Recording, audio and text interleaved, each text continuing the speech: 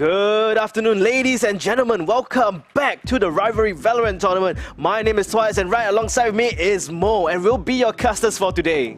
Alright, so we're coming at you with day 2 of GG Day, Logitech Valorant gaming event, where the first prize is gonna be G603 Gaming Mouse Shroud Edition. 5 Shroud of Edition. them. So one for each of the players, Alright. and of course, they also get a Logitech Pro X headset thanks to our sponsors Logitech.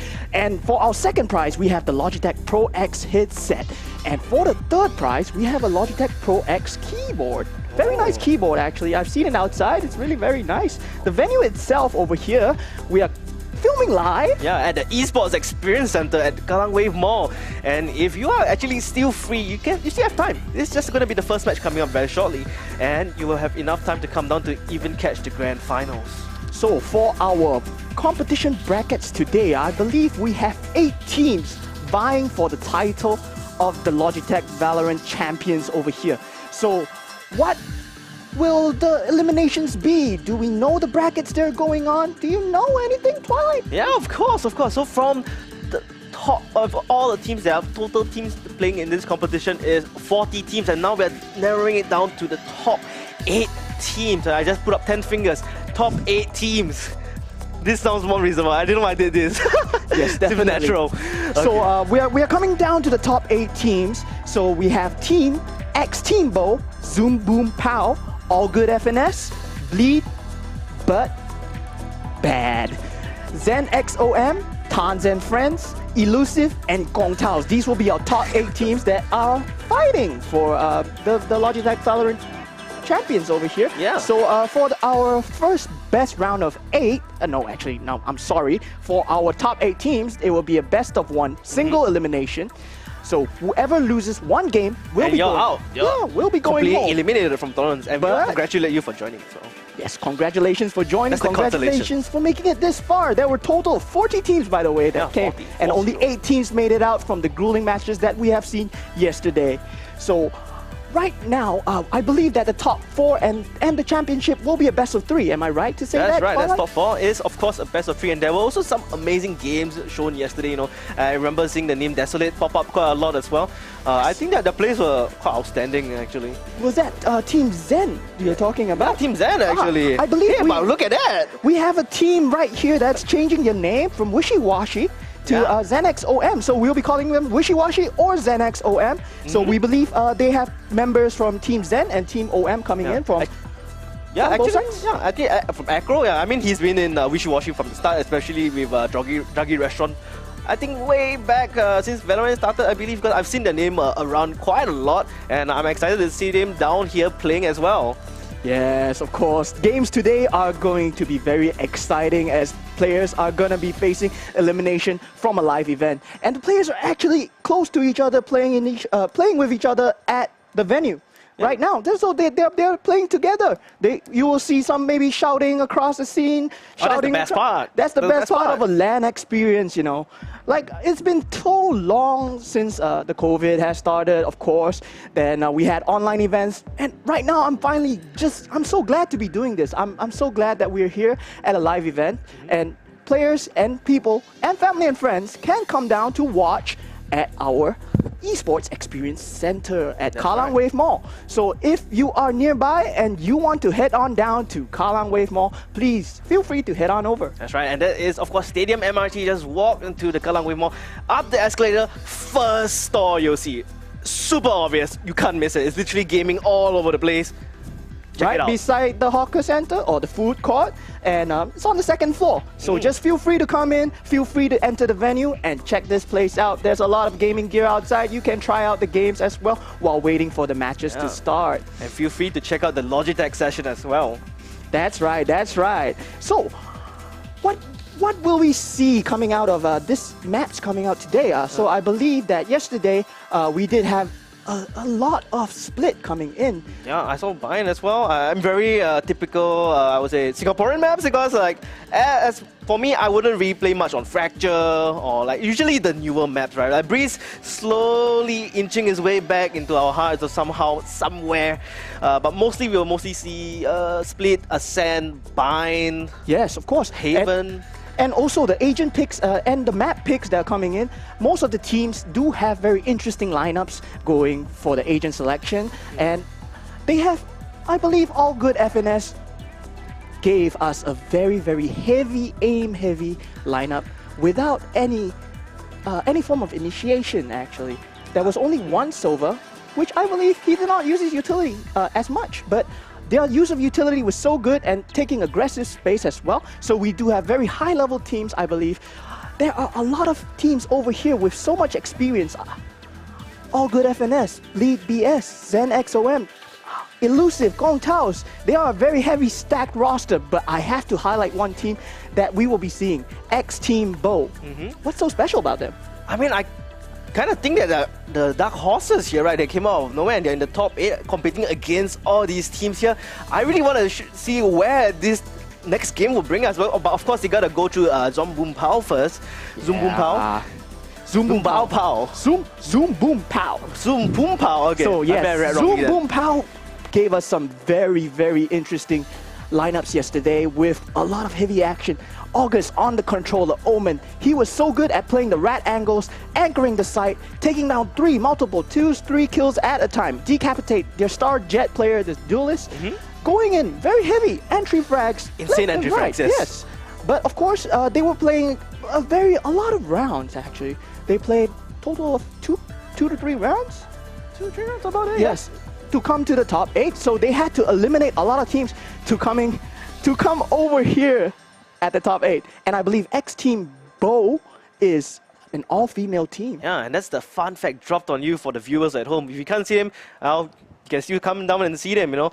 It's quite rare, actually. Like, yes. I really want to see more coming from the female gamers. Yes. I love, like... more female representation in the gaming side of our community, and I believe that this will be a very good first step coming... No, of course not the first step, but it's a very good representation for Singapore in the esports scene, as we do see more female gamers coming out to play in the live tournaments and competing on the mixed level. That's right.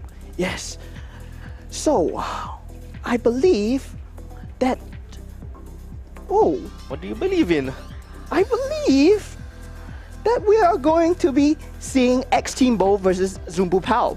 First match, that's right? Yeah, correct. Absolutely right. And we gotta wait for the veto as well. I believe the maps are out on the Discord as well. Maybe we should check it out. You know, I'm gonna check it out right now if they have the veto done, so we can give you guys more insights on the maps that we're gonna be seeing. So let me tell you a bit more about how the rounds are going to be played. So eight teams will be playing concurrently.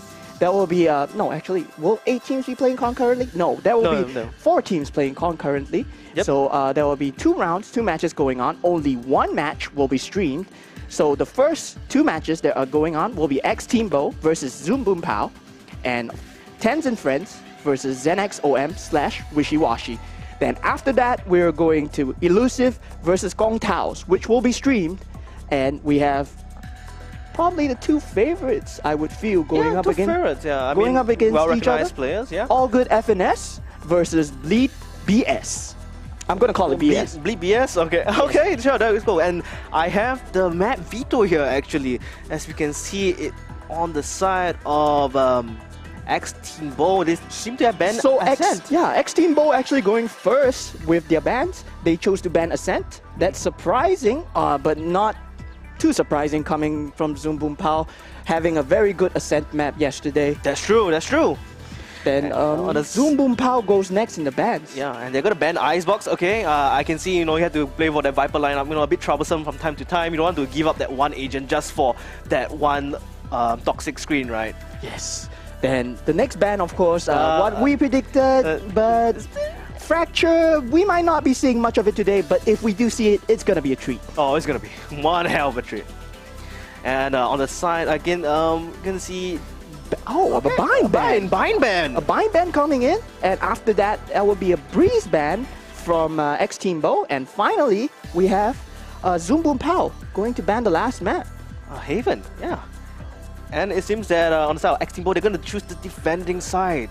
Oh, so the X Team Bo will be defending on Split. Oh, Split. Okay. We're going to be seeing Split. That's my favorite map. Honestly, I love Split as well. Yes. I mean, once you pick up especially the Sage, mid control should be in your favor unless they really come ramming down that wall. Maybe have someone down by the vents as well to cover, have that crossfire. You know. Are you a fan of the Sage wall? Honestly, yes. I do tend to play a lot of Sage as well. Especially what we saw, I believe, on the W key. Yeah, W key where it's SBU and friends. They did this, I believe they did the ice wall above the enemy Sage ice wall in mid. And that's the kind of thing that I love to do as well. From time to time, it surprises people. The fresh new players that are coming in, maybe some old strats, some new strats. But on Split, do note that there are only 3 points of entry and, of course, egress and ingress. So there's a B main side, A main side, and the mid rope side. So I love teams that are attacking, that are going for the mid takes, because it opens up the rope section and the B-heaven side of the map. And it's closer and it's so easily linked up to both sides and can just re-rotate to either side that you want. And that's why I like Split a lot in general, because you have that full that little pivot point over there at the middle. On a swivel, that's boom, I'm going to B. I just hit my mic, I'm sorry. Am I going to A? Am I going to B? You don't know. So that's the mind game coming into play. Yes, mind games coming into play that we will see from these teams. Mid control is the name of the game. Yes. So we have X-Team Bo going for the defense side. So I believe that Split is more of a defense-sided map depending on the agent composition. That's true, yeah. Will we see the same agent selections coming in from X-Team Bo and Zoom Boom Pow? Okay, on the map of Split, any agent predictions and any agents that you want to see? I really like the Raze. I really like the Raze. I understand. I want to see Decapitate play the Raze, actually. I haven't seen him on the Raze. I don't know. Maybe he will be very good on the Raze. That's true. I mean, ever since the slight jet nerf, Raze could be potentially better, especially on the map of Split, right? Yes, a lot of verticality going on. A lot of verticality, a lot of funneling in between the B garage and the A main side. A lot of close quarter combat as well. Yes. So I believe that with the agent Raze, you have the Raze nade and the Boombot, which can clear out all of these close angles and will be very good in taking the entry with his satchels and verticality as well. And if you want to add a little bit more pizzazz, you got your showstopper. Yes, that's a showstopper as well. And of course, my friend Twilight over here wants to see the Sage. Will we see the Sage or will we see more different Sentinels? I mean, I want to see more on Yoru, you know. I mean, I saw a couple of Yoru games we picked up yesterday. Ever since Yoru got quote-unquote new update, you know, the rework. Yoru and Fade? Yoru and Fade, I have seen the Fade as well. Okay, Fade, one of the more very interesting initiating agents. I really love her. I believe the verticality of the map of Split does not allow for like Fade. I think the horn covers up the high ground as well, if I'm not wrong. Yes, the horn covers the high ground, yes. Yeah, so I think... And there's only one funnel point for the Prowler to go through, so will it get easily destroyed? That's why we don't see a lot of Sky on Split as well. That's true. I believe C's as well. C's is really good on those choke points because, you know, 3 entries. If you pop one C's down in the mid control, it's very hard for the attackers to just push out. And we are talking about the C skill that is from the Fade. The one very underrated skill. The one that tethers you, decays you, deafens you. And yeah, it tethers you, keeps you there. It might be a very good combo play with the Raze nades coming. Because if they do have a lineup, there might be a C's play and there might be a nade play on top of that. Yeah, that'd be very interesting to see. Locking it down. But Nightfall though, Nightfall, I don't think it'll be too good on Split. Nightfall would fall on the same category as probably an initiator alt, breach alt, clearing space. I don't believe it takes space as effectively as the breach because it has a movement effect where you knock away the players and the concussiveness. But the deafen comes in. The blind as well. Yes. Oh, it doesn't blind. We all know it doesn't blind. Yes, it doesn't blind, but the deafen comes in, and the deafen, it really tends to shake up the player sometimes because they cannot hear what's going on. So it might fall onto the communications of the players to tell whether they are actually going or whether we are gonna, whether they're gonna push in. Oh, okay. Actually, so we got a word that we will not be streaming X-Team Bo and Zoom Boom Pow. So we will be streaming All Good FNS and Bleed. We will be streaming All Good FNS and Bleed BS for the next game instead of Elusive versus Gong Taos. Okay. So for the first map, we will still be seeing the female team X-Team Bo versus Zoom Boom Pow. Okay. But for the second stream, We will not be seeing Elusive versus Gongtails. We will be seeing the two favorites going against each other. All good FNS versus Bleak BS teammates. It's going to be a very intense matchup. Yeah, I very intense matchup. I believe there's one teammate on each side. Yeah, it's actually one team on each side. That's the funny part, right? Yes. Some friendly rivalry going on. Friendly rivalry, you know, they compete together. Now they compete against each other. against each other. I mean, if you were a friend and you were competing with me and I managed to win for you, no, I managed to win you.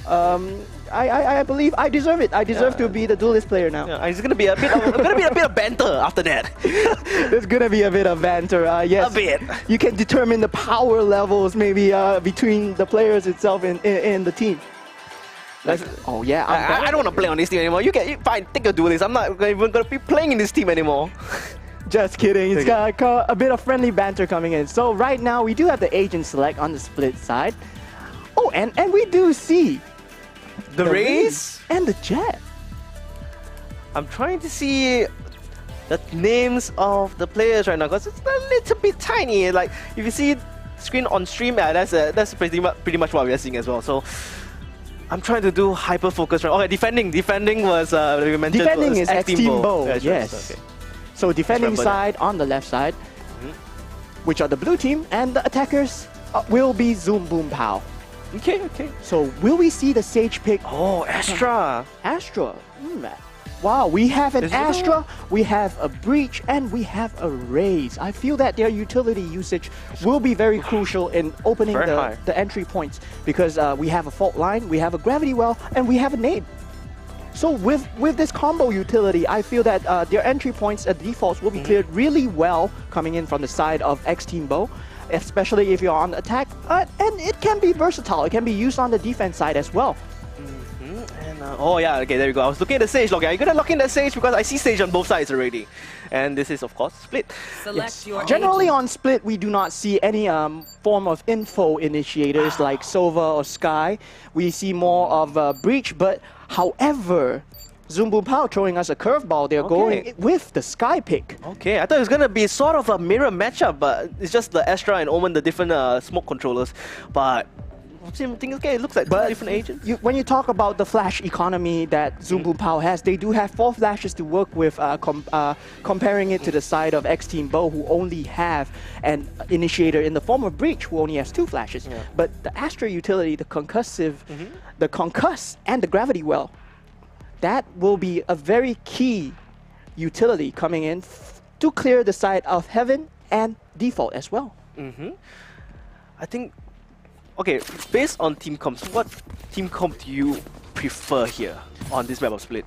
Actually, so I told you that I was a fan of the Rays. So for the Rays, that's my favorite. X-Team Bow is going to be more favorable here? Yeah, more favorable for me in the form of lineups, but of course, gameplay-wise, what's your prediction?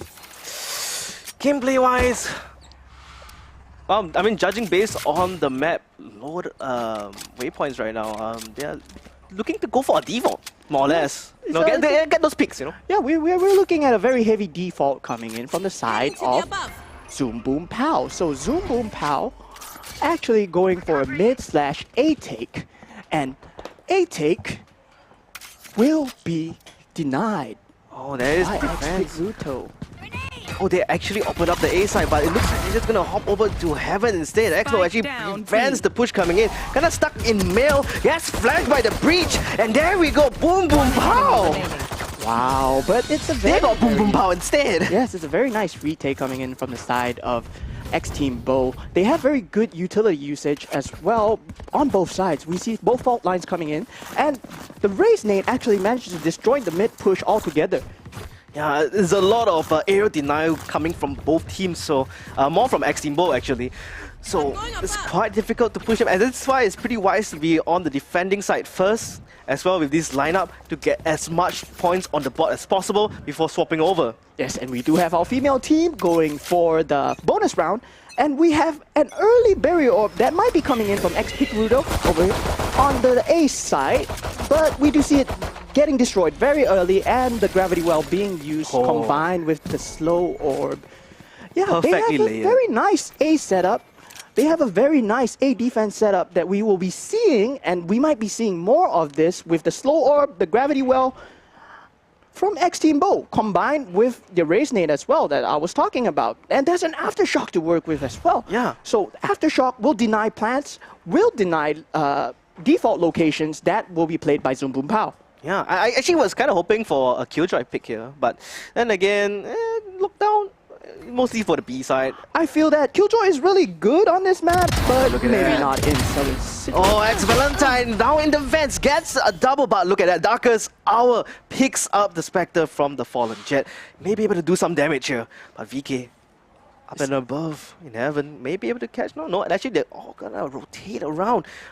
Is Olulu ready for the pounce here?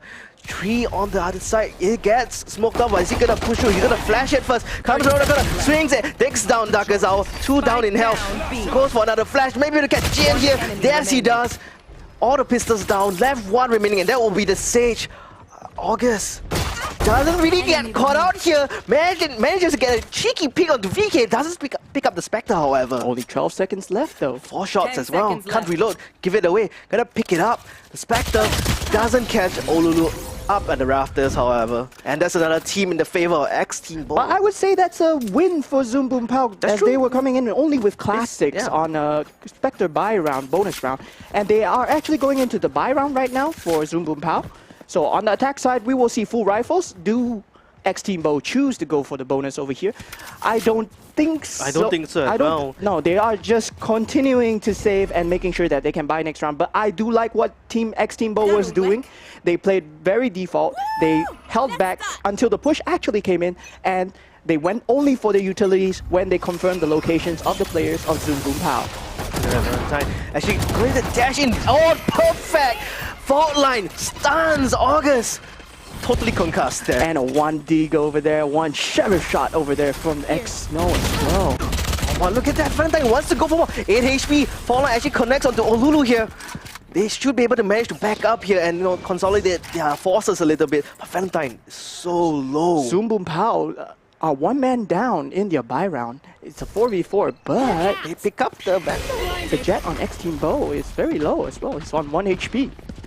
Yeah, more or less. Just We do have gust of a- wind's gonna blow him off. Yeah, very heavy B default coming in from the side of Zoom Boom Pow. They have cleared space towards garage. I'm surprised that X Team Bo have read this perfectly. They are all located towards the side of B. So they will be going into a stack of X Team Bo players on the defense side. Yeah, but they're gonna send Zoom Boom Pow perhaps a flank around towards heaven, but he has to clear the angles. He doesn't know if there's anyone around. Yes, the jet is coming in. He's clearing space. This is the mid play that I really 30 like. seconds He can left. pivot towards A right now, but he does Gravity well! go. Look at that, the gravity well actually sucks them in. Can't continue to push any longer, but the captain actually comes from heaven. But look at that, with Sheriff, does he? Look at, he actually catches it with the Sheriff Valentine. And mind you, X Team Bo, they were on a pretty shorty buy. X Valentine was on 1 HP. Yeah, and the entire time. VK couldn't get it off, the captain couldn't get it off, unfortunately. We are looking at X Team Bo going to destroy the economy of Zoom Boom Pow. They are forced to save over here, or do they go for a buy? No, I believe I think not. save. I believe they will save. The Shiko, I call it. No. The Shiko, yes, the the Sheriff Sheriff Eco. Eco with the half armor. But And then there's one ghost, however, that's kind of there's an operator coming out from Wait, X Valentine on the 3rd round. The flash default utility being used on garage. Maybe trying to find somebody, but of course nothing being found. Decapitate, left with 33 HP, nearly decapitated over there. They'll get healed up by the Sage, however, so not too bad. 93 HP, tops it up. As good as 100, I would say. Yes, but I really liked X Team Bo's last round. They read that very perfectly. They played for A retake. They stacked up players over to the side of B, and they retook it very perfectly, with X Valentine managing to clutch up the round. Spike Oh, down okay, mid. at least Zoom Boom Pow on the Shiko manages to get at least a double pick here. They do get 2 kills off the bat, and it's not too shabby at the moment. However, X Team Bo, they still have the firepower. Ice Wall finally gonna go down. Pick Roto on heaven. Maybe able to catch up Domino here. He does use his gives slow away orb. his location though. Yes, but slow the as well. slow orb maybe will stop the push, but however, they're just waiting for players to push on the side of Zoom Boom Pow. Domino has been impressing me with this use of flashes. Actually finding it. Look at that! Oh, nice. 30 Flash a bit seconds too left. early down into hell onto the side, but you know, there's no one on side. I don't think they know. But they gotta be careful. Yes, they actually have to be careful because they do not know where X-Team Bo is playing. The fault line does come through from San Francisco. Oh, look at that. Looks like The I beautiful was strong. blade storm from Valentine up and above. Manages to pick off 2, and that is the Chico round over for Zoom Boom Pow. Should be able to buy up now. Valentine going Popping on off. a 8-1-1. field day. Oh, 8-1-1. Really farming these players up, but I do believe that Zoom Boom Pow have more to show from the use of utility alone. They do have a breach ult and knives coming in from the side of Decapitate. And I see the bridge is leaning towards the mid. They could use Rolling Thunder on Heaven or perhaps save it when they get to Heaven and do it onto the side. But then again, you gotta get the info first before you make the decision. I really like this Okay. play coming in from Zoom Boom Pow. It's a mid play. It's a mid take with an Omen Flash on the B Heaven and a fault line follow up. But Decapitate actually rushes up with the tailwind as well, so far and deep in. Gravity Well doesn't really connect onto anyone as well from X-Team Bo. X-Team Bo not biting. They are playing for defaults. They are playing for retakes. I think a player just disconnected as well. They gotta maybe play a little bit more safe. Darkest Hour is the one that DC'd, I think. Yeah, it's just Omen. It's all the way back at spawn. Oh, Decapitate. First contact here. Gets a headshot on the Picroto. There we go. Opens up the side. Easy for Zoom Boom Pow. Not much deterrence here. And they are on the one player disadvantage here as well. So they are, this round, despite Zoom Boom Pow having 5 players, they will be playing a 4v4. I'm not too sure. Ooh, X-No finds a shot through the CT. Very nice And comment. there we go. The Rolling Thunder being popped off by Domino. Is able to concuss a few, but there we go. As soon as I said that, Zoom Boom Pow actually... August managed Yeah. to collect 2 through the smoke coming in from the CT side. Oh, I didn't catch that, but that was a amazing Rolling Thunder to Yes, follow up the on. Astra smoke combined with the Sage spam is very nice. I told you, I like how Zoom Boom Pow are playing this. They are making use of their opponent's utility against themselves. So you can see that the cloud smokes coming in from the Astra are maybe not that effective versus Zoom Boom Pow, as they manage to find people through the smokes. And of course, we see on the X-Team Bo side, their utility usage is also very clean. Yeah. Both sides are having a very clean game at the moment, with of course few players popping off. But I do believe the warm-up is gonna be over for the side of Zoom Boom Pow. We might be seeing more coming in because they just won this round. It means that the economy will be towards their side. They will be buying, and if they manage to win this attack round over here, they will break the economy of Team X-Team Bo, I mean. Yeah. Oh man, as a defender on split as well, you don't really want to lose that momentum once you don't really have enough credits to buy any more weapons. The momentum could heavily swing into the favor of Zoom Boom Pow here, and that's quite scary. That's quite dangerous as well. Yes. And looking at the weapons being picked up, it actually looks like X-Team Bo, do they have enough credits? A bit small here, but... Oh, they have actually broken the economy of it X-Team was really Bo. broken. It was yeah. already broken. Just from that one round. That's not a good thing. That will be very looking very good on the side of Zoom Boom Pow, who might be able to close up the lead, which is currently at 4-1. X-Team Bo, of course, do have the Raze ulti and the Rolling Thunder to work with. That's true. That's true. So I very interested in what X-Team Bo will be doing over here, because they have a very heavy retake setup, and they are not contact heavy. They do not go for the early fights. They are going for the retake. So they are focusing on not getting players picked off in the early game, and they are more focused towards the retake strats. So the utility only comes in after they have confirmed the players. I really like this form of gameplay, but I believe that it will deter early aggression coming in from the side of Zoom Boom Pow. Deter early aggression, but then again, as we all know, split kind of defender side, so we can expect this kind of scoreline, and the deterrence in general, the utility from X-Team Bo is just way superior. And you have the advantage of being on the defender side, defense side. And one round that I note that they won was on the side of Zoom Boom Pow. the B Heaven take and the mid control. Actually, the rush, they couldn't really handle the rush, yeah. Yes, the paranoia and the fault line follow-up that came through on B Heaven. That was a very good usage of utility. I believe the Sage was left totally blind and totally stunned up. Had to run all the way back to the stairs. But on the side of X Teambo, they did it very well as well. They retook it very well. It's just that Sage managed to kill 2 through the Astra smoke. That's true, yeah. And there was that pesky ice wall, the barrier of just in the way towards the defender spawn. Yes, both sides actually choosing to play Sage. So they both will have the barrier orbs and the slow orbs to work with. We do not see much of the Trailblazer, though. So far, yeah. So far, no Trailblazer. So far, not very impactful, but as you would predict, Trailblazer will be less effective on these close funnel maps. But however, the guiding light, the blinds that Sky does provide, will be a very big factor for the entries of the side of Zoom Boom Pow as well. Yeah, and they also have the bridge for another flash entry. Let's see. They do have the res, you know. They do have the resurrection coming in the side of X Team. I mean, Zoom Boom Pow. Yes. So that could be quite useful. They don't really have a shadow economy, so no point using the Blade Storm unless he's gonna pick up the op.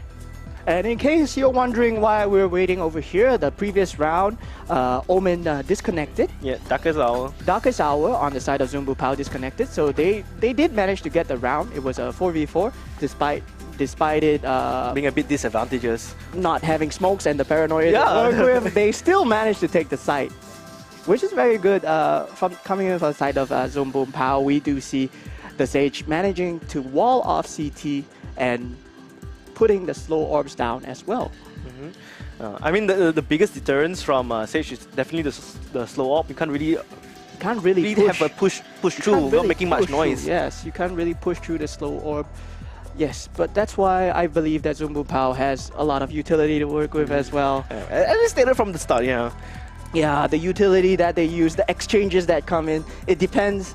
It will depend on who has the better utility, who finds the better timing at the moment. Timings, especially the gravity well. They got a especially I think the last round in male. There's a gravity well in male. Not the best usage there because they've already pushed it all the way in. The Astra should have probably just picked up the star there. Yes, yeah, of course. Astra, very nice pick, I feel, coming in, because even on the defense side and the attack side, compared to the Omen has the paranoia to work with in his ballpark. But of course, the Astra has the gravity well, more of a support character, and the concuss, and 2 smokes. Yeah, actually, you can use it all 4 as smokes. Yeah, all at the same time as well, you know. Yeah. The thing about Omen, you know, when you do dark cover, the smoke, you can only do it one at a time. And it has a travel time. Yes, it has a travel time as well. And for the Astra Stars, it's more or less instant. It's more or less instant, yes. And there is also maybe, would you think that they will give away their location with the Astra Stars? Yeah, it's like you don't really give away any key information. Just know there's an Astra on the map in Astra form, and that's the only thing you know. And with Omen, you see it traveling. Yes, of course. Then for Omen as well, I believe he only has 2 smokes instead of Astra's 4 stars to work with. So there is less viability and less probability that they will pivot, they will rotate without their smokes and without their utility to work with. You gotta wait like what, 45 seconds? Was it? Yeah, it's a pretty long cooldown. They have cooldown, long cooldown time, but. From the side of X Team Bo, they are playing very reserved. They are playing for the retake. Very clean shots coming in. I believe this is a very evenly matched sides. Yeah, and yeah, I mean, like, yeah, as you considered this matchup in this map, the ways X Team Bo has selected their side. Valentine going ham. Yeah, especially Jet, perfect entry so far as you can see. 3rd round coming in with the operator as well. You know, very cheeky, you know, it's very cheeky to pick up an operator in the 3rd round, honestly. It's very cheeky. It works, but it's cheeky. It works, but it's cheeky. You know, I kind of like X Team Bo's lineup, so I'm still gonna favor X Team Bo. Honestly, at the start, if you were going to do a prediction of who you would like to win or who... Just because they have the race. For you, I wouldn't honestly pick X Team Bo here because based on okay, you got me. Same reasoning, right. too. But I got Twilight on the race train. in the name of competition, because I am quote unquote now a competitive caster, I'm gonna go against you. I'm gonna be picking Zoom Boom Pow. I'll be supporting them. All right, so we're going back into the Alright, game. we're back. It's a 4-1 scoreline. We do note that X Team Bo have their economy broken, so they will be on a Shiko with a judge. With a judge, Jajigo. They have an aggressive play with the Showstopper popped, but the Showstopper not finding anything as Sewers. It's not the best usage. You still have the judge. Still has the satchel packs as well. The blast packs. Zoom Boom Pow actually read that pretty well. They were playing very back and heavy defaults. So they had 3 players on the side of B Garage and 2 players on the side of A main. But however, they are leaning towards the B Garage with Trailblazers being popped. The Broccolis, the Seekers, just going to find all the locations of where X Team Bo is going to be at. Wow, they actually managed to find the entry of XVK. And of course, the 3 players on the other side going for the aggressive play at A main will have to rotate all the way through CT, which they have already walled off. So they only have to take note of the B Heaven position, where 2 players, Axe Valentine and the Rays, are coming through to entry and retake the site. You can see they trying to break into the defender, the ice wall, but it's just too late. The entry coming in from Valentine and the Rays. He only has a Bucky to work with. Bucky, I get it. Bucky Sage, right? That was the thing. But no, Bucky got nerfed, so. But as but okay. Capite has a judge. He picked up the judge. Yeah, she picked up the judge. My goodness. Is he going back for the rifle? Does that no? No, he's gonna stick with the judge all the way. Okay. I mean, it's viable. It's viable. You can tailwind into fight in the heat of battle as well. So we will have a buy round coming in from both sides of the teams. Yep. Oh, so you're gonna hold on to the judge as well? Okay. Hold on to the judge. A little bit of a bonus coming in from Zoom Boom Pow, I guess. The economy on the side of Zoom Boom Pow looks really, really healthy at the moment. Teeming with life. Do we see the same mid play that I like? I think with the judge, he's gonna tailwind right in. With the fault line, with the paranoia as well. Yes, the guiding light, finding space at A main, maybe hinting an A main push. But however, X Team Bo are not biting. They're still playing heavy defaults, peeking out of B Heaven and mid ropes. Will Zoom Boom Pow actually go for the execute at the mid side? We see utility exchange from the side of Astra Smokes and Omen Smokes being used on the mid and B Garage side, respectively. Oh, look at that. The tailwind is running out. Yes, tailwind being used. He got to make a decision. He dashes right in the last moment with the judge, but cannot connect his shots onto Snow. Snow, that's a good start here, coming in from X Team Bo. And that is the entry completely denied. They have to swivel on the pivot, head towards the other side now. Wow, Zoom Boom Pow, they actually read it so well. They went with the bait play. Oh, the aftershock! Oh, so close. They went with the bait play and they found Spike out planted. that X Team Bo is going to rotate away from the A main side. So Zoom Boom Pow actually totally went in without any form of utility into the A side, and they took it for free. Yeah, it's just a You free will site. not And kill my look, ally. August actually revives Capitate at the same time. X Team Bo is getting surrounded from fans at the same time. They, at the start, X Team had the surround on the A side, but after that resurrection coming in from the Sage onto the Decapitate, Zoom Boom Pow had the upper hand here, just completely surrounding X Team Bo. Zoom Boom Pow coming in with a very, very good reads with the bait play of the judge, knowing that he's on a lesser weaponry, forcing him to probably tailwind into the smoke and trying to catch the rays, knowing that X Team Bo will send players to rotate. Yeah. And they noted that from the early guiding light, that Jen threw out an early guiding light into A main. It all led up to the point where they rotated players. They noted that people were not in A main. So it was a very, very good read on the side of Zoom Boom Pow. I agree, and X Team Bo now back to the pistol. Is that Guardian? Yeah, I see a Guardian. Okay. Yes, they are. Their economy is broken as well. But I really do like this mid play coming in from Decapitate. He has been going for this more often.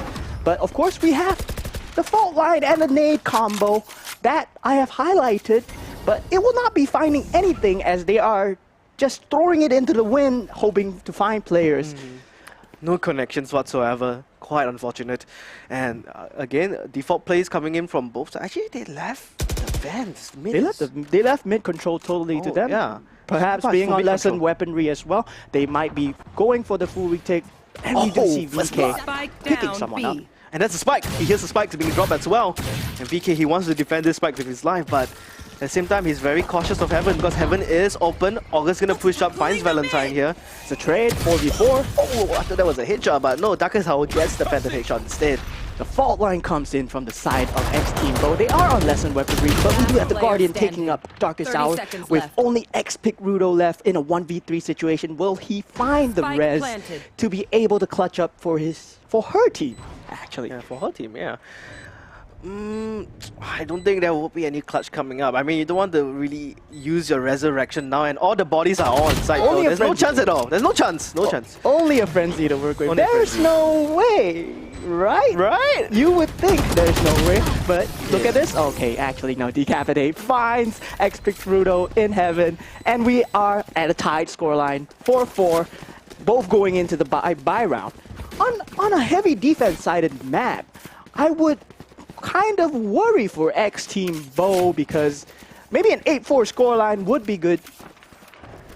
With It would X be not bad. Valentine going for the operator. Again, yeah.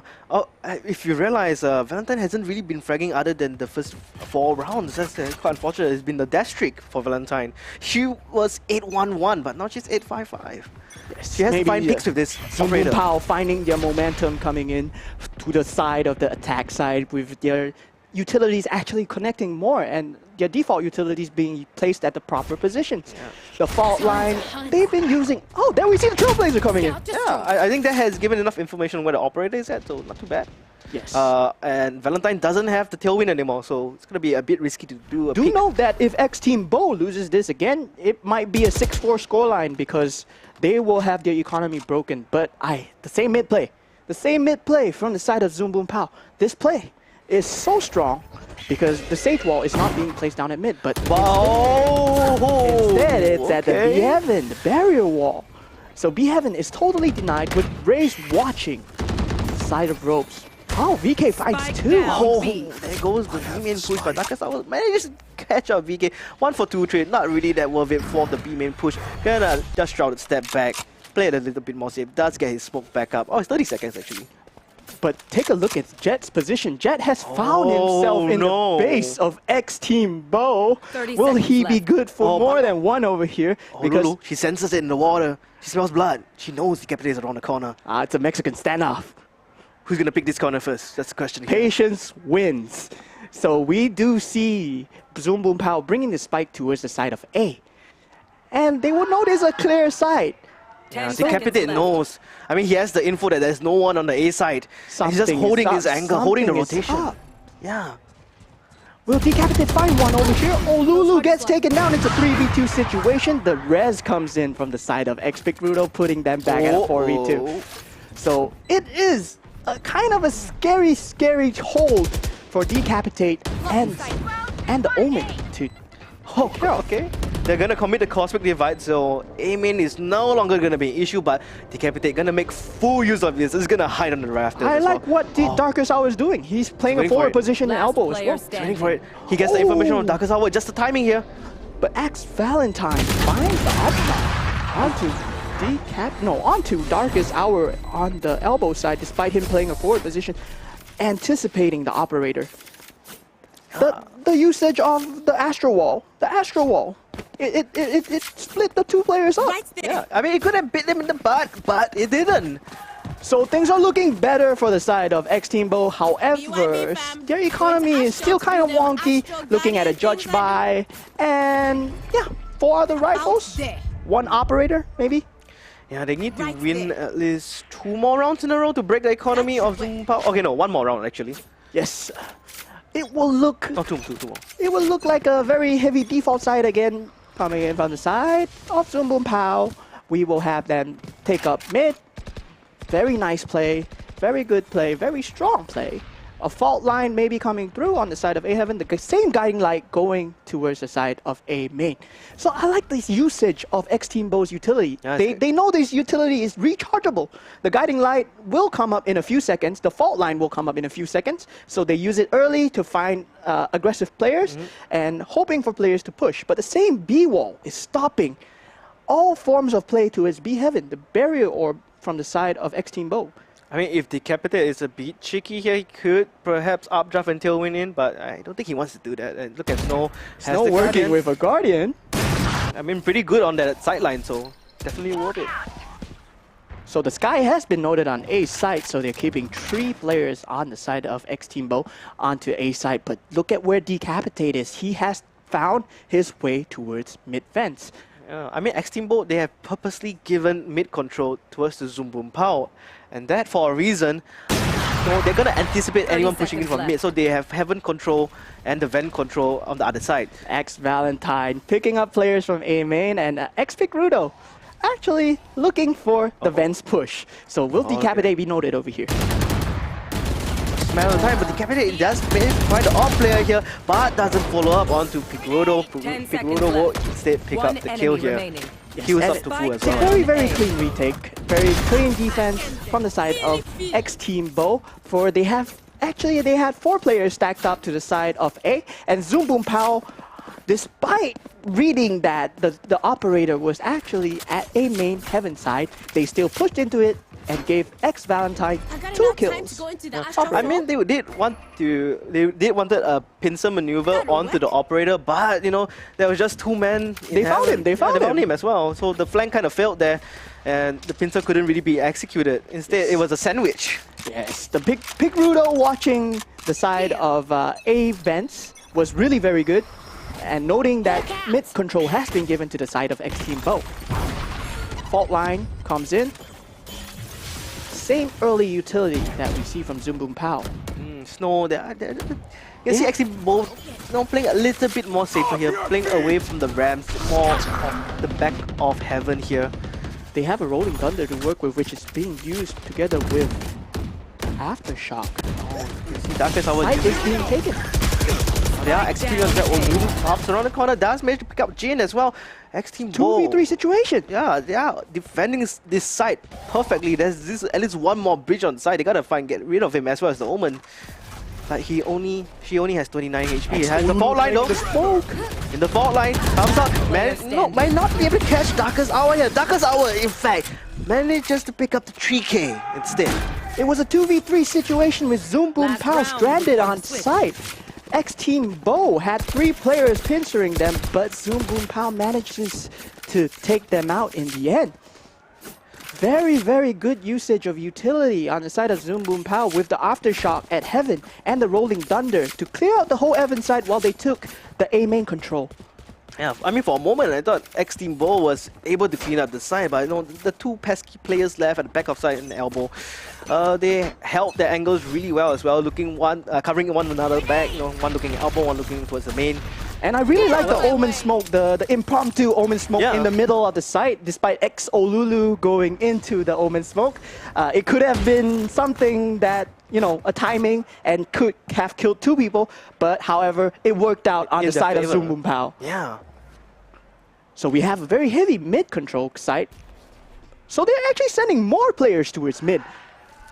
With the Breach scaling up together with the Trailblazer, will he manage to find anyone on the side of X Team Bo? Oh, showstopper though. Oh, doesn't fully connect. Oh, the blind kill coming in from Domino. That's not what you anticipate. The whiff showstopper. Oh no. Fault line comes up to Heaven as well. Domino gonna hold on to Rafters. And this is more or less Zoom Boom Pow's map. I mean, that point.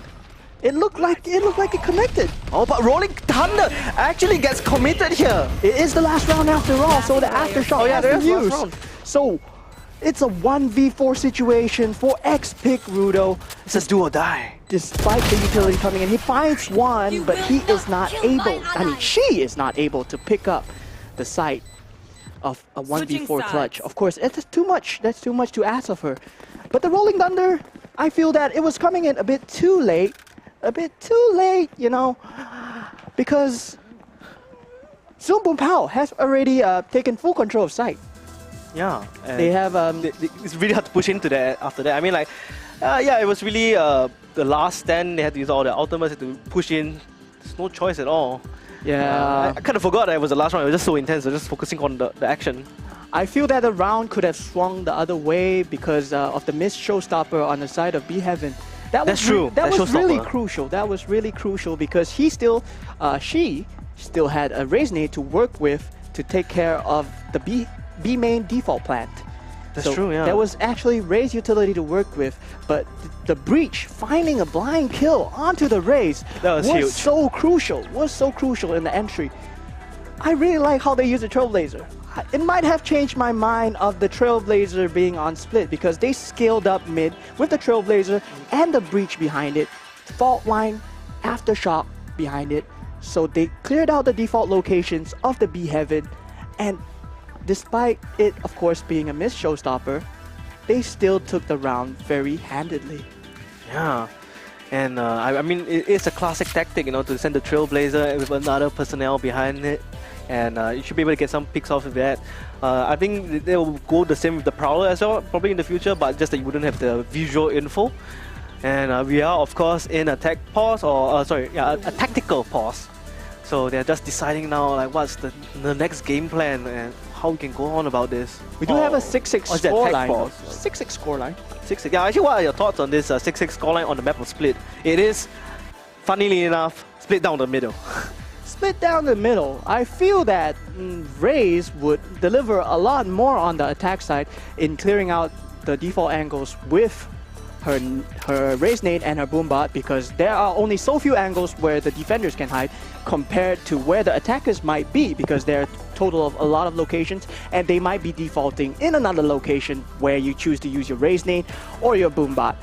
But on the side of Zoom Boom Pow, though, they have a Trailblazer and a Guiding Light to work with. This funnel of utility coming in with the side of fault lines, aftershocks, breach flashes, and Omen Paranoia, Slow Orb, and Burial Orb on top of that. If they manage to stack a site, if they manage to find the timing, the funnel of utility, the blinds, the stuns, the paranoias. I mean, you cover the whole side. Yes, you'll cover the whole site. So it's gonna be a very, very split game. And we still have, of course, it being split. You see what I did there? Pun intended. Totally pun intended. But we have an interesting pick of the Astra. So what does the Astra bring on the attack side? Because Astra can actually combine her utility, her Gravity Well, together with the fault line at Aftershock and the Raze nade. So do we see that on the side of X Team Bo? A more aggressive play. I hope to see that coming in from X Team Bo. You know, because the lineup slightly different here and there. It's just two agents difference, but it matters a lot. One agent off is already a huge impact difference. Yes, yes. So we will be going back into the game, and the teams will be switching sides. So X Team Bo will be on the attack side, and Zoom Boom Pow on the defense side. And the horses are off. The match has started, and we're gonna see how things are gonna turn out here. Snow, you know, just want to have a peek down the mid. There is a Nebula Smoke covering Vance, pushing out with the Boonbop. The same mid play that Zoom Boom Pow has been doing, and August puts down a very heavy, very early B area barrier orb on B Heaven, which will be broken down. I think they kind of learned this wall from the last round, right? Yes, there's a wall on the side of Vents as well, so there's no early rotation on the side of Zoom Boom Pow. Oh, the timing here! Oh, Valentine's timing. Both walked into smoke and out at the same time, but at different angles. It's a 4v4 situation. Spike Darkest down, Hour B. manages to find two. He paranoias in. Will he able to find this? Is Last gets player killed. standing. XO Lulu, but the rest of the team is being cleaned up on the side of Heaven as X Team Bo are really playing the retake very, very handedly. He does have a smoke to work with though. Yeah, but they're both so low on HP. They're just waiting for the heal orb to come up online. 10 more seconds. They should have enough time. And of course, Spike lost in no man's land. Lost in the sauce. Lost in the sauce. So Darkest Hour does have to pick up the Spike, but 30 seconds X left. Team Bo are playing very patient. They are not moving. They're still holding the B Heaven angle. They do note that the Spike could have been taken as it was not within their sight lines. Oh, I think Darkest But- Hours, he hears where they are. He's going to hit right back from the defender side. Oh, Pigrolo looking at the wrong angle. Actually, looks at the correct angle. It's not enough HP to settle. Could have been an ace for Darkest Hour, but X-No gonna clean it all up. Darkest Hour left with one person to defend the site of B main, only on 1 HP. A bit too much to ask of him, but X-Team Bo really played that very well. They kept B Heaven control despite the fact that Spike was lost below them. They had to retreat the Spike. So if they went down one by one, they could have gotten shot by Darkest Hour. But Darkest Hour also played that very reserved. He kept his control in CT side. He kept his control inside CT, and of course, will get taken down by X-Team Bo, who chose to go down at a very nice timing. Yeah, that's very, very good timing indeed. Okay, something off screen, but anyways, that was a very interesting match, especially a huge impact play coming in from Darkest Hour. I think really the star of that one He managed to find 4 actually in the end, but it's just that it kind of fell a bit short towards the end. Yes. Good defense, but no, the attack was slightly strong. The very, very nice take coming in from the side of X-Team Bo onto B Heaven as well with the same play. That's true, yeah. The same play. We have the fault line, but instead of the paranoia, we have the gravity well. Then we have the boom bot, we have the nade. Yeah, just swap out one skill for another. One utility for another, and the parts fit into a B Heaven attack. But that was executed again, that's the thing here. It worked for the first round. It worked on the first round. But the barrier orb was expended on the side of towards ropes actually. Yeah, so towards male. rope. The defender's barrier side was towards male. The attackers actually placed another barrier orb towards the side of ropes to prevent any more attack side fast rotates coming in. But if they use the barrier orb so early, they might not be able to pivot to A site. If they choose to do so, they might have to destroy their own barrier wall and then retake control of ropes, which might be a very, very hard task for them. So that round was an anomaly given that the barrier orb was very perfect from the side of X-Team Bo. Yeah, just perfect usage of it. No, don't want to cause too much deterrence to your own team. You know, it is the pistol round. Yes. You have very weak and measly weapons. You don't want to spend your time shooting at the wall, giving your own position away and whatnot. And the committal. They all committed towards B Heaven. I mean, it is the pistol round. Anything can go anywhere at any point of time. Yes, anywhere, anytime. But we do have X-Team Bo once again winning the pistol round, so they will be taking the bonus round. Here. What do you expect from an attack side bonus round? Will it be harder? Because despite the fact that Split has a lot of close angles to work with, we might be seeing shorties, we might be seeing buckies, we might be seeing a lot of rat angles from the side of I think I just saw Shorty on the Jet. Yeah. Zoom Boom Pow. Jet is gonna be the one picking up the Shorty, but the rest, however, classics, and I believe I saw one Sheriff and one Ghost as well. I think that's what I saw from the silhouette. And quite an interesting rotation. Frenzy. Rotation of players. August is going to be playing on your stage. Yeah. Yesterday I noted him on the Omen as well. He was doing so well on the Omen on Ascent, and right now we have Darkest Hour switching over to the Omen, the controller player now. But we have double initiator set up with only one duelist, and compared to X-Team Bo, they have a double duelist. So their entry might be a bit stronger because they have a Jet Dash, Jet Smoke, Boombot, Raise Nade, Raise Satchels to work with, the utility to go vertical, and putting the player's crosshair everywhere. I think it is the bonus round coming in from X-Team Bo. It should be a pretty clean round, unless they really lose out to the Shorty. Like if Decapitate here gets the first kill and then his team follows up from behind while he's reloading, and X-Team Bo decides to go for the chase, which is I think very unlikely. That is like 0.0001% chance of happening, honestly. But if that anything happens, can happen. Yeah, anything can happen. But if that happens, then I think it would really lean towards Zoom Boom Pow. Of course, leaning towards Zoom Boom Pow. But they're pro players. They don't make these kind of mistakes. Of course, they are totally good. What you see here is all performed live. We can hear the players shouting on stage. We can hear them across the room in the caster's desk over here. Right? We can hear them shouting and cheering. They are going crazy over here. I think it's mostly those are the other booths. Yeah, I think it's the game that is not being streamed actually. People screaming. We're hearing people screaming outside. We believe it's for the games. We believe it's for the games. And I believe the other side are having a very good game as well. Tans and Friends versus ZenX Home. I wonder what's going on over there. But for now, we have a 7-6 scoreline for X Team Bo versus Zoom Boom Pow. And for those that are just tuning in, this is GG Day Rvlry Valorant Championship. So we have 8 teams playing. This will be a best of 1 elimination. So whoever loses this will be going home. That's right. I mean, they can still stay around and watch the show, of course, but you know, I mean, it's a live event. It's a community event as well. It's been very long for me since an esports community event.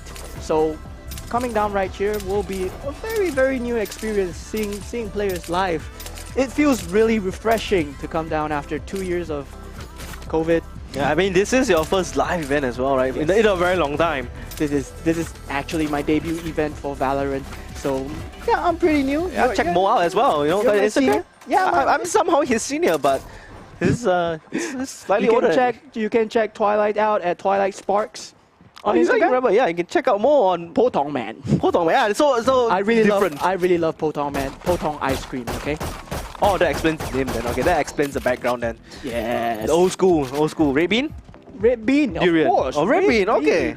Nice, I agree. You know, I will buy a box of 6. I will finish them within the time frame of less than an hour. You know the funny story? I used to hate Potong. I don't think I can say it in that kind of accent. It sounds very weird. Potong. Potong? Okay. Yeah, I used to hate Red Bean, but as I grew up, I kind of liked it. I don't know. What flavor do you like? No, do you like Potong ice cream now? Yeah, Red Bean. Yeah. But it's just that I don't see them around anymore. I was reconsidering you as a friend. Okay, enough chit chatter. Let's look at the game. The game is still technically tech paused. Technically tech paused. But what to expect from the action is that X Team Bo will be going into a bonus round. X Team Bo does have Spectres to work with, and X Team Bo are 7-6 in the lead. So they will be closing out their lead 8-6, most likely 8-6. Most likely 8-6. If nothing goes wrong, but on Split, anything can happen because Split is a defense-sided map after all. Rat angles. A lot of them everywhere, disjointing the push because the funnels are so prominent in Split.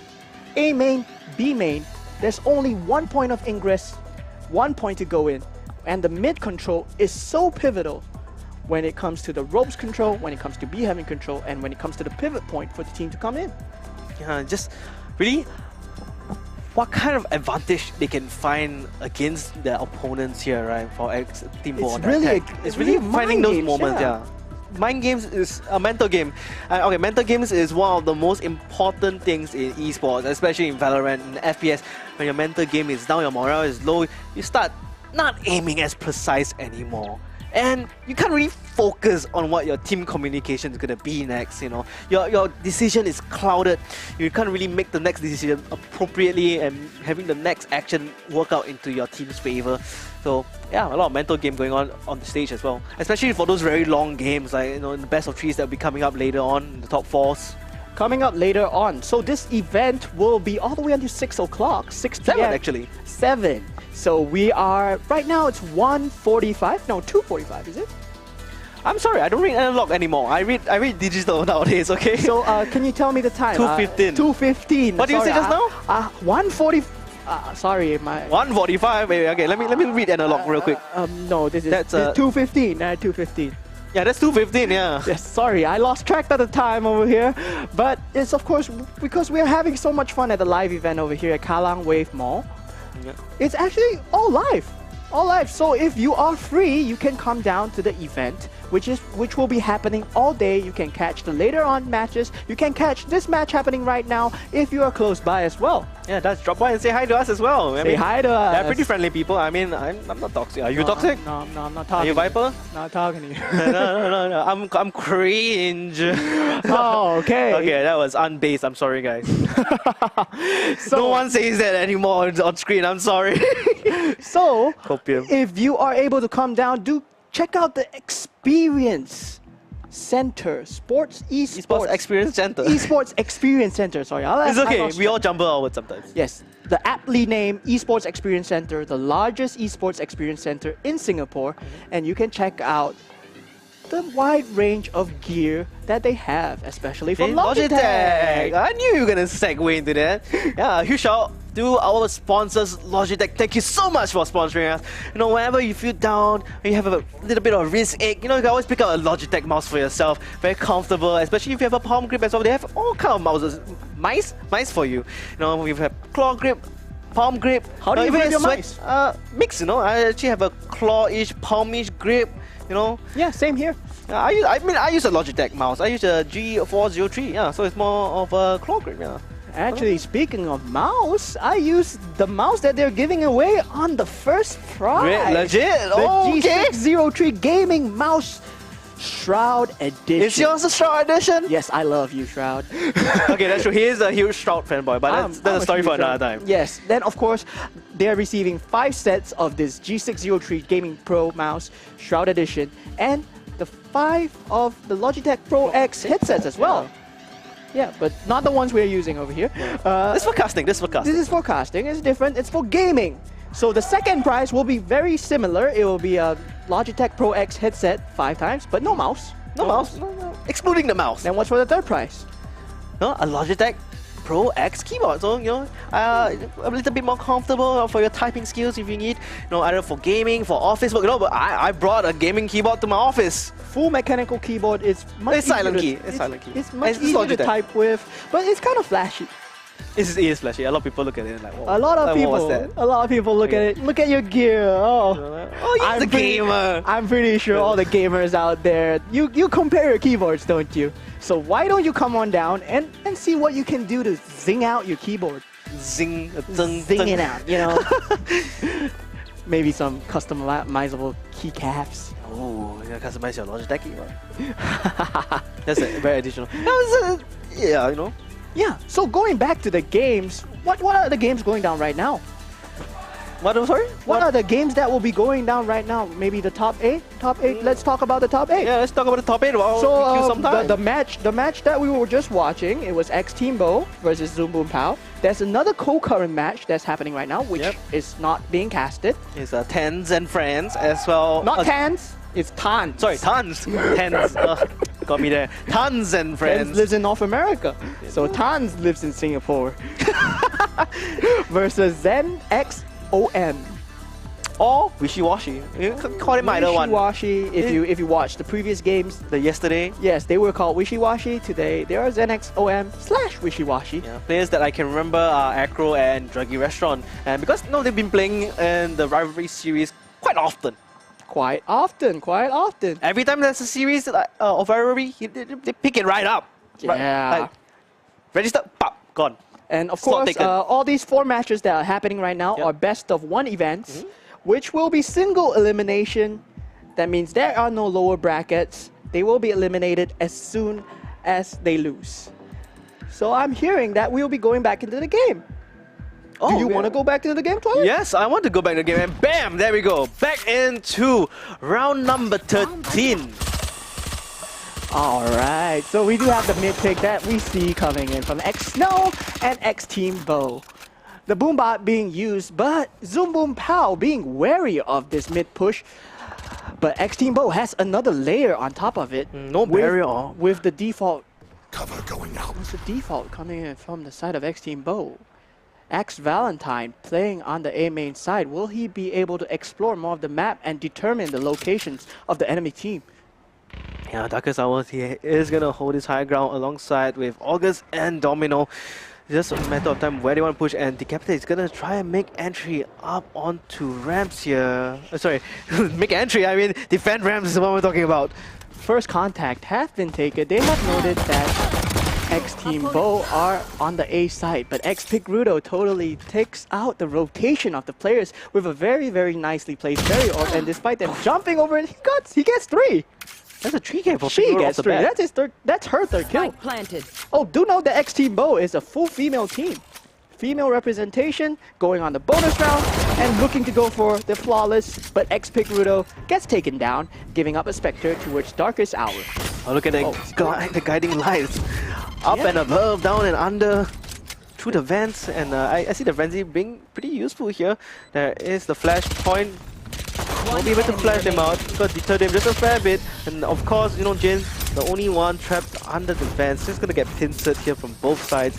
Pretty tough round for Zoom Boom Pow. What a funnel of utility. Yeah. What a funnel of utility. They kind of spammed a lot in there. Everything went in. The raise nade, the gravity well, the fault line, the flash.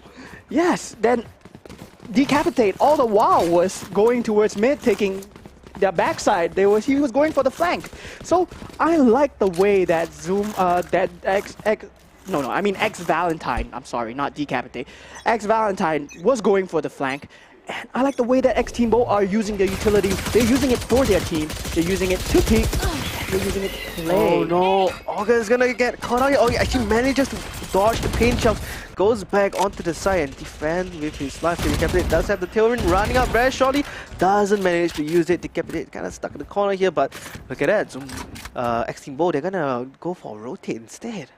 Are they just going to cut noise or are they going for a full rotate? Zoom Boom Pow do notes that they might have rotated and they are playing a more default side, but it is the Zoom Boom Pow's full buy round, so we expect them to win. And Decapitate manages to find one with VK trading out Decapitate onto the mid side, and VK actually finds one more on Mail. There are two guns loose. We are left in a 3v3 situation with Zoom Boom Pow having a heavy A default in the form of two players and the Astro Wall being used to take away Heaven dominance. Oh, but look at that, Jin using they're just so confused at this point of time. And Jin is able to defend the side. I can't believe Jian manages to twist it around. Wow, despite there being two turnaround. What a very nice anchor play coming in from the side of Zoom Boom Pow. Jian, very heads up play, noted that two players might be coming in with the Astra utility being placed to take control of the A Heaven side. No, take away control of the Heaven side. And XVK gets cleaned up despite his stellar performance on the mid round at the mid side. Yeah, I mean, they were then again on pretty low buy. They had the SMGs. They didn't really have much of the rifle firepower up against Zoom Boom Pow. So it's kind of understandable why they would lose that out. We have a full buy coming in. From both sides as well. From both sides. Yes. So we might have a few broken rifles. Maybe a Spectre here or there, or for Zoom Boom Pow as they lost a few players. Oh, we only have a half armor. Oh, half armor. So there will be full rifles, and we have a heavy B main take from Zoom Boom. No, from X Team Bo. Yeah, they're gonna just push right in. They may be able to pick where Darkest Hour is at. Utility clears out the backside with Aftershock and Fault Lines. He's a gravity well there as well. He's prepping the Paranoia. Look at that. He's just waiting. He's waiting for more sounds. What do X Team Bo do over here? Jump peek. Oh, Paranoia comes the Paranoia goes through, totally disjointing the push. Maybe X Team Bo cleans it up, but Decapitate finds one in the mid side, and X no. So X Team Bo is on the attack side with a 4v5 situation. Oh, perfect fault line coming in with Valentine just going in with the perfect timing. Spots of Domino but gets shot out of the air, just gets skeeted out. But Olulu now just the last one standing, pushing, gets the first one. Will she be able to go for more? That's the question here. Oh, gets a dink onto August, but not much left, however. The shots actually connected, but not finding the kill, despite the fact that maybe it's just a phantom difference. It's just the phantom diff, yeah. I mean, that's why I kind of prefer the Vandal. It's just that one-shot potential. But that usage of utility, though. Yeah, that's true. Perfect execution, but just not enough, from the defending coming from Heaven. The fault line into the Jet Tailwind, finding Darkest Hour caught out on the default side, but the rest of the push was disjointed by the Heaven players from the side of Zoom Boom Pow. Yeah, I didn't think there was no ice wall behind it as well. Yeah, there was no ice wall behind it, so it was a very, very dry push, I would say, without any utility, any form of smokes covering B Heaven. But look at that, Decapitate does have the Blades home. Maybe able to pick out something here. August playing behind the ice wall. Once again, Zoom Boom Pow go for the very heavy mid control. Parties Okay, Decapitate flying in pretty deep there. Gets taken up by VK, but brings VK down to 11 HP. One No heals enemy at all, and August is just gonna come and clean up. And a jump shot coming in from August as well. Zoom Boom Pow. Feeling it in the eco rounds. Feeling it in the eco rounds. It's just, you know, you get that confidence. You get that confidence boost when you go against. I like Eagles, the right? way that they're playing mid as well. They are going for an aggressive mid take, knowing that there might be only one or two players trying to find something at mid. Because X-Team Bo have only been lurking, despite the first round, they have only been lurking one or two players in the mid side for the rest of the rounds. So they are choosing a more aggressive defense route, finding out the player that might be lurking and leaving them in a 4v5 or maybe a 3v5 situation. But right now we have a heavy B main presence given by X-Team Bo. I'm not sure if that was a team flash. Oh, dash right into the bullet dome to the head.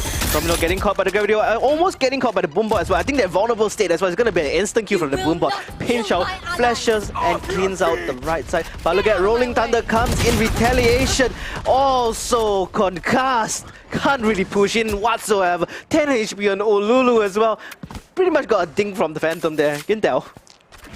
Very clean, very, very clean funnel utility over there on the side of Zoom Boom Pow. Playing the fault line, playing the aftershock very perfectly with their heaven positions. Oh, look at this though. August is in such an advanced position. Do they know? August is just right around the corner. They don't care. He sees the guy. He gets one. But that's the low HP breach.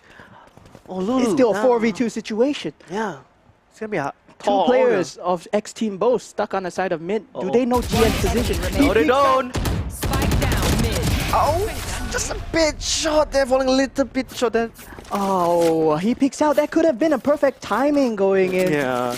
But despite that not being a perfect timing, he manages to clean one up for his team. And of course, the race coming in from the backside, flanking all the way around from Garage, finding the Sage. So we will have another eco round on the side of X-Team Bo. Things are not looking too good as we are heading towards the 13 scoreline, which is required to win the match. But will X-Team Bo manage to find a thrifty over here? We are not too sure. But they have been playing very well.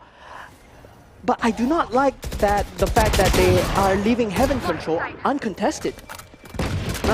Not the best, yeah. They might want to. Zoom Boom Pow managed to destroy the previous push because they had so heavy, very heavy rafters and B Heaven control, which managed to totally funnel and disjoint the push of X-Team Bo from the B main garage side. But they're making a different prediction this time. They're just gonna assume that they're not gonna hit B again.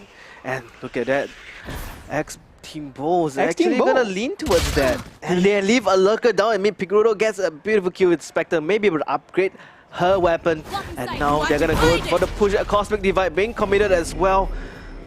This is, would you say is advantageous? What? In a way, yeah, it won't work out. And I can hear a lot of shouting going on outside. I think players are shouting. Planted.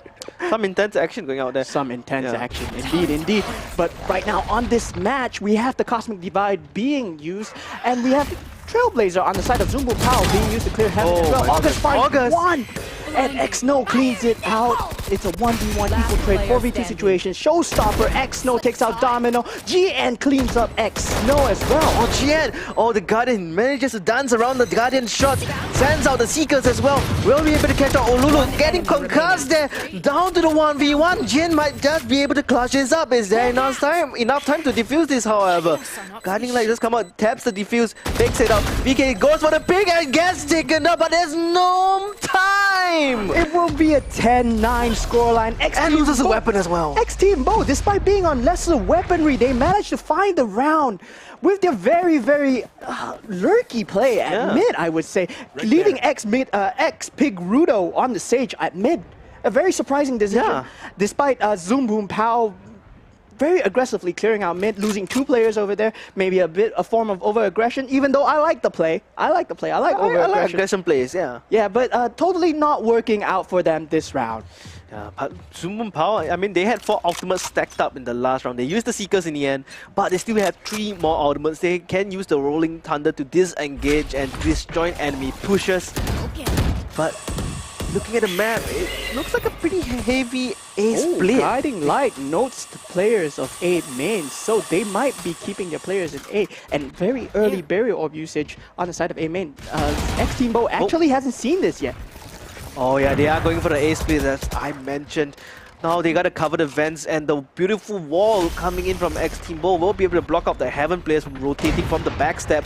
And they are gonna push in. Gets flatline. Oh, that was the Rolling Thunder. Oh no, sorry, the flatline just committing onto Valentine here. Gets concussed, but no follow-up whatsoever. X-Team Bo 3v4. Might be able to catch out Domino by surprise with his pets down. Zoom Boom Pow taking a rotate towards the CT side of B, but Darkest Hour is playing on the B Heaven side. He clears up 1x. VK goes for the trade. Darkest Hour gets taken down. They have full control of B main side. It's a 2v2 situation. Has the fancy rotate. It's a very fast Spike planted. bringing it up to a 3v2 situation. But we do have the Rolling Thunder from the side of Zoom Boom Pow for the retake, and they have CT control with the Astra pushing up. Do they spot this? Do they feel this coming out? Oh, the timing here. It could be huge. VK might make such an impactful kill here. He hears the players jumping down. Yeah, he hears the other. Now he knows everyone's on the ground. Raptor should be clear. He makes a perfect prediction. And as well, lines up his shots, shoots through the smoke, but doesn't connect on the last play. This could be a repeat. Oh, Pigrodo has to play this smart. It is half defused. It's already Pigrodo has out. to push up. But however, push up. August with the clutch play! Clutch play, yeah, the defense, like, It was a 3v2 situation from the side of X-Team Bo with the Astra having the B Heaven control. He actually managed to find the timing where the players of X-Team Bo were not looking at him. that was kind of like a repeat of the last round, actually, if you think about it. But this time, they managed to actually get the half defuse on the spike. Very clean individual play coming out of August, choosing to stick the spike in the smoke, having it, and then going for the frags after his teammates got destroyed, of course. But still, it was a 3v2 situation, so the trades were in their favor. Now, August has been using this barrier orb in this position very often and may get caught up by Valentine here, but no. Actually, Do know that Zoom Boom Pow is the one taking them out. Yeah, X-Team Bo are on lesser weapon. It's an eco for them. So we will most likely have match point going towards 12-9 because it's already a defender-sided 5v3 with full weapons on the side of Zoom Boom Pow. Yeah, unless somehow X-Team Bo can just pull a magic card out of their sleeves. They did it once before. Trick up their sleeves, that's a magic card. Magic card. So they did pull out that magic card on the 8 to 9 round. That's true, yeah, they did. Yes, they had lessened weaponry, but they pulled it off. And Zoom Boom Pow, that was the round where Sky couldn't defuse the spike, and they cleaned it out. But however, they have a mid player lurking up towards A Heaven side, which is noted by the Sky of Zoom Boom Pow. And X-Pick Rudo looking for someone to peek out. They are playing down the clock. 30 seconds left. Do they find anyone? But the XVK gets taken down by GN. August trades up XP Grudo and gets a double. It's a very clean hold. Flawless round. Flawless round from Zoom Boom Pow. Zoom Boom Pow is just playing it, standard, smart way, don't push out. You already have the numbers advantage. Don't get picked off, don't make it like disadvantages for yourself. And what I know about this Zoom Boom Pow lineup as well is that there are no key players that stand out to me, which is very good. That means they are playing as a team. Each player is doing their part. Their utility is being used for the team to get the frags, and there is no form of very pop-up, heavy individual player. Yeah, you're not coming relying on one person. You're relying on the teamwork here. But the same goes with X-Team Bo. Actually, everyone has been doing pretty well. Yeah, X-Team Bo putting on. But I guess the teamwork coming from Zoom Boom Pow just a bit stronger here. Yeah, the last hurrah, actually. It's the 9-12 match point for Zoom Boom Pow. Already in a 45 situation with the scale. Oh no! Gravity well sucks them all up in heaven. Can't do anything too much about it. I think there was a friendly gravity well as well. Yes, X-Team Bo going for the attack too early. The gravity well actually vulnerabling the Jet. But although we are left in a 3v3 situation, the Cosmic Divide is available for X-Teambo. Do they use it here as they have full control of A site as they rotate towards the A plant? Okay, they're gonna wall off screens, and that is screens entry most likely denied. Ooh, Trailblazer being used to clear out A heaven. Okay, no contact whatsoever in A heaven. They should know that most players are on the You site. are divided. Or perhaps if he had ramp, yeah, they haven't checked out ramp The yet. Cosmic Divide has been used. Go either way. I believe they can hear very soft shots coming in by the screen side. They should know that the ice wall is down there. Try to make their way in all together. Everyone being popped as well, but Snow finds one. yeah, maybe find get one two more. here, but no, through the smoke. Player standing. No one shoots one another, but now again, on 4 HP, Jin.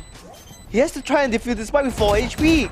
There's only two, there's two players of Eximo. They're going for a pincer, and then we got VK from the high ground. X-Teambo hold on. They hold on at 10-12. It was a very, very nice 3v3 coming in. They used the Astro Wall to split up the A heaven. They used it to split up the screen side as well. So they only had the side to worry about for the players funneling in. Oh man, that is one of the last round. I mean, Eximo, they still have more in their gas tank.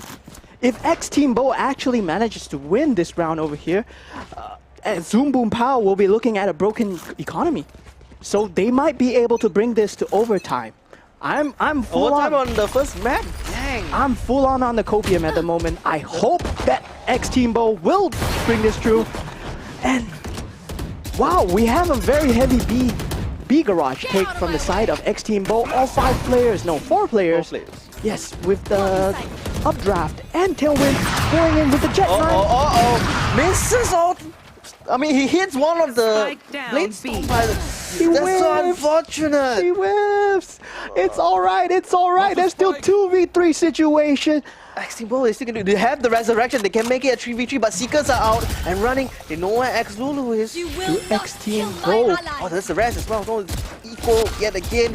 Oh, Darker's Hour almost connecting shot. Gets concussed, down, however. B. The heal comes in. He finds 2 dinks on the side of B Heaven through the wall. So both players are very low. It's a 2v3 situation. One enemy remaining. Oh my god, perfectly timed up. What a very nice retake coming in from the side of Zumbu Power. Total shutdown defense. Yeah, that was so close coming in from Eximo. But then again, you were supporting Eximo and I was supporting Zoom Boom Pow, so I really like the Rays. I didn't know why the Rays lost.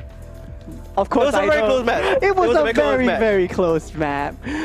it could have been anyone's game, honestly. Zumbu Pow played that really, really perfectly with the usage of Trailblazers to clear out areas that people might be in. So the usage of their utility was very on point with their retakes as well. Yeah. With their initiator, with their surprising pickup of their double initiator, the guiding lights and the Trailblazer usage was very much on point for me. I mean, the way they utilize the guiding lights, I mean, you kind of make sound, like you force people to come towards you sometimes. Like you're not too sure if it's just one guy or is it going to be 3 guys there. And that really comes into play with the mind games, right? All right. Yeah, and that really concludes The first game of today. A Yeah, very close game. We almost had an overtime Almost copium coming in. almost. I was hoping for the overtime, but we're going to have some time to ourselves. yeah, a short little 5-minute breaks. So we'll see you guys shortly after this break.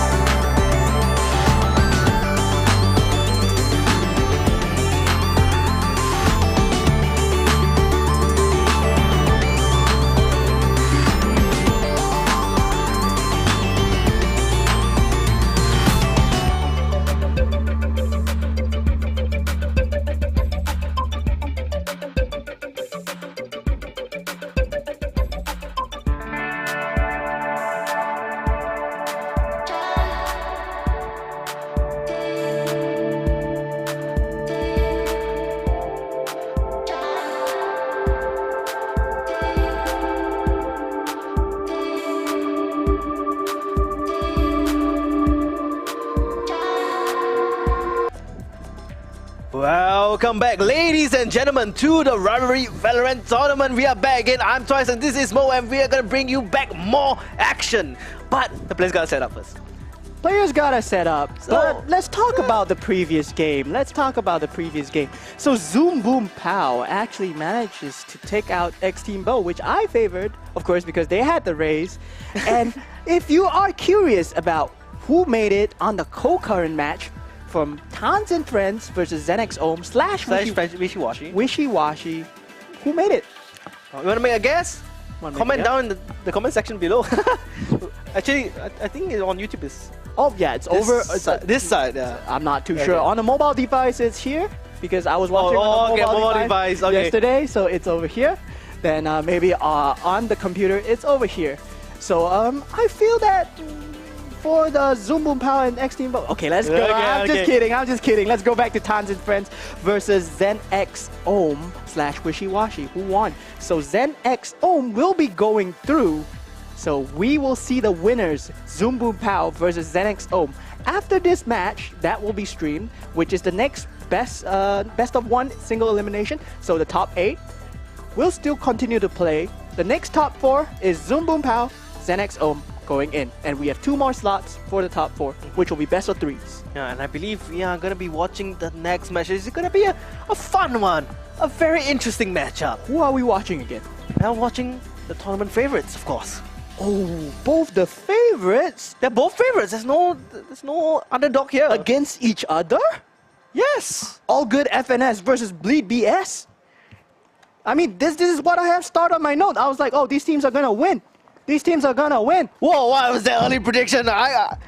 So soon already? Who knows? But they're going up against each other so early, so we will only have a best of 1 versus each other, of course. Let us reintroduce the players. Of course, if you haven't heard of them yet before, which I think you'll be living under a rock, but we have Juicy SG. Okay, we have Redco, the TSM coach.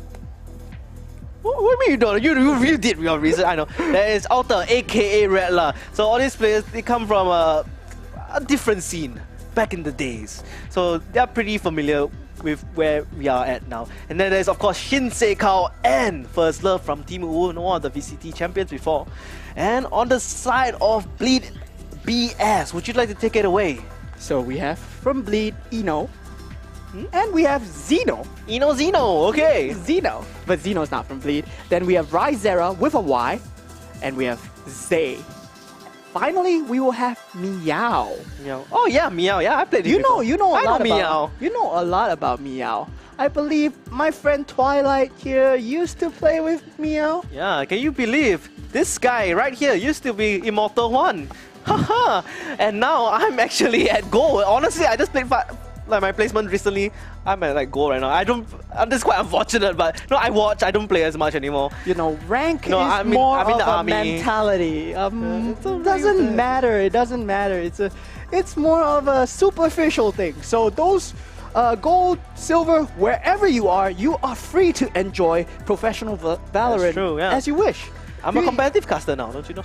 Competitive? What's your rank in competitive casting, sir? Sir, I've casted.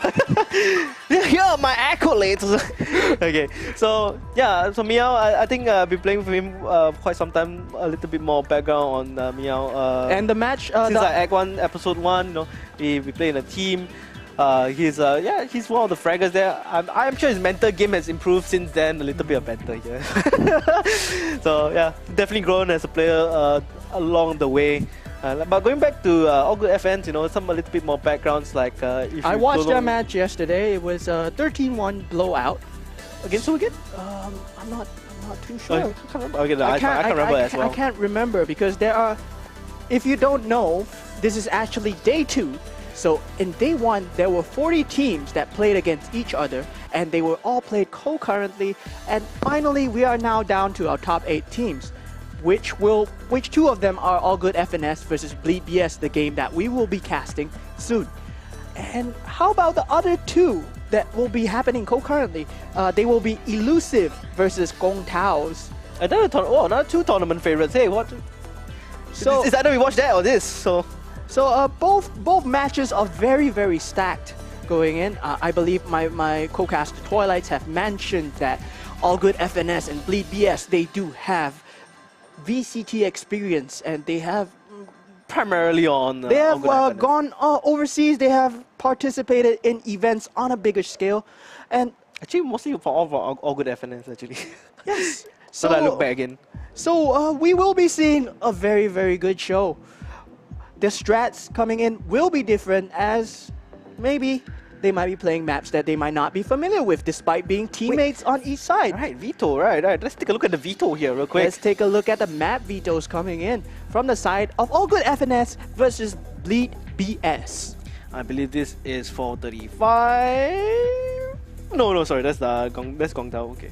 Yeah, okay. They're still in the middle of veto, so just give it a while. They're still deciding on the map veto. Probably they're still My setting phone up, isn't loading. yeah, they're still setting up their keyboard and mouse, because they are encouraged to bring their own keyboard and mouse. And of course, we'll be providing them with the Logitech Pro X headset. Yeah, you get a feel of it. Yes. And speaking of the Logitech Pro X headset, it's one of the prizes for today. So the first prize will be the G603 Gaming Mouse Shroud Edition, provided by Logitech. Each player will get one 5 times. I mean, not 5 times. 5 times. 5 times. Yeah, 5 mice. One each. One each. Yes, that's right. So they do get this mouse, which I use as well, and Logitech Pro X headset as well. So one each. That's for the first prize. For the second prize will only be the Logitech Pro X headset. It does not come with the mouse. Then for the third prize, we have the Logitech Pro X keyboard. And then it's just a matter of time who is gonna be in the top 4s. And unfortunately, the bronze match won't be streamed online here, online for you guys. But if you do manage to come down offline, you can catch them live right here. But we will be going to be streaming, of course, the grand finals, and both the bronze match and the grand finals will be playing concurrently, best of 3. And you mentioned right here. Where is right here? Right here, I mean, can't you see? We're right here. Of course, we are at the Kallang Wave Mall, down by Stadium MRT. Can't miss it. Go up the escalator onto the second floor and you see the Esports Experience Center, right? Esports Experience Center. I get all my experience from I get all my casting experience from here. So yeah, this is experience. Esports Experience. So it's the largest esports experience center in Singapore. Then you have the players actually playing live right in front of you, as they're not in an enclosed area. Maybe the stream matches are in an enclosed area, but you're free to go in. You're free event space, yeah? Yeah, you're free to spectate, and it's totally free. Just come on down if you're very close, or if you live close by. Or if you want to catch, yeah, you can catch the later matches. It will be going all the way until 6 to 7 p.m. No, 7 p.m. 7 p.m. Yeah. Yeah, 7 p.m. So come on down and catch the finals if you do have a chance, and maybe grab some food at the Kallang Wave Mall. Yeah. And let's also talk a bit more about the other matches going on. Elusive versus Gong Tao. A lot of familiar names here from Elusive as well as Gong Tao. Just run down the list. Very stacked rosters. It's a very stacked roster. So on the side of Gong Tao's, we have Brandon. Of course, Brandon coming in from a different scene from before as well in the FPS genre. Braxton. Braxton. Okay, I think he would laugh if he called him Braxton. To be honest. Brandon. Yeah, then we have LF Girlfane, aka Fane. Fane the Hammer, or whatever you want to call yourself, because I don't really know the guy, but I've known the guy, I guess. I've heard of him. And then let's not forget the actual Bleed OG here, Chrisania. Oh, okay. Yeah. And next, of course, we have Meltings coming from other various genre of game as well, being competitive ever since day one. Well, not day one, he'll be a baby, but Meltings, of course, a very familiar name for all of you. And last but not least, we have Cryptic, been in the scene for quite some time as well. And on the other side, would you like to talk more about the other side? Elusive, we will have Menace. This is madness. Menace. Okay. Then we will have Mock, M-O-K-K. Then Gon, Nyx, and Fiery. And they do have, I believe this is your friend from your camp. Yeah, surprisingly, yeah. Zerial. Small they have world. a sub-player named Zerial, which I don't think he's here today. I didn't see him, so. Which is a friend of Twilight's. Then, of course, Fiery, a familiar name. Yep, all of them. He's- Actually, all of them has been playing since the. I don't want to mention other They've games. been around in the competitive esports games scene, here, you know, in esports, Singapore, FPS blah, here and blah, blah, there. blah, blah, blah, It's a blah. very small esports Blah, blah, scene blah, here blah, in blah, Singapore, so we do see each other often, and we do see each other at events. So. Yeah. And that's the If best you part. want to be part of the esports community, here's your chance to catch the FPS players live, to look at their faces behind the IGNs, and, See who's the one that's been the keyboard warrior to you. and probably find out who's been destroying you in all those matches. all right. So this is just banter. Don't really come down for any. Please don't find problems with the players, please. Yes. So we will have. This is a best of one elimination. Yep. So whoever wins one round between All Good FNS and Bleed DS will be going through to fight the winners of Elusive versus Gong Taos. And for the previous bracket that we've talked about, it will be Zoom Boom Pow versus Zen XOM, who will be playing a best of 3. So we will have 3 maps instead of just 1 map that we saw on Split just now. Yep. Wow, that Split map, it still haunts me. It still haunts me. The Sends a usage shiver down of your spine? utility, it was such a close game. We have such... I can't describe it. It was so... oh no, I'm losing my edge over here because the games over here right now are going almost to overtime. It was a 10-13 scoreline Yeah, and that's just the first game. and 2 thrifties. 2 thrifties that Oh, yeah, I two did. thrifties, Yeah, I did not You- see happening from X Team Bo. Like we totally counted them out. Of course, Caster's curse. Then they Zoom Boom Pow managed to take the round in the end, but it was a great show from X Team Bo. They really put up a great fight, and the usage of utility, the usage of the agents, the understanding of the game of Valorant players. Some of them are really young. Oh, yeah, they're actually I might be a boomer.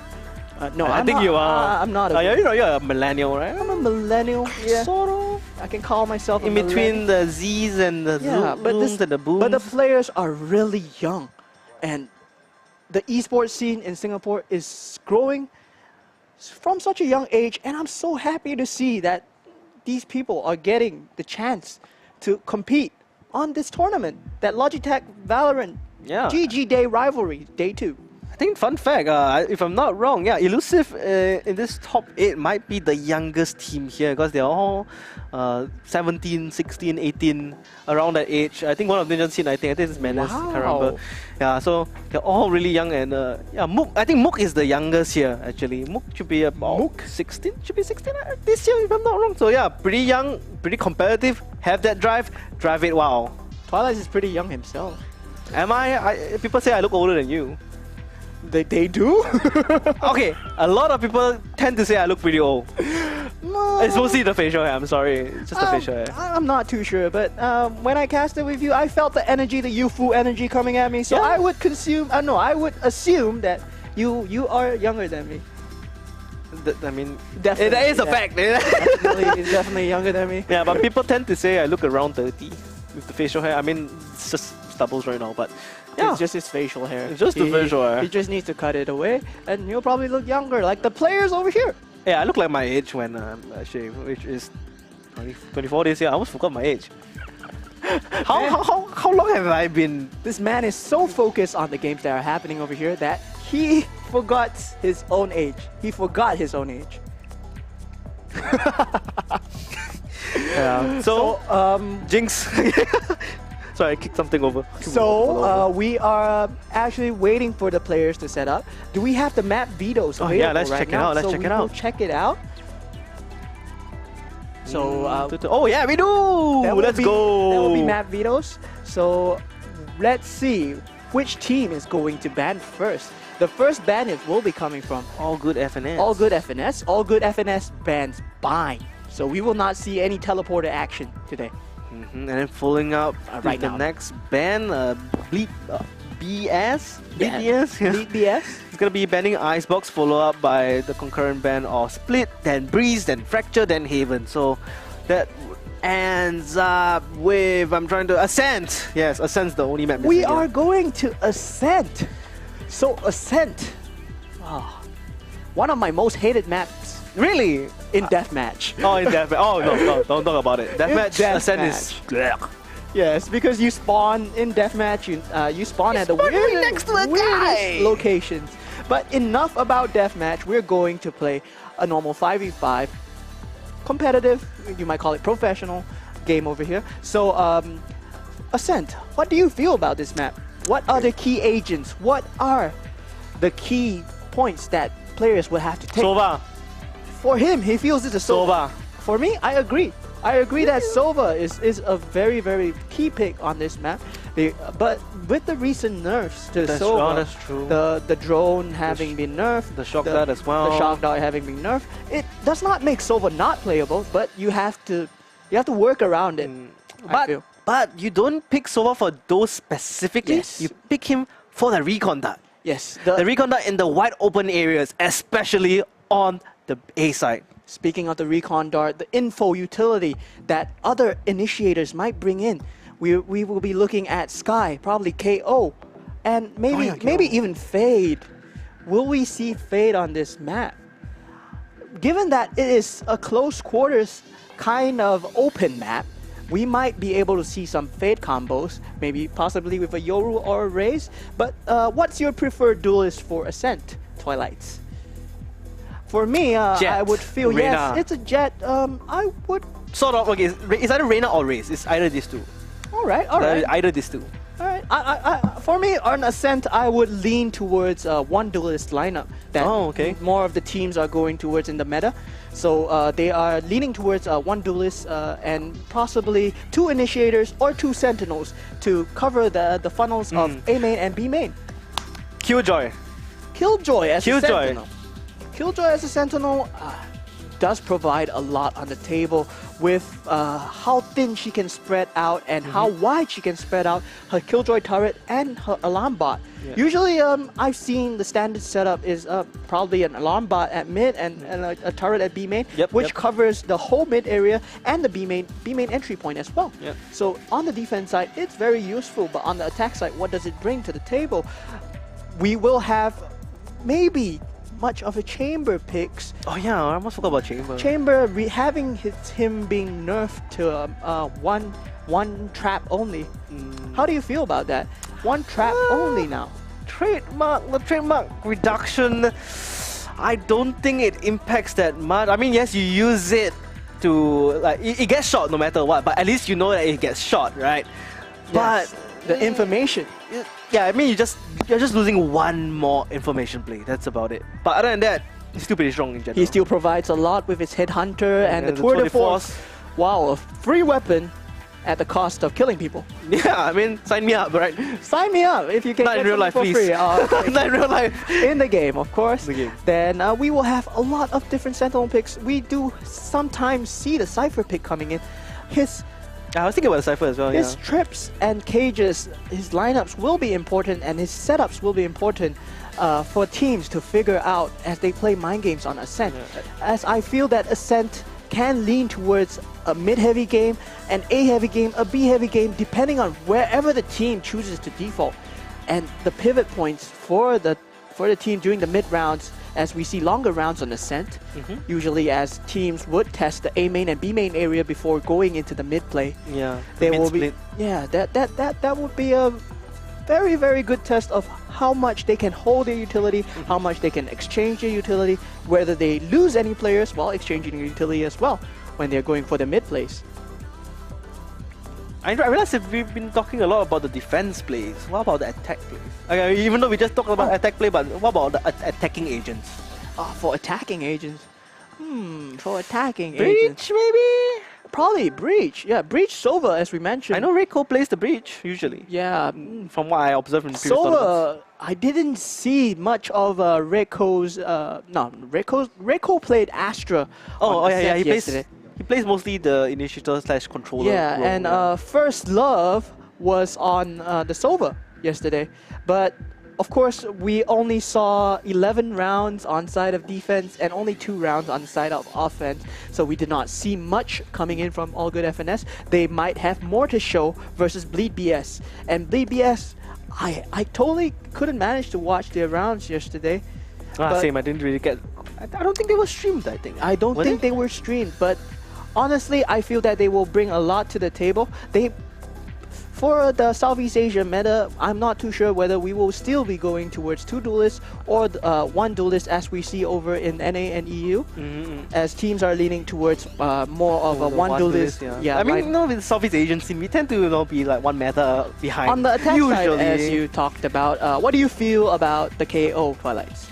Well, I do play KO quite a fair bit. I do like playing KO because it's a very FPS kind of character. Standard flashbang. You got your standard Fragment. molly, fragment, grenade. Yeah. The 0 point. I think 0 point is very the most unique skill. Yeah, it's the most useful one as well. It really gives a lot of information of where the player is. I mean, not where he's at, but how many players are there on site. Especially when you see like 4. Oh, he's right here. 4 guys right here. So it always gives a lot of good information for your team. Now command very good for attacking denies, especially Viper smokes coming in, because we can't really activate, so you have to preemptively activate them, and once they go out, she's out of luck, gets out of luck. And what else? On the defensive side, it really prevents a lot of utility being used inside, especially when the KO stands at the entrance, so that pretty much denies unless they go in for the entry play with like dry. Yes, and the capability of the pop flash as well. Yeah, the pop flash, yes. Yes, Okay, playing out of smoke, maybe playing out of the enemy smoke. The pop flash, the peak, maybe the team coming in with the combined utility of maybe a Sova or maybe a fault line coming in. But here we are just theory crafting. Yeah, just theory crafting. I mean, we're just waiting for crafting. We might not even see a KO. We might not even see a Sova. They might pick 5 duelists and go. What do you feel about the Yoru and Fade? You caught me off guard there. Yoru and Fade. On Ascent, I haven't really seen much Fade on Ascent, honestly. How about let me name a duelist that we have never seen, really. Phoenix. Oh, Phoenix was at the back of my head just now. I wanted to bring up Phoenix because Phoenix has his pick rate is so low now. Like I don't even see him in standard ranked games anymore. I honestly wondered what happened to him. I understand that his kit is kind of quote unquote outdated-ish, right? He has a flash, like the power. He has a molly and a wall. But there are people that does his job better, Yeah. He's healing, self-healing as well. Yes, self-healing, but it takes quite a long time, and it's That's a true. setup kind of heal. It's not instant. Yeah. It's similar to what the Sky provides, but Sky has a guiding light, which he can control where the flash goes, and he actually can get information off his flash as well. Yeah, I mean, the only thing different about Phoenix is that, yeah, he has the firewall, you can curve the wall. 7 seconds uptime? Max? Now Neon has the wall. He has walls on you both can do it as sides. well, both sides, and you move faster in it, right? If I'm not wrong. If I'm correct. Yeah. He has walls on both sides. He has stun. I hope we do see Neon. I want, now that you mentioned Neon, Because I've seen some very good Neon plays on Ascent in my matches lately, but it's not professional. But I've seen a player do very good things with the concussive shots. the relay bolt, yeah. Yeah, the relay bolt, yes. I mean, nowadays it's just high gear into overdrive, right? Just run around the map, like it's deathmatch, but it depends on who you're going up against. Chaos is the goal Yeah. when you're playing the Neon. Yeah, especially when there's so much happening on the side and you go into high gear and with overdrive, you should be able to catch out at least 1 or 2 players most of the time if they don't expect you. But you kind of can hear the running, the sprinting. You can kind of hear the running. You can kind of hear the sprinting. Yeah, behind all the sky smoke. Maybe that's why they don't get picked as often, Yeah, because Yoru as well, you can hear the sound cues that come in. But the new clone, the Yoru clone, it's pretty new. And I haven't seen many teams utilize it, despite the Fade being out as well. I've seen people use more Fade than Yoru actually, with only some teams picking out Yoru. I mean, Fade, she's new. Her kit is actually pretty strong, honestly. Especially once you connect those blinds as well. And the information that you get from the Haunt is just so crucial. You get to see where the enemy has been. You get to have a freaking Sova highlight of the enemy for like, 2 seconds. And that gives so much more information than Yoru. Yoru, on the other hand, is more of like a juking kind of split pusher kind of guy. Main lurker, a lurker main. So for what's in front of us right now at Ascent, so we'll be looking at All Good FNS versus Bleed BS on Ascent. So do you know which team is going on the defense side? I'm not sure. I didn't see during the video that which team was. You know, I felt like we were on a Valorant podcast for a moment. Yeah, so All Good FNS will be on the defense side, and Bleed BS will be on the offense side. So, similar to yesterday, All Good FNS will be starting on the defense side. Hopefully, it won't be too much of a blowout as the round that we saw yesterday. But as of now, I feel that these two teams are so similar in terms of Prowess and skills. Prowess, individual skill available. We will have to see the synergies coming in from the teams.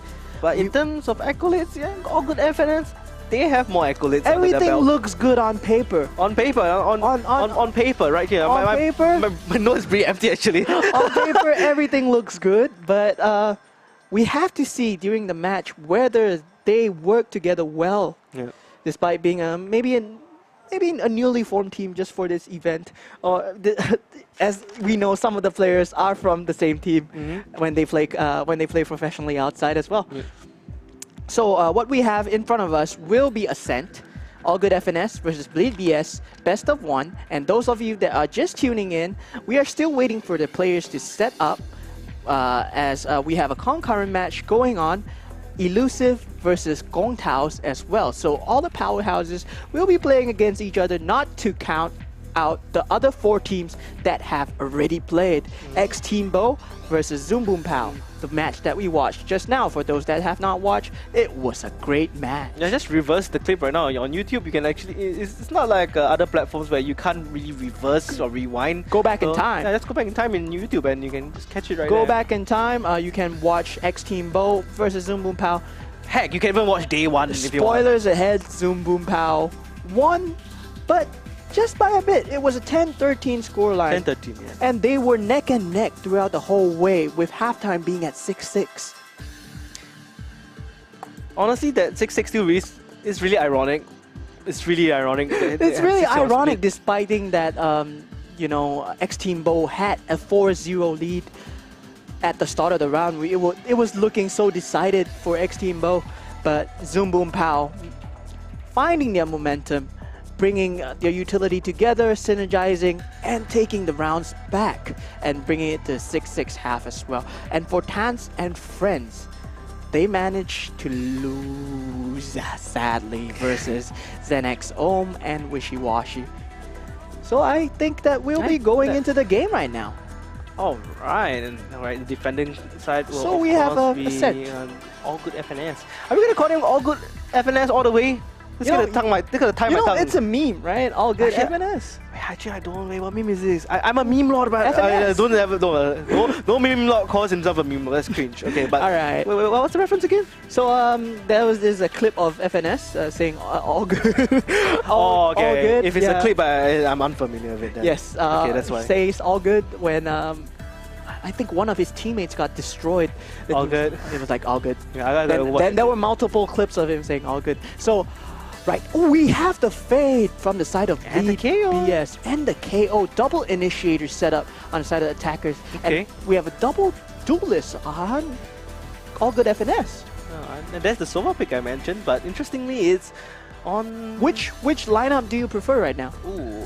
I would lean towards the attackers, the Bleed BS with the double initiator, single duelist. I really like the single duelist meta. I really like what the Haunt and the 0 point brings to the table with the info and the clear rates. Yep.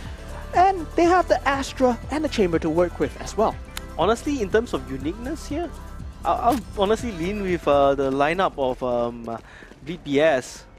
All Good FNS. I like the lineup. Shinsei Kao. This is a very similar lineup. Yes, this is the same lineup that we saw yesterday, with the B setup going to be on the Chamber and the Sova of First Love and Alte. And Shinsei Kao on the Reyna. Surprising pick from Ascent, but Reyna is a very frag-heavy agent, so it depends on whether he manages to find the frags. Honestly, all good FNS, their aim, I think everyone's aim is pretty cracked, Everyone's honestly. to reach this part of the tournament over here.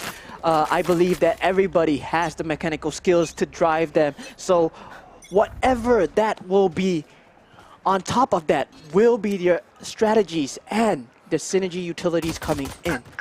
So Rvlry manages to first find blood. the first blood. Yes, Shinsei Kao gets taken down, punished for his heavy A aggression. Juicy finds 2. Oh my god, Juicy finds 3 and at the same time all at shot. That is an insane amount of information. They now know that shot is cleared and they're gonna go for the main. Gonna find Rvlry perhaps behind this Nebula smoke after hearing that first shot. And there we go, first round leading to the favor of all good FNS. Bleed BS actually manages to find the first blood onto Shinsei Kao and punishes his A play, but however they were unable to clear out Juicy SG on the side of Catwalk. Okay, you know what Juicy did there? He did something pretty smart. He caught the KO off guard. He caught Eno off guard there because he was prepping the flash to push on in, but Juicy saw the advantage. He saw the KO's arms, pushed right in, gets the double, and then they tried to trade him out, but just couldn't really find that refrag, you know? Yes, just unlucky timings from the side of BPS. Oh, of course. So we do see all good FNS holding the LMG, the Ares, spamming on the side of B main. Oh, I believe one play got tagged. I think there's a chamber. Where's the chamber at right now? Oh, and there is a very heavy A push on the side of all good FNS. Oh, the they are defender. going for the aggressive defense plays. Alte will get shut down by Zeno. Oh my goodness, look at Juicy enemy going all the way into their Right spawn. here. There's so much information. First love with the Ares actually pushes up from behind the wall into the main and to the lobby and gets a 3k for himself. And there goes the pistol round, you know? Or the equal Despite round. all good FNS not playing to what I feel should be the standard, they are going for the heavy aggressive defensive Right push. here. But the good thing about their heavy defensive push is that they have players behind them. They are not going in alone, they have someone to trade. And of course, it being on the bonus round, they have the superior weaponry to work with as well. That is true. I mean, this What I would like to see more of Bleed doing is maybe playing They a need bit to more of play a more- default, you know. yeah, they also need some aggression here because they are lacking the aggression to catch off all good FNS. But then again, default to find picks is kind of difficult when they kind of have a superior aimer here, you know. And BBS going for the heavy tiles control as they managed to spam out.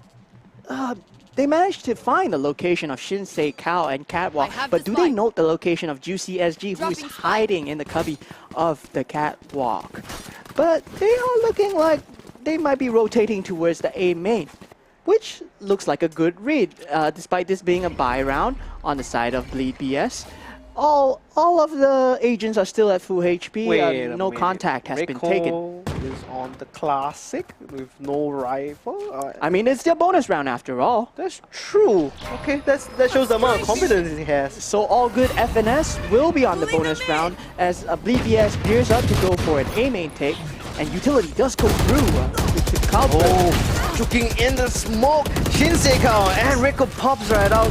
Manages to take down 2, but trade comes in left and right. While 30 Juicy seconds coming in from the high ground, just able to decimate those below. But they do even out 2v2. Last Juicy player goes in for the standing. tailwind dash. Unfortunately, can't connect the shots, and Mia and Zeno will be able to successfully clean up this round.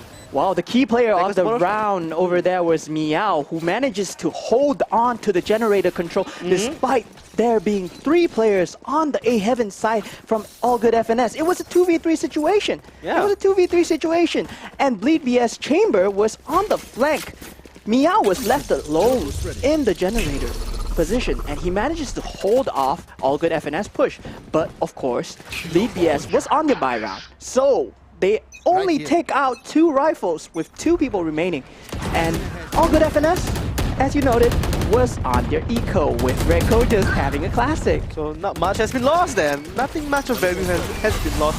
They just win a value in point, and there we go, Rvlry. Oh, Elton in this matchup, perfect hole here on the B main, gets a 3k for himself, and the final finishing shock dart from First Love, last shock dart, I guess. That's how it goes, right? Yes, all good FNS coming in with the very aggressive defensive plays, as we mentioned before. They were going for the B main push. Fights were going on as Bleed BS poured in one by one, and they just got shut down. Unfortunate for Bleed BS. They just needed to shut down Alte over there, and they would have managed to clear the site. A little bit of friendly banter going on in the chat as well. Looks like Shin Se-Kang wants to 1v1 A-main against Zeno. But will he get the 1v1 he wants and deserves? Juicy actually updrafts with the Blades of Red Code does not honor the 1v1, and Juicy SG shuts down the mid play covering from Bleed BS. It's an eco round after all. Well, Juicy SG just pops off with his knife, finds 3 headshots and a right click for a 4k for the knives. And just like that, yeah, 4k right off the bat. I mean, a lot of plays coming in from Juicy. He's been the star of his team consistently, always performing, and this really shows a test of his skills. Very good, heavy, aggressive defense side plays. All good FNS are not looking to stay in their base and wait for the attackers to go to them. They are going to find them. They will find you. I mean, there is a trick against Juicy, there is a downfall to his aggression, is that when he plays too aggressive and they catch on to this pattern, Juicy either has to change this pattern, or if not, everyone of Bleed BS is just going to stack up 4v1 and probably get the kill onto Juicy. Maybe a 1-for-1 trade or 1-for-2 trade. Is it worth it? I think it's worth it. Definitely pros and cons of the aggressive defense play, but all good FNS actually caught his pants down. Shinsei, dagger out anyways. How chooses to choose a different timing for aggression, finds the KO of Bleed BS, and Juicy SG takes off Zay as well, but B main control and has been given to the side of Bleed BS. It's 3v5 situation with the tour de force out. Zeno finds one, Juicy SG gets a trade, Zeno gets one more, Juicy SG finds one more, and it's a 1v2 situation left for Meow. He has the Cosmic Divide up and ready. Does he want to commit this? However, no, he doesn't have to, not necessarily. He's still down to the 1v1. Note that they committed both the Nightfall and the Tour de Force. They have to make some kind of action work. He has a few more shots onto Rekko. He gets the spray through the wall, and that's the clutch coming in from Meow. What a player, Meow. Definitely the player to watch over here on the side of Bleed BS with his generator play clutch and the wallbang clutch coming out on the side. That was a bit scary. That was a bit scary, honestly. Meow is unfazed. He is on a 1v2 situation most of the time, and he's been looking good. He's the land vibes are going strong with him. Oh, do you see what I see, however, on the side of all good FNS? All good FNS looking to have 3 operators on the side of Catwalk, and might be walking into a death zone over here for Bleed BS, but they smoke it off. They smoke it off, actually. Okay. That's pretty smart. The Nebula smoke actually reading the play. Bleed BS are going in very aggressive. They're playing the attacker side very well, but First Love finds Zay walking around in the mid-market, does not clear his location. Oh, Cosmic Divide! Cosmic Divide goes down. It's not gonna give any sideline to the operator users. It is down to the actually 2v1. The KO is gonna get knocked out very shortly. Meow, can he do this 1v1 against an operator? Actually, 2 operators. Might be able to pick out to Rvlry, and Rvlry goes down for the count. And now, Red Code turns around, might be able to catch up Meow. Does have an operator in 1v1. Oh, the timing there. He looks at the wrong angle at the wrong time. He looks down the alleyway instead, the lane. Just unlucky timing coming in from Meow. It would left in a 1v1 situation. And Redco did only have the operator work with, but he finds the timing. And Meow gets taken down. Juicy SG looking at a 14-4 scoreline. And it's a 5-2 lead on the side of All Good FNS. Will we see Bleed BS manage to claw their way back despite being placed on lesser weaponry this round with a Guardian and a few half-buys? I think they're gonna pop out the Bladestorm. They might pop out the Bladestorm, yeah. So Alte is playing with the Tour de Force, playing for an aggressive B main peak. As normal, it's been normalized to see All Good FNS going for these very aggressive extremity controls from the A main and B main side. That was a bit too close out there, no? Tour de Too force close by for Payment Catch. The Jigger Pick actually goes for the bite here. Almost gets a dagger to his face. Here he has a dagger in his torso, so a little bit too close for comfort. And Juicy's gonna push down the mid, has his tailwind ready. Maybe to get a shot here, but no, actually First Love starts off the round with the first blood through the wallbang. But however, Reiko coming in strong and heavy from the rafters there. Just full of chaos. And now last one standing, of course, it will be Zeno. Not good enough against the Tour de Force. Just the one shot, one kill potential is just too much here. Yes, I do like the heavy, aggressive play coming in from All Good FNS once again. Hang on, he didn't pick up the gun. Oh, he forgot to pick up the gun. Oh wait, okay, he bought it. He just bought it. Okay, I was hallucinating. But yeah, he didn't pick it up. He bought a Vandal. So okay. What we see here from All Good FNS was that they had a very heavy A/mid take, and they gave up tiles control to Bleed BS, and they totally pinched them from the mid and from the CT push, no, from the defender spawn push and the B main push as well. So they totally pinched on Bleed BS. And right now we have a very heavy A main take from the side of Bleed BS. They actually find two. It's a 5v3 situation. First Love does have some utility to work with. Does Shock Dart find anyone over here? Nope. As Bleed BS holds off on the spike plant until planted. the utility is used. They do have the man advantage, 3v5. They send in the Owl Drone, does spot out at least, I believe he should have seen Anno. Sova going for the wallbang here, but unfortunately move off the side there. But First Love, he's too smart for it. He knows they have rotated to the other side. It's a 3v3 situation. And yeah, down to the 3v3, that's pretty insane. They're all stuck by A-main, and Juicy goes in for the aggression. Takes down Rvlry, trades come in. Out Zeno for First Love, Alte for Zeno here and there. Meow, last one standing, 1v1. Juicy SG, however, cleans it up yet again. Will down to the he 7-2. manage to defuse the spike though? Alright, looks like it is. Yeah, it no is. issue.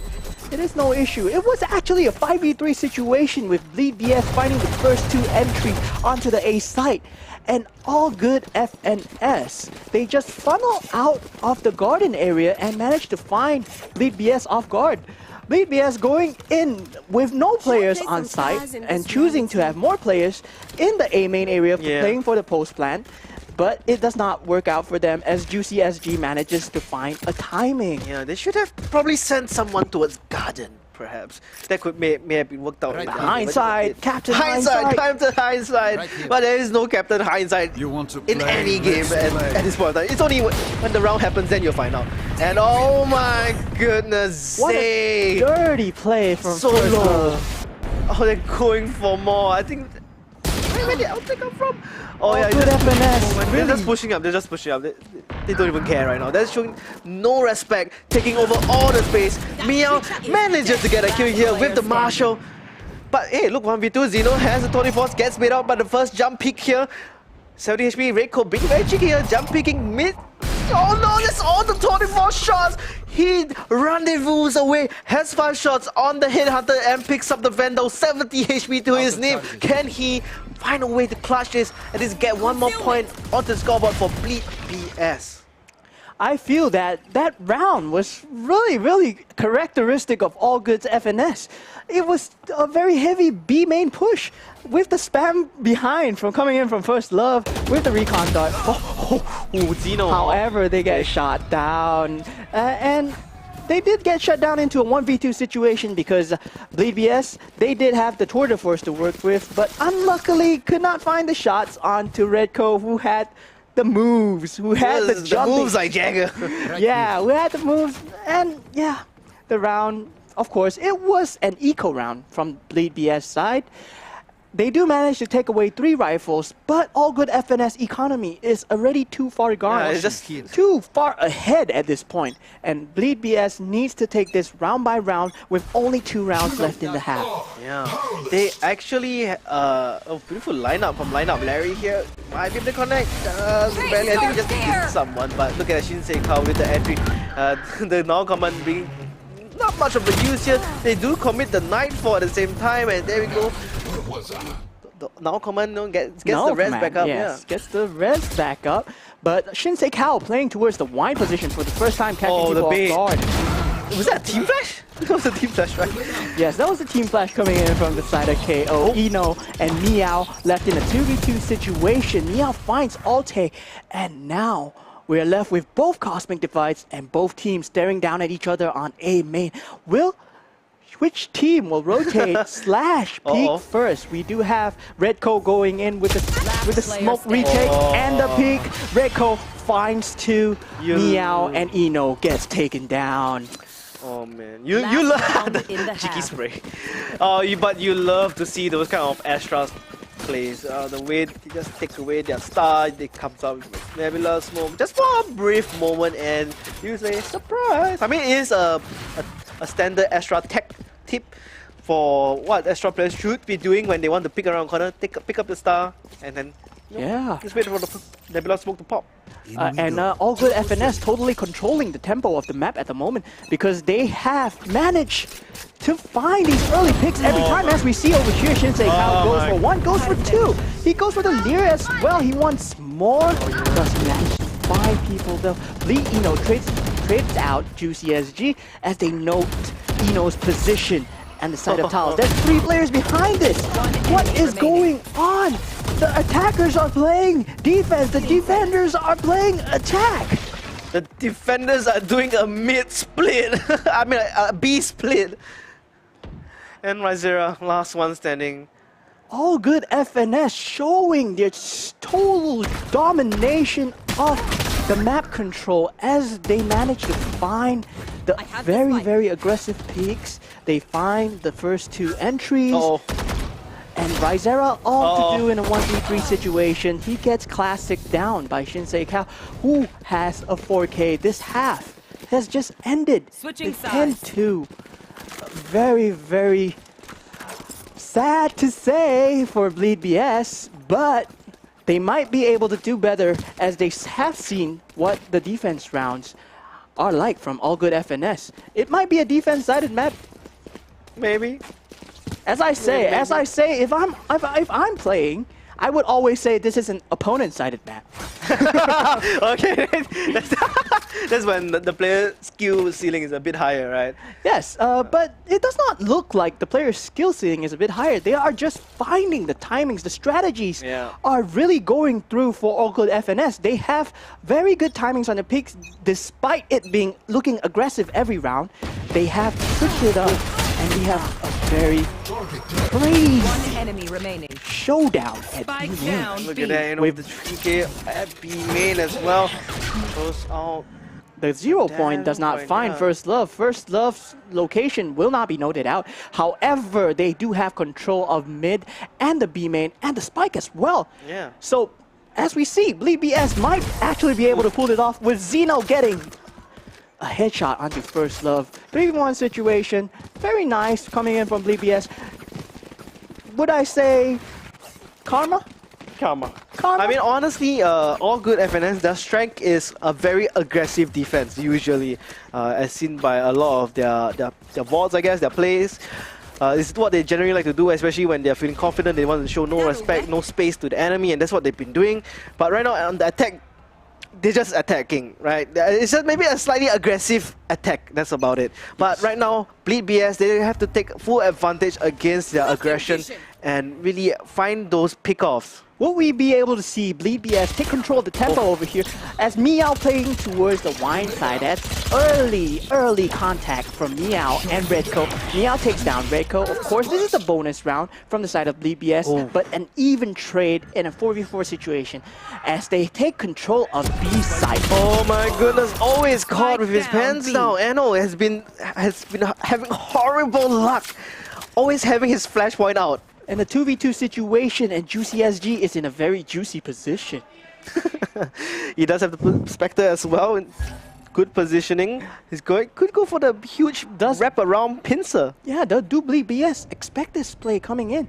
Shinsei Kao has the CT, that's the defender's spawn position locked down, and Juicy SG manages to find one, and FadeZay trades it out.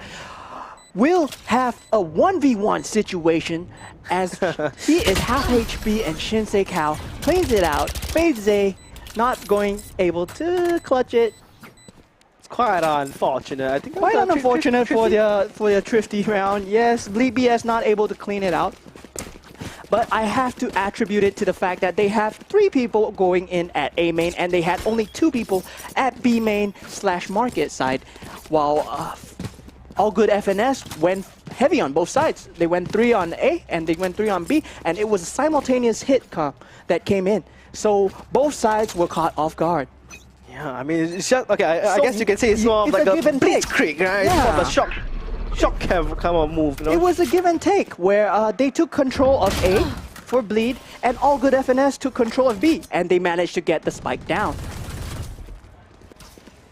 Oh, this is very crazy. You know, he's just gonna walk right out the smoke. Okay, that's a interesting play. I guess he lacked the information, but that's something that he did, and he has done it. And look at Meow right around the corner. They're not even planting the Player spike yet. standing. They're still trying to clear the side. Very, The Owl and very smart as well. despite being on. Oh no, the players are exchanging some. Oh, it's gonna be a night. Yes, First Love knifes him. Some friendly banter coming in from All Good FNS and Bleed BS. We will have match point. 12-3. All Good FNS. Looking good. Looking good. Very strong. Very strong showing from their side. But I feel that I was hoping for fair knife fight. I was actually. hoping for a fair knife fight too, you know. But First Love manages to find the frag from the back. Backstab. But before that, yeah. what we saw from First Love, he was actually trying to drone out his position, despite them being 4v1 situation. That's what's so good about All Good FNS. Despite them being in a 4v1 situation, they're still using their utility well. They want to flush out the players. They want to confirm their locations. As we see trades going in right now in the 4v4 situation on the side of A main. Oh, again! Anno! You need to unbind your flash button! Please! Unlucky. That's so unlucky! Eno caught with his flash out as GCSG finds the timing. He always goes for this timing peaks. Yeah. He has been managing to find players with their utility out. It's either Juicy is really good at this, or Anno is just really unlucky here. That's the 4th time I've been counting. I think 4th. It's a surprise that you've been counting this far as Juicy SG gets taken down. And we have the B side being given to Bleed BS at the moment, so we will have a retake situation. Oh, Prowler immediately demolished. All Good FNS. Yeah, so Bleed BS has to retake. That's the lineup, and that's the scoreboard. Match point right there. Cleans it up! And that's the match right there. It's a 13-3 scoreline. Totally not what we were expecting. It's not 13-1. It's not 13-0. It's not 13-1, it's not 13-0. Bleed BS did do very well in the form that they answered back on the defense half. They played aggressive defense, but it's just that All Good FNS was more aggressive. Yep. They managed to find entries on both sides. They found a trade in A, they found another trade in on the side of B main as well. So on the side of market, they took B control. On top of that, on the Thrifty round, that was the 11 score round, and yeah, it was well played by All Good FNS. What you might not notice there is that their usage of utility, even though they're playing on aggressive, is still for each other. It's still present. The recon dart goes in to clear B main garage. The gravity well goes into the supposed locations of the players where Bleed BS might be. Astra, very, very good on Redco. Very aware to use the gravity well where his players are going to peak. So that's how Juicy SG and Shinsei Kao manages to find the frags. He recalls the smoke and gives them a false timing. Yeah. Then Bleed BS gets caught off guard by the Astra play. Redco really performing very well on the Astra utility. I mean, that is where communication comes in super key. Letting know that when you want your teammates to push up with your smoke, especially when it's a fadeaway smoke real quick. And the gravity wells, the way they really funnel their opponents here into a very tight situation is what really brings the most out of All Good FNS. Yeah, All Good FNS. All Good FNS. It's really all good, but it's gonna be all good for us here as we are going into a 5 minutes break. So 10 minutes. wow, actually a 10-minute generous break. today. Really all good. So we're going into a 10-minute break, and we'll be right back with the next match of I think it will be Zoom Boom Pow versus Zen X OM. It will be a best of 3. Oh, So yeah, do yeah. stay tuned as we will be right back in 10 minutes.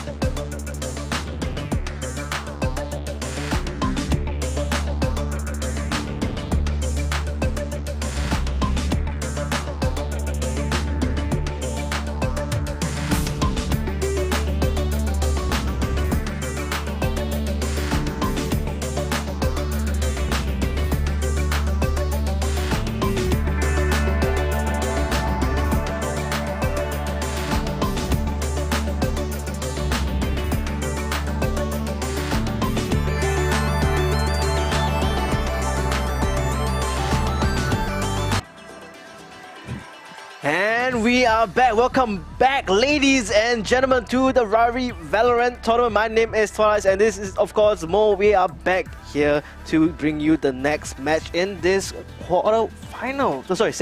Semi-finals going in, we will have a best of 3 between Zoom Boom Pow that we watched just now, who have taken out X Team Bo, and we have Wishy Washy, who have taken out Tans and Friends. So for the map vetoes, we will be having very interesting maps, as right now we have a best of 3. We will not just be watching one map, we will be watching 3 maps. What a treat. So, what maps do we have, Twilight? So the first map will be picked here by Zoom Boom Pow, and they will be picking a map that I mentioned has been creeping into the heartlands of Singapore, which is Breeze. My favorite holiday destination. So Breeze, of course, it's a very open map, very aim-heavy, mid-centric, being very open on the elbow side and the vent side as well. I believe they call it Among Us vents mid-door.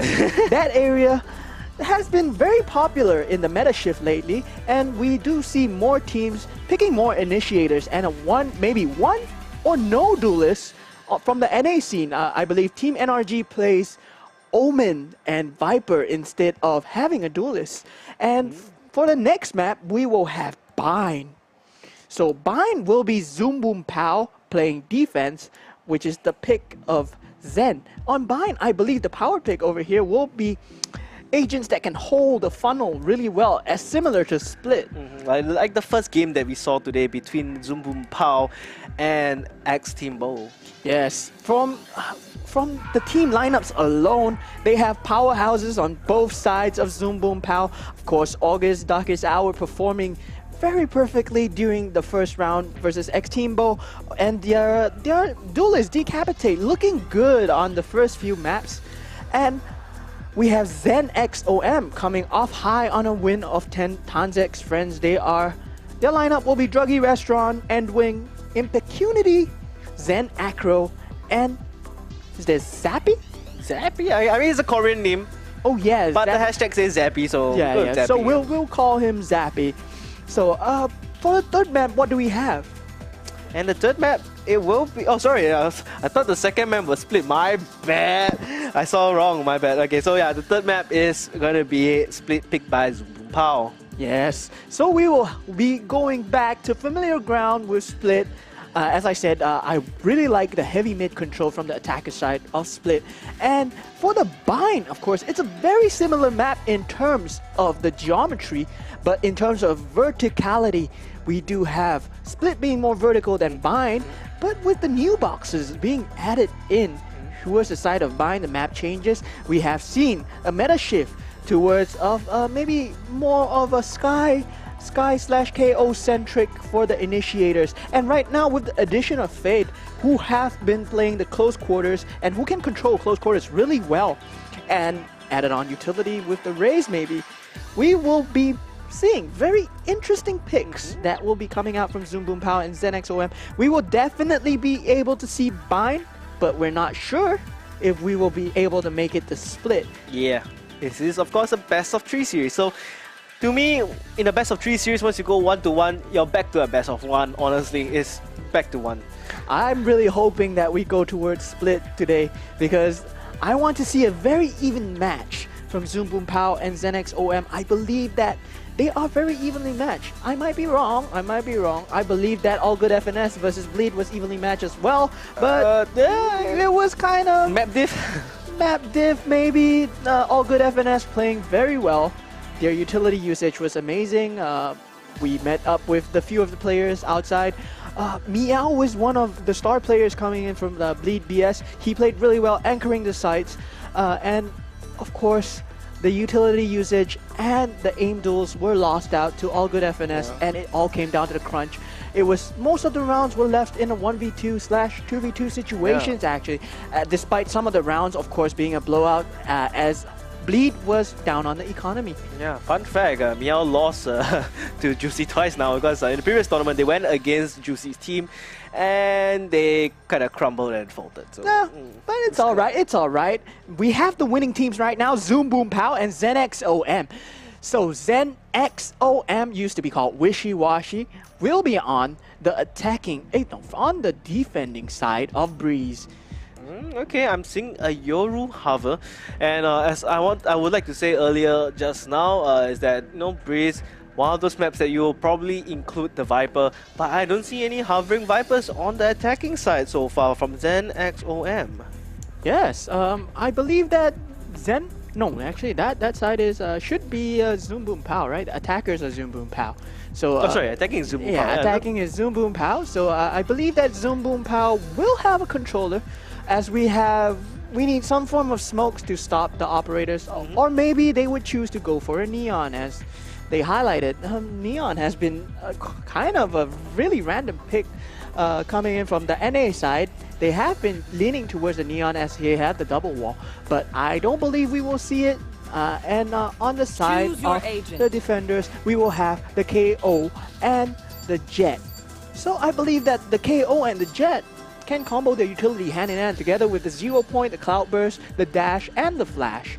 So it's a form of a Dash and Flash, but it will be of a higher scale compared to Breach, which can only flash through a wall, while meanwhile KO can flash over long distances and in open areas, and including the pop flash that comes out as well. So from the attacker side, the initiator choice will be Sky, with the Trailblazer and the Guiding Light providing a form of flash and info utility, and also a Sova, so double initiators for attackers. More or less, this is kind of like a mirror matchup. You're just exchanging the KO with the Sky. So, okay, let's just see how these two initiators will make a difference here. Yes. So heading on into the game, we will have the pistol round. I believe that on the attacking side, the Viper wall usually telegraphs wherever you want to go. So you can use it as a mind game, honestly. You can use it as a mind game, but I believe that we're heading into a technical pause right now. So I believe the players are having some issues. But let's talk more about the map. So now that we see the picks going on, we can see that maybe,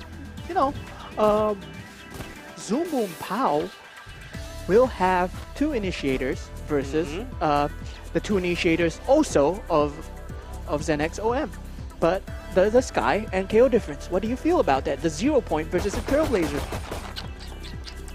Now the Trailblazer is more pinpoint because you get to hear the shots where it's coming from. You can see the bullet trail. It's more of a visual utility. Yeah, it's more visual, but the AoE that comes from the Trailblazer not as good. But with the KO 0 point, you get to cover more area, and that really determines how many players are actually pushing from that point. But it can be a mind game if players decide to somehow avoid it, or even just leave one player in the range of the 0 point, which could really mess the lineup that's happening. Yeah, I really agree with Twilight over here, because for the 0 point, it has to be lined up or shot through a wall and make sure that it's not destroyed for it to work as well. Yeah, for the Trailblazer, however, they also can be destroyed. So both utility are going to be able to shut down. So we have to see what kind of lineups, what kind of plays they will be making with the Trailblazer. Of course, as we mentioned before, the Trailblazer usually is a combo utility where someone will scale up together with the doggy, the little doggy K9 unit. I think the Trailblazer is used more aggressively compared to the 0 point. So yes, I guess the KO starting off on the defense side is kind of more advantageous because you really want to find out where the enemy is attacking, or you want to just prevent them from using their utility before they enter on site, which is more potent compared to the defender, the attacking KO style. So it's just a matter of where you're going to put the KO as well. Yes, and of course, with the KO coming in, they will have two forms of mollies with fragments and the snake bites. So that might be a very good combo because we could see some lineups over here, lineup Larrys, as you will call it. So lineup Larrys, maybe they will have, because I believe I have seen teams do a Viper Molly lineup, a snake bite lineup together with a shotgun, and we have the team drawing something on the map right now. Drawing easy on the sand. Is drawing easy on the sand. They are having a holiday. So we do see the teams enjoying themselves at Kallang Wave Mall. Yeah. So Kallang Wave Mall is the location where we are at. This event is actually live. You can catch the players live, fooling around. Yeah, If you're I'm just close by- distracted by the chamber spinning 360, just looking there. Sorry. Yeah, Chamber is doing hoops, man. Okay. So right now we still have a technical pause. So let me talk a bit about our venue location, which is the Experience Esports Center. the Esports Experience Center. the- I nearly got that right this time. Okay, so it's the Esports Experience Center at Kallang Wave Mall. So this is the largest Esports Experience Center. We have our sponsor Logitech, and Logitech has a lot of gear over here. I believe they're sponsoring some of the prizes for the players as well. Yeah, that's right. In first place, you get to have one of each. Not one of each, sorry. Each player is going to get one each of the G603 Gaming Mouse Shroud Edition, which you have. 5 Logitech Pro X Gaming headset. And in the second place, you're going to have 5 Logitech Pro X headset, no mouse this time round. And in the third place, you're going to have 5 Logitech Pro X keyboards. Yes. So, I mean, players have gear. We're gonna give them more gear. Yeah, they could appreciate it. They're gonna appreciate it, definitely. And thank you, Logitech, for sponsoring this event. So this is day 2 of the event. We did have 40 teams that signed up from all of Singapore to participate in this event, and we are only left with the top 4. I believe there's another match going on right now between Elusive and Gong Tao's. Yep. But right now, this is the semi-finals between ZenXO and Zoom Boom Pow. We do have a 0-0 scoreline as the new the HD coming in. That's right, new HD. Actually, I'm trying to remember how to pronounce this name. Impact Unity. Impact Unity. Impact Unity.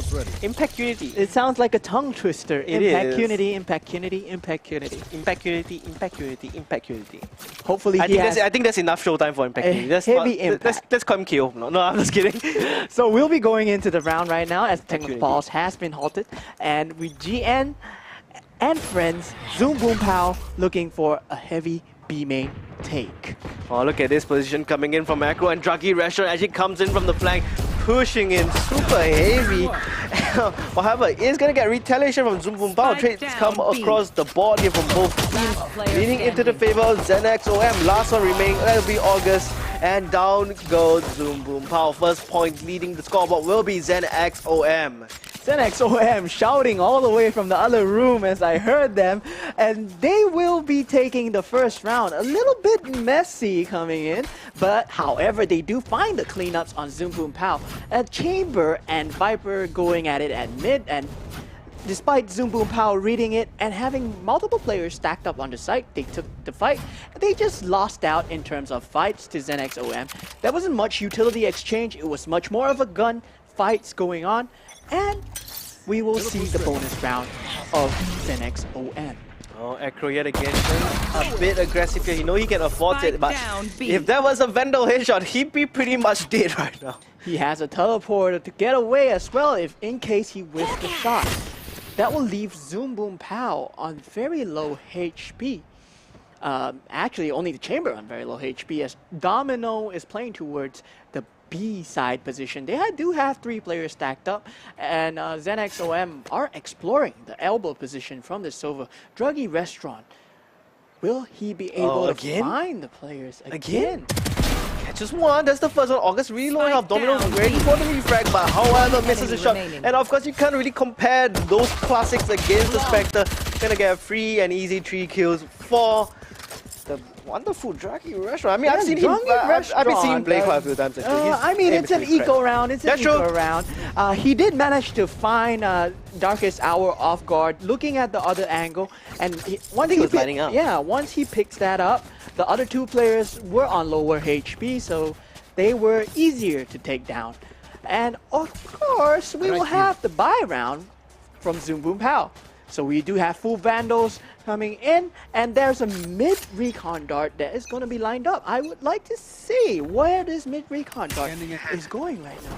The recon dart, They shoot it. They get it in they time. got it, but that's a heavy mid control from Zoom Boom Pow side. So they do take down ZenXOM with their heavy utility as Zoom Boom Pow powers on through with them leaving OM impunity to fend for himself. All to do, 1v5 situation, does not manage to clutch up the round as expected of a bonus round, but I really like the Zumbu Pal's use of utility, use of the recon dart mid to distract the players. Right, yeah, could look away from our info, side. yeah. And then they play heavy mid as well. The thing is, I think honestly ZenX OM could have gotten away with that bonus round if they played a little bit safer, right? They went a bit too ballsy there, too aggressive. You know, it's having your jet updrafting onto the high ground. Oh, and I just realized Zephy is actually just Zephy. There's no Corinne now. Oh right, it's Zephy now. I think they changed it last minute. Yes, all right. Nice, so okay.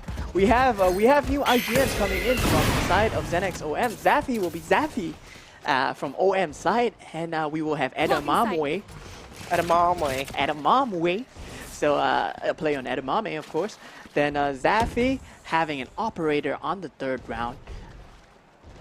Will be looking towards the mid control, and they have 3 players stacked up on the A side, but Zumboom Pow are not biting the mid at all, despite going for the mid control the last round. They will be playing for the B take.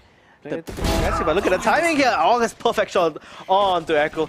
That should open up the B side a little bit better for ZenX OM to push in. There is, of course, the pesky Toxic Scream blocking the way of Druggy Restaurant to push through without anything. Just dry pushing this wall. Gets heavily punished for it. And there goes the plunge. Oh, I would like to highlight Zumboom Pal's GN's play right there, because he used the recon dart to force Druggy Restaurant out from his position. I believe that he was trying to play for the retake and waiting for the push, but the recon dart came in, so he had to move. He either had to destroy the recon dart and give away his position, or just go into his death, into the waiting arms of Zumboom Pao. And look at Decapitate's position over here. He might find ZenX OM, who are trying to go for the save. This is such a beautiful flank coming in from Decapitate right now. If he can find Zephy, and there's the op holder. There's the op holder down. I don't think they can secure this op, especially with Decapitate in the way. He gets pop flash upon, but no impeccability. He's gonna get flashed himself, and the trick comes out at a mom way. It's just last one standing. Picks up the operator, maybe able to save it. Just barely, yes, he will save it. That is kind of huge going in, as that might be their end goal, to save a few weapons, as the round was already lost. The whole B control was given to Zumboom Pao, as Yasova and your KO were both taken down. No, actually not the KO. The Sova and probably the Chamber, right? The Chamber, yeah. Yes, the Sova and Chamber were taken down, because the KO was the last 3 alive. Then, of course, with the Sova being taken out that early from the heads-up play of GN's recon dart. Oh, that's a very nice lineup, actually. Yeah. The Sovas of this match are showing us a very nice showcase of the very nice lineups you see. The recon darts, maybe some shock darts coming in. I mean, soon, once we get a post-plant, we'll probably see those shock dart lineups, and Decapitate lives up to his name there. Decapitate is the head of Acro. Perfectly clean shot, used only like 4 shots, yeah, just for that extremely long range. And this is why Vendor is really preferred on a map like Breeze. ZenX OM actually read the round wrong, but Zumboom Pao had a very good heads-up play. They destroyed the recon dart that came in from Halls to make Zumboom Pao think that they were playing for an A take, but they go for the B take with Decapitate playing mid. Oh, but look at this. One enemy remaining. Gateway will be able to, get 1 kill. That's the trade, but it goes back and forth up to the 1v2s, and Impunity.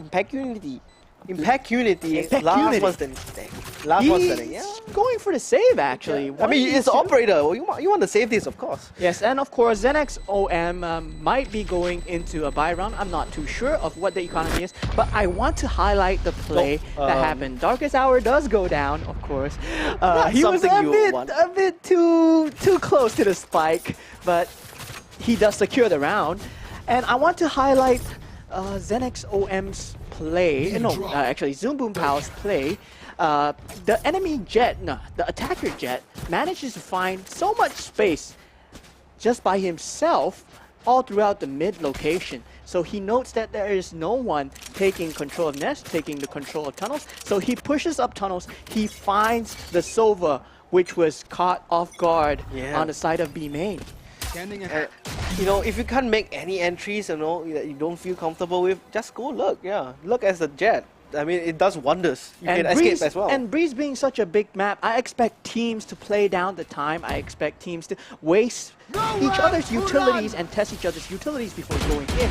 We do have the Hunter's Fury on the side of Zoom Boom Pow, and they go for the execute. One player does get taken down, and even trade 3v4 situation as the retake and defense, the defensive Hunter's Fury, and the headshots from Acro coming in and taking down the push on the side of Zoom Boom Pow. I really love that Hunter's Fury coming in from ZenX OM because of the Hunter's Fury, a lot of space was denied, a lot of attackers were located, and they were just easily shot through the wall. Yeah, we have a game on our hands. It's currently even. 3-3 scoreline, and Breeze, I would say, is a very even map. This, as they have very similar lineups, and it all falls down to who has more map control. I would assume that I would predict that Breeze would fall down to the player that have the most mid control. What do you think about that, Twilight? The mid control. I think it's quite important because that's where you can enable A splits and B splits, which really pinces the enemy into the tight corner of either side.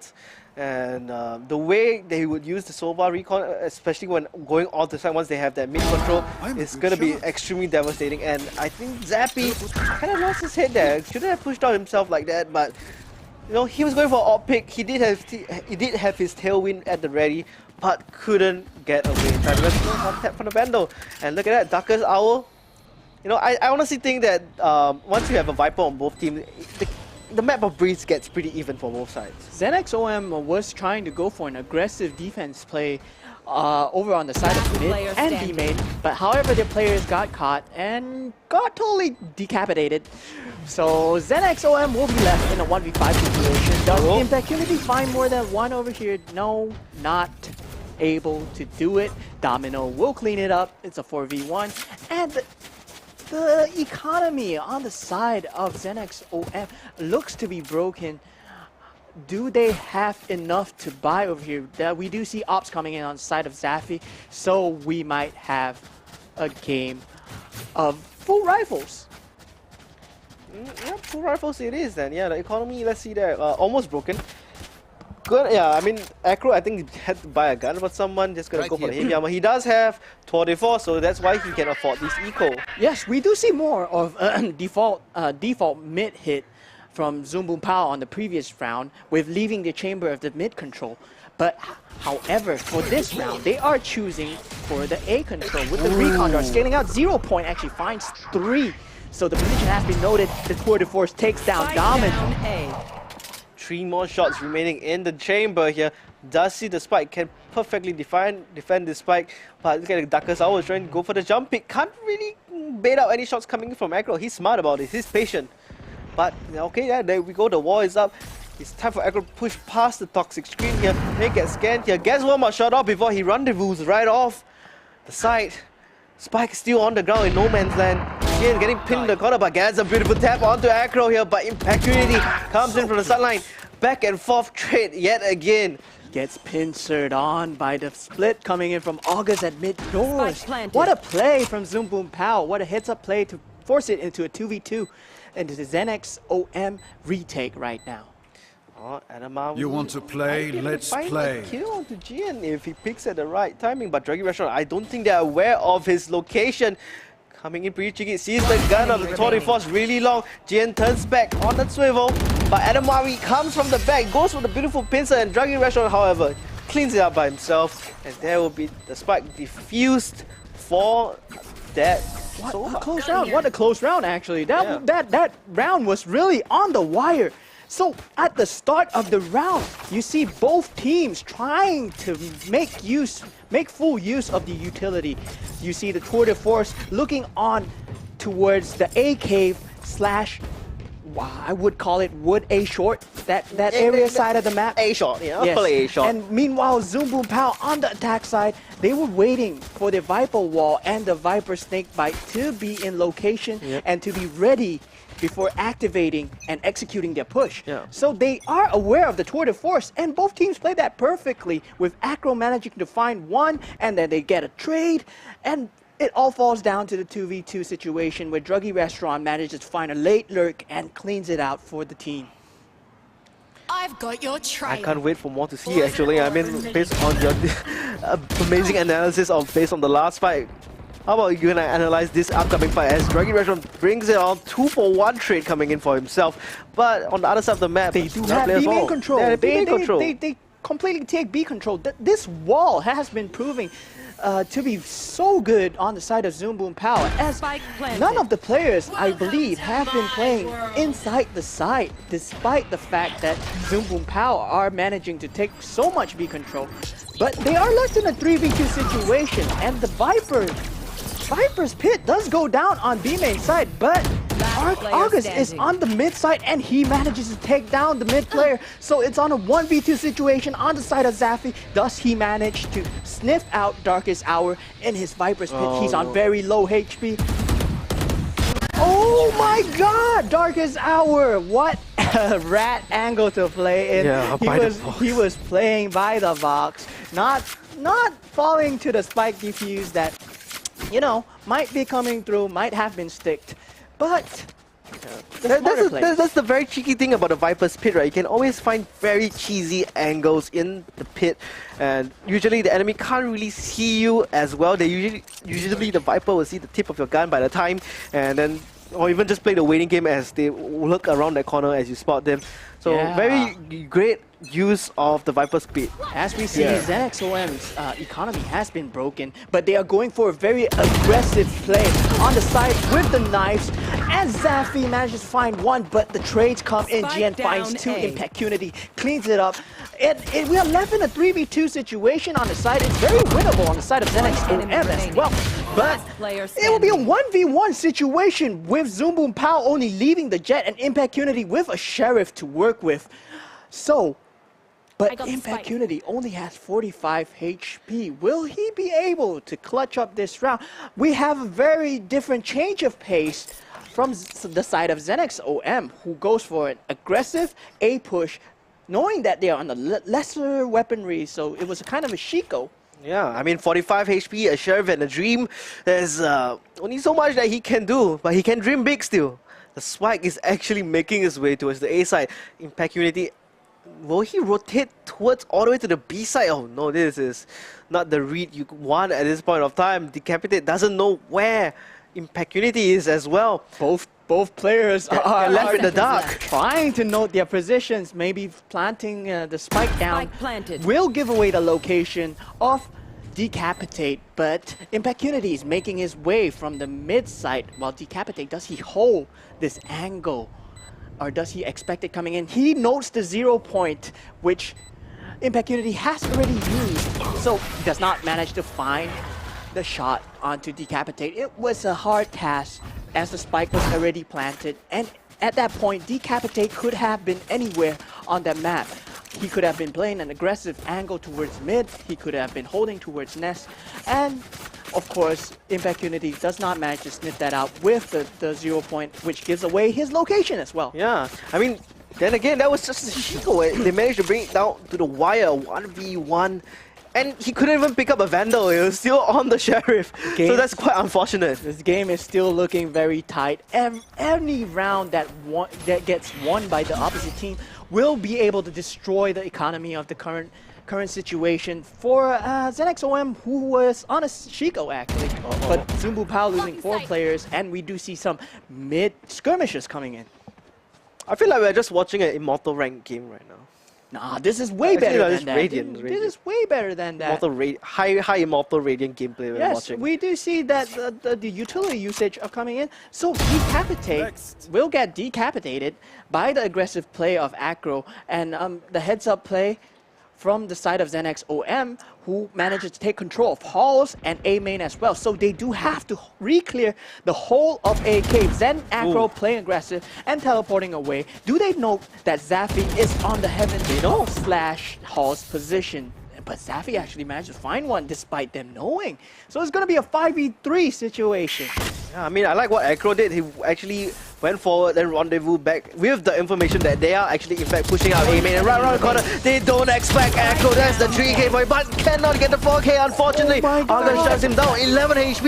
Can't really do too much there. Impact Unity cleans up the last guy. That looked like they were gonna clean out aggro, but they couldn't. They couldn't. He was playing that angle and he managed to line them up. He managed to find two, and the 5v3 situation, of course, not being able to find their entries. Yeah, they couldn't find the information that Akru was right around the corner. If they knew, they could have stood a better chance. But then again, it was all lined up for Akru. And that we will be leaving in, we will be left with a 5-6 scoreline with the last round of the half. Could they tie this up to make it a 6-6 scoreline as these teams look to be vying with each other as GN finds the first blood on Zen Aggro on the mid side of the map? Perhaps somewhere, somehow. You know, I can see that they're just going for a standard default coming from Zoom Boom Pow. It's just a matter of whether Zen XOM wants to play a little bit more aggressive. But they are getting a lot of information that the mid is not pushing at all. Yes, these teams are still unaware of their team, the other team's positions. They might be anywhere at this moment, so they are really testing the default. The timing here. Pushing. Is he gonna push for a little bit more? Yes. If he finds the timing here, it might be huge. Yes, if Zephy actually manages to push forward. But there's another push coming in from August on the side of Elbows. The lurkers of lurks, you know, gotta look v look. Yes, but do know that Zenex OM is in look at Zephy! He's in prime position. They are looking at his direction, but you only get 1-for-1. Okay, that's more than enough for that look. Decapitate. With the Hall play. With the Hall play. So August cleans it up, finds two, and we have the half ending at 7-5. Zoom Boom Pow leading by an inch. Yeah, 2 points. 2 points. It's not too shabby. It's a very close game. Both teams are performing very stellar as we come in to the next half where they will be changing sides. As we note, the recon darts are actually so on point into faking plays, into forcing people to look away from the crosshairs, and forcing people away from their locations. I have not seen much of the Trailblazer, but I believe that Zoom Boom Pow currently will be using it on a defense side to clear out maybe aggressive defense space. Yeah, most likely to clear out those pesky corners, those cheeky angles that you don't want to deal with as you walk onto the side.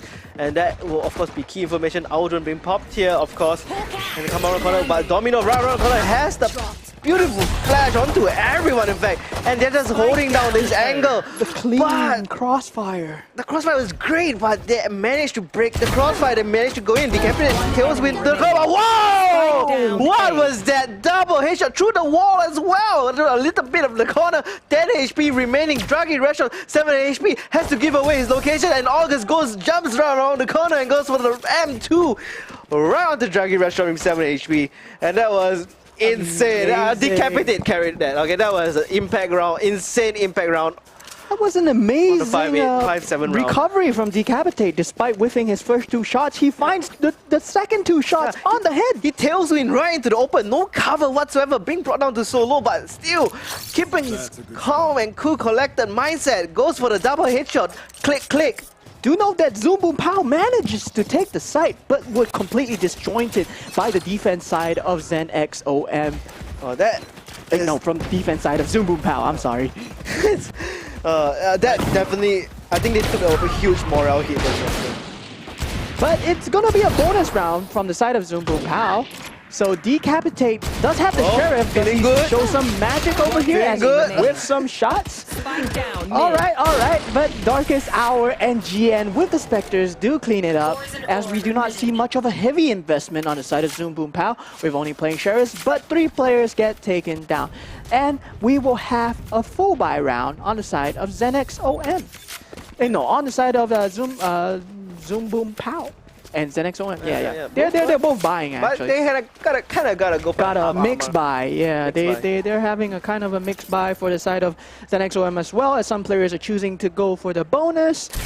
But Wow, the mid skirmishes that are coming in, and the A main side, both sides are reading each other perfectly. They are both present to defend, and they're both present to attack at the same time. It's falling down to the aim duels, falling down to the clutches, and the individual plays from the players. Like this, you can see Sova getting a bit closer to the Hunter's Ray, and Domino playing the same position. Could be a bit predictable here. He's just waiting for the sound to kick in and throw out that guiding light. Just a moment now, the pop right in, but the captain actually finds the first pick here. And they're gonna try perhaps and push this, press the button on this matter. Domino actually gets a pick here with the ghost. That's a huge impact there. And heavy damage onto Shirley Restaurant as well. And gets... but they get cleaned out. They get cleaned out. Remember the inch you mentioned? It's a meter now. Yes, Zoom Boom Pow looking to solidify their lead at 10-5, 5-round lead. And do note that ZenXOM have their economy destroyed, so they will have to go for their Shiko as we go into a timeout from both teams. ZenXOM taking a little mental break on what to do as they change into the other side of the round. What I do like coming out of Zoom Boom Pow is that their utility usage is... It's quite spot on. Yeah, it's quite spot on. It's not wasted. Yes, it's not being used to just find out information. They contact the players first, then they use their utility. Yeah, they don't throw in blindly. That's the key thing here. Yes, they note the utility. They note the utility of the other team first, then they counter it with the other utility. But of course, on the attack side, you have to use the utility first to clear out the spots. So it comes down to the mind games. It comes down to what the players are thinking at the moment, what kind of positions do you have, and what kind of positions you expect the opponent to attack. Yeah, I'm just feeling that ZenXOM's, their morale is a bit shattered after that 2K with the Sheriff. Like, I'm still, that is imprinted in my brain at this moment. It was a very clean 2-shot. And after that, it's 3 rounds in a row. Yes, 3 rounds in a row, the mental reset coming in from ZenXOM, and we will have the eco round. So, what do we see of this eco round? Do they play ZenX Aggro? Actually finds one at the mid-tunnel side. Oh, that's one gun down on the side of Zoom Boom Pow. As they look to regroup. Yeah, they're regrouping towards the B side. But do Zoom Boom Pow read this? Oh, they know where Edamame is. Edamame playing bait at this moment. The Viper wall being set up at A and taking down the trademark of the side of ZenXOM, which clears out B, leaving only one player. If they find Jin right here, they will be able to take the site for free. But they are already planting, and they have total site control, despite not having the side of defender spawn. Yeah, Junkie Restaurant unfortunately trapped right in the corner. The heal is coming in from Domino as well, bringing back everyone back up to full HP. August might be to find an angle on the accuracy, and he will find that headshot. But Aggro with the picked up Vandal actually gets the 4K here. Could have been huge, bringing it down to the even wire here, 1v1. But Zappy, 38 HP. Can he bring this through? Bringing out the Sheriff. Coming up the close. Zappy bringing the thrifty round into the favor of ZenXOM. This could be what they wanted from that tactical pause. Yes, wow, what a complete mental reset that ZenXOM had. They were, they played safe, they found the early pick, and they didn't capitalize on it straight away. They regrouped, they forced the players to think that, oh, Edamame is taking out the trademark using an A wall. It will be an A hit. It might be an A hit. So Zoom Boom Pow has to put players onto A, despite them not seeing anyone, because ZenXOM cut noise and re-hit into B, finally clutched out by Zaffy. What a play from a Sheriff. Right, I mean, did he have a rifle at the point of time? No, he cleared it out with a Sheriff onto the head. Sheriff on head, on Sheriff on head. Sheriff on head, it's the jet as well. It's the jet. Trying to pull off a decapulate, and as well we do hear the Torty Force, coming from ZenXOM. Yes, we have a full buy round, of course, from both sides. So this round will be very even as both teams are testing and decapitate. Finds the force, and the mid play gets shut down from GN and decapitate. Revealing area. Got a bit distracted there and towards the end. It's quite unfortunate. And I love the recon that along with the owl drone so that you know that no one's going to push you while you do this owl drone. He spots out at least one single player down the mid, the lower mid. I like how Zoom Boom Pow have relinquished control of mid, knowing that they are at a numbers advantage. So they do have still have some 30 utility seconds to left. use, despite the fact that they only have 2 players on the side of B main. There's a trademark watching the B main, while the Sova is watching B main with his body as well. Tunnels has been given, but they are fully playing for the retake, as NX OM players Last are player rotating over standing. as August Spike finds down, 2. B. Oh, I would say fine 3, but no, they kept it out of nowhere. Brings it heavy with the hammer of operators. Show who's boss. Boom, boom, pow. Putting on a stellar defense show with the mid control, with the reads. They actually read them. Like, they knew they were coming from mid. So they just played a default side and they identified that Zoom Boom Pow have not been doing those very fast B takes and very fast A takes that they used to do on the attack side. So with that kind of slower play, they managed to take control of mid more often. Get out of my way. And I think, yeah, like you mentioned, I think we both talked about it. Mid control is pretty crucial in this map of Breeze. It really allows you to pivot to either point C5, similar to Split, and an instant burst onto the side. 2 autos being used on the side of ZenXOM. But over the null command is going to be finally be raised up. They're going through left and right. Yeah, they're just going back and forth yet again. But however, Zoom Boom Pow being the one at his one-man disadvantage, but ZenXOM 2-man super low. GN managed to pick a kill here onto Acro. GN coming from the flank as well, finds Adamawi. One And that's the enemy remaining. 2v3, make that 1v3. Impunity trapped in the corner. Spike can't be defended whatsoever. And they didn't even use a single ultimate for this retake. Pretty clean. I like the pace change coming in from ZenXOM as they went for a full A take. Given that Zoom Boom Pow played for a slower mid round, the previous round, ZenXOM trying to change up the pace of the rounds. However, they could not find the entries. The counter utility came in from the Viper wall and their own Viper wall that was blocking the vision. I believe that they should have just took half of the site. They went too greedy for the other half of the site, and ZenXOM could not finish on Zoom Boom Pow, who already had players on the other side of the stack ready to fight them. Yeah, and that really enables Zoom Boom Pow to have that beautiful retake that just happened. And it looks like it was going to be a mid to a push perhaps, or are they going to fake this out? They're just going to send the Jet in instead to try and find some kind of entry, but Domino cleans up that entry. No issue whatsoever. We are, of course, on match point in this best of 3 series. This is the first map.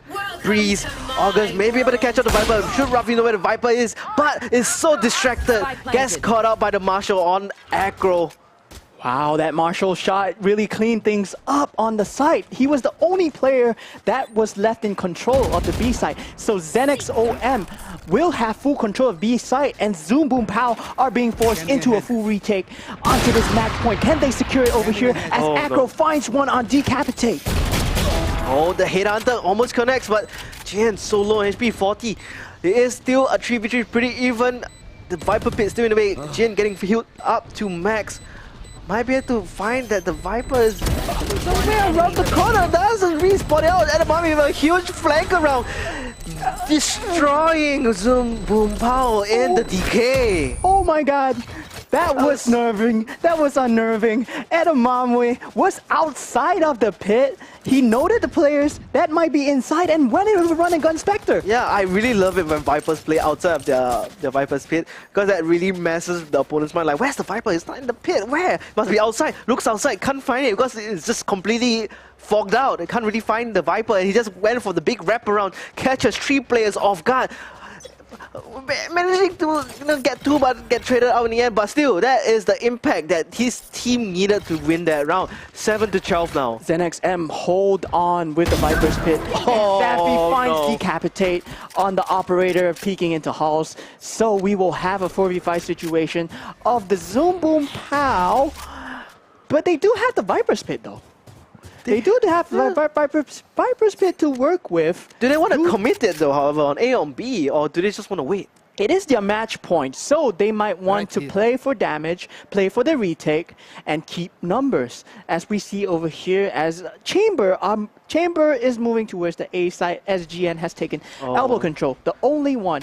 And he finds Edamame, putting them in a 4v4 situation. So this might mean that the defense side is coming in for Zumbu Pao, who have noted that the players of ZenX OM are taking B main control. So ZenX OM finds 2. So it's a 4v2 situation with only the Viper left at Archers. He has left with all to do. And 1v4, not going to be able to find it. Will ZenX M hold on, or Zumbu Pao find a miracle and 1v3 this situation for Docker's Hour? Oh, that was a cheeky angle coming from Zephy. 14 HP left. He was able to take down at least one, but can only do so much. ZenX OM, after that tactical pause, really bringing things up again. They're changing their pace, they're regrouping, they're forming a death ball of sorts to attack the site and using their utility very well on the attack side. As noted from the defense side, they used their utility very well. They just needed to combo them together and use bodies with their utility as they are taking the site together. So, I mean, in this round, this is going to be a very crucial round for ZenX OM. If they win this round, they break the economy of Zumbu Pao, and that's what they need. They do bring out the Tour de Force as well. It's going to be all in from ZenX OM, and they're going to have to take this round by round. As we do see, they go for the same mid play that they have been doing and got shut down by Zumbu Pao in the past. But it seems different as Zumbu Pao are playing defensive angles. Acro. Oh my god. I mean, it is a pretty common wallbang spot, but that flick to that wallbang was impressive. It was Check his computer right now. Check his computer, right? Could be running words on EXE. Yes, but Zumbu Pao left with a 4v5 situation. Do ZenX OM clean up this round? They're in a 4v3 lead with Zumbu Pao's Chamber being very low. August is on 5 HP, but so is Decapitate. No, so is Zaffy, who dashes into his death. And it's a 1v3 situation. This is match point. It's going to be a 1v1 situation with He doesn't even want a headshot. He gets it. And that's the game. That's the game. 1-0 from the side of Zumbu Pao. They will be able to take Breeze. Very clean rounds, very good use of utility from both sides. Yeah, really useful tactical pause coming in from the side of ZenX OM. Because of that, they were able to at least clinch three more rounds, was it? Yeah, 3 more rounds to 8 to 13. Yeah. Yeah, I noticed that despite both teams having an advantage, they have started to field each other out a bit more in the middle of the rounds. So we do have a lot of more mid-round plays, mid-round pivots, regroups, and the utility usage was really, they held it to the point. Yeah, they held it to the point where ZenX OM, for the next few half of the round, they were trying to use their utility to take the site and not just blindly using utility. So that was a very good change coming in from the side of ZenX OM. But Zumbu Pao, I have to note that Decapitate, the Sheriff play. Yeah, the Sheriff play is that one particular Sheriff play that really changed everything. Like, they were on even, they were on like what, 4-4, 5-5, but from that one single Sheriff play, it snowballed all the way. Yeah, the momentum that Decapitate brought to the side of Zumbu Pao was huge. And GN coming in with his late lurks, his Sova, after using his utility, after using his recon dart, after using his drone. The players think that he's on site, but no, he comes with the very late lurk, always manages to find at least one on the side of ZenX OM, which shows him off guard. I think it was one of the few rounds that right before the tactical boss, GN manages to find 2 players on the side of AK with the very late lurk, despite Zumbu Pao having a lower player status. That was only like maybe a 5v3 situation. Yeah, if I recall, that was they were pushing on to the B side as well. Pushing on A side, AK. Okay. Oh yeah, AK, right now. Oh yeah, sorry. I tend to mix up A and B sometimes for Breeze. It's pretty similar. It's very open with a form of funneling. Yeah, A is the one with the cave. B is the one with. B is the one with the arches, half wall, the tunnels. Yeah, and the mid, and the B window. The B window. The B window not being played a lot on this map. We see the mid plays more often. Teams are favoring the mid plays a lot. Actually, they are scaling towards the mid, and a good response on the side of Zenex. Oh no, on the side of Zoom Boom Pow, who managed to shut down the mid play, the mid scaling coming from Zenex OM, who wants to take control of mid. Yeah. I realize in maps like Ascent, Split, and Breeze, like you really need that mid control because that really opens up so much options for you to just take whatever side you want and go for the split push. I think but as a defense side team, you have to think about maybe if they rush the funnel, you might not have enough people to guard it. Yes, so it's all comes down to the timings of the teams and what they have read from their opponents, and like maybe you look at the utility usage. Oh, Sova uses A main, but they have the potential to pivot at any time given that Breeze is such a big map. So players have to be on guard and they have to be on alert at all times. It's very easy to cut sounds in Breeze as well because of the map size. Yes, the mid space is so huge. It's so huge, there's so much real estate going on in mid. So the mid door side, you cannot even hear what's going on at B main despite you having control of mid.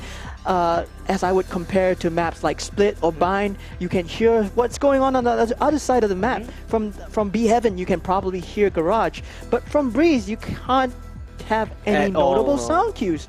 So for the defense side, of Zoom Boom Pow, I was very impressed with their reads and how they chose to play the round. Every round that they played was different.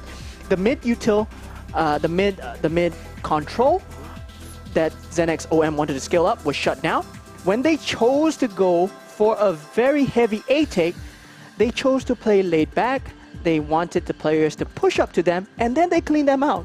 Very nice play from Zoom Boom Pow. Yeah, and in general, Valorant is, of course, a game of adaptations. If you don't adapt to your opponents on the fly, you're going to miss out their patterns. You don't see their patterns, you're going to start losing out more, and then the rounds difference is going to grow and grow bigger. And at that point of time, you've lost your momentum, it snowballs out of control, and you basically lose the match. Yes, so for the second map, we'll be seeing them at Bind. Yes, for Bind, we will have some teleporter action. Finally today, we will have Bind. Bind is one of my few favorite maps as well. I have to agree, yeah. Given Split, because of the teleporter action, the volatility of the map. It's so volatile. You can teleport to B anytime. You can teleport to A anytime. The defenders can take the teleporter. Yeah. The attackers can take the teleporter. So what agent selection do you expect out of these teams, having seen the first map? Okay, on the map of Bind, I expect quite a few rounds that they will do either A pop or B pop from both sides. So I'm expecting them to bring out that race. Yes, they will bring out a race. They'll most likely bring out the Fade, perhaps, especially for the back of side issues. The Breach, a very useful new hall. Yeah. All right. So before we head on to Bind, looks like we'll be having a timeout. Yeah, a short technical pause is going to be going on. So we'll see you guys for the second map on Bind, right? On Bind, yeah. Zoom Boom Pow versus NX OM. So do stay tuned. We'll be having a little short break.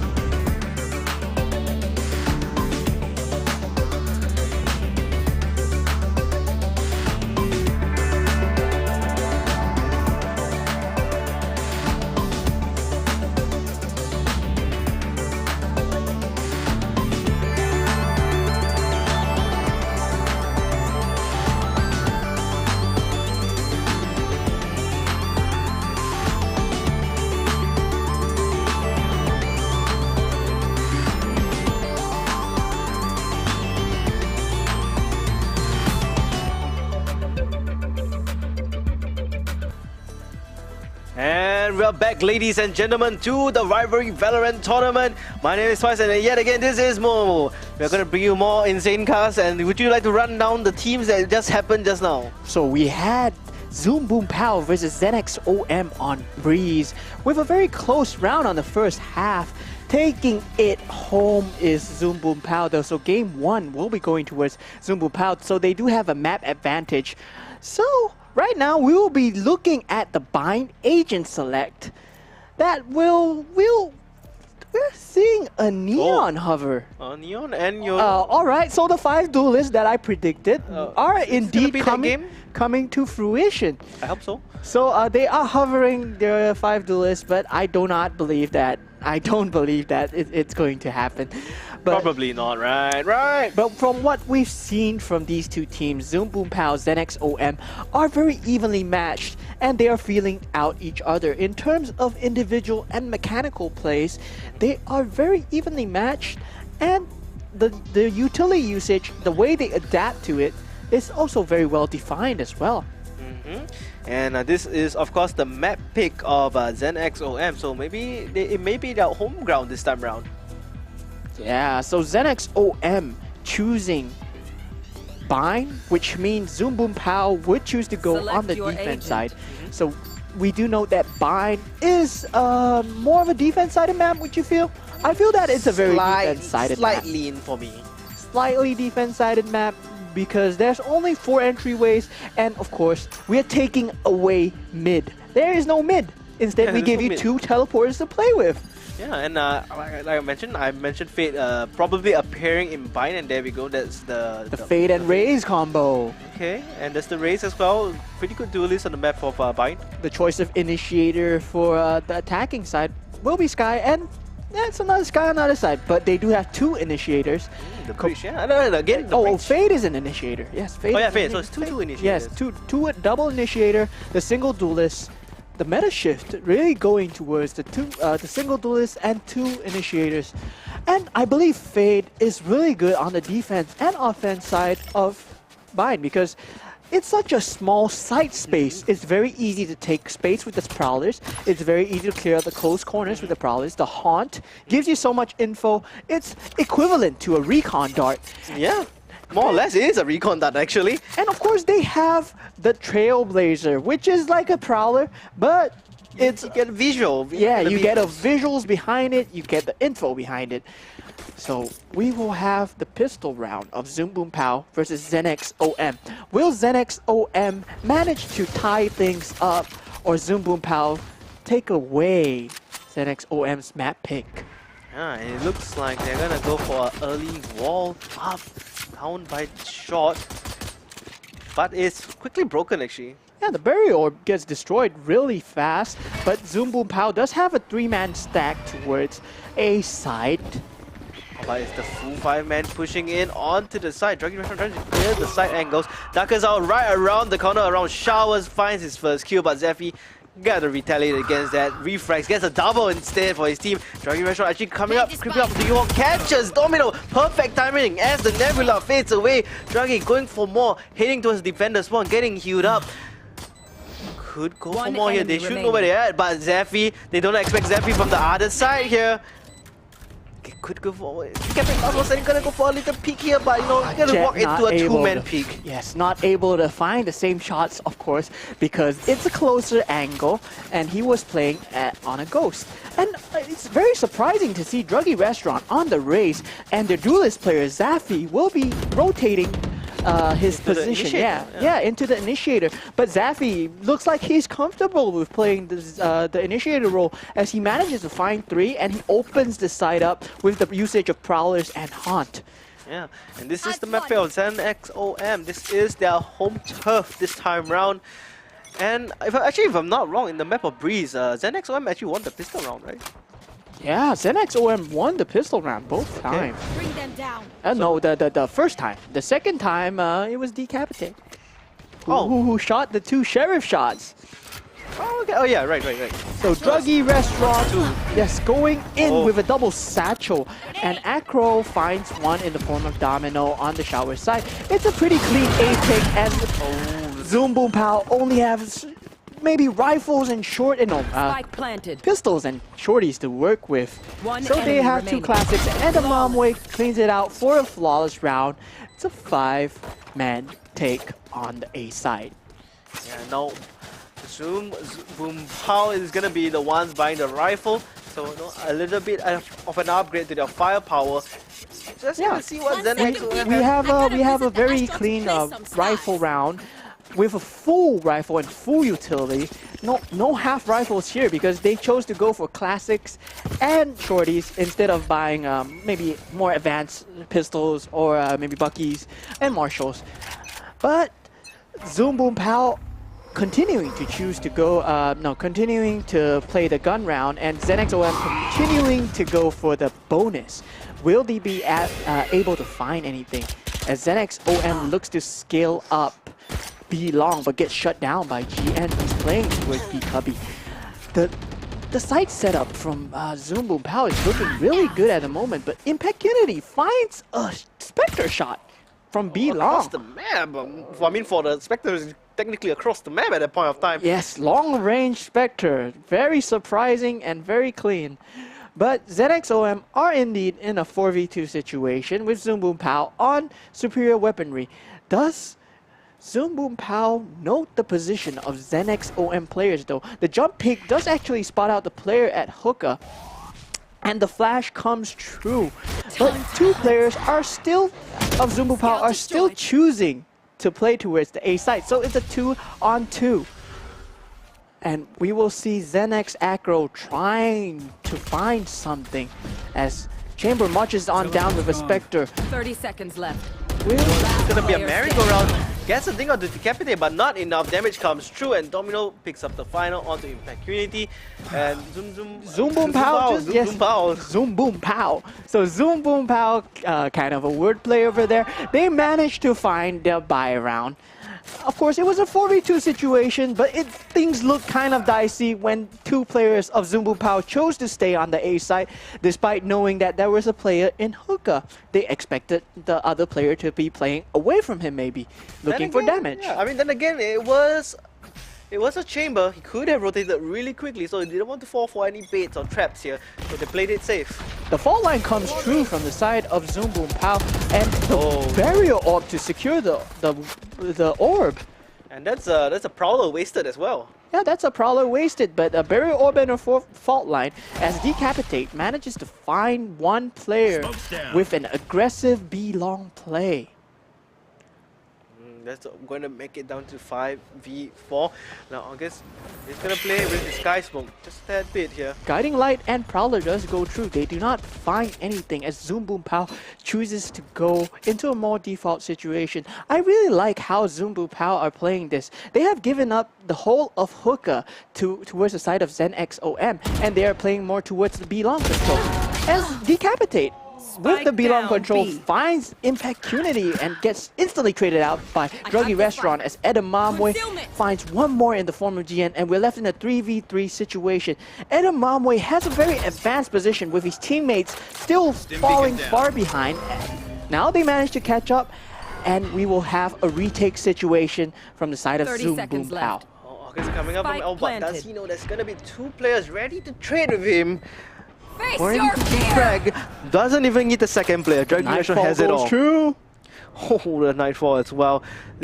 Does it really fully connect on all the players? Yeah, I think I believe it does. And look at the gravity well placed. Sucks him right into the middle. No escape whatsoever. And it's going to be another round for ZenXOM. As expected of ZenXOM's map pick, the Nightfall and Gravity Well comboed on top of each other, perfectly layered so that the players cannot push through CT.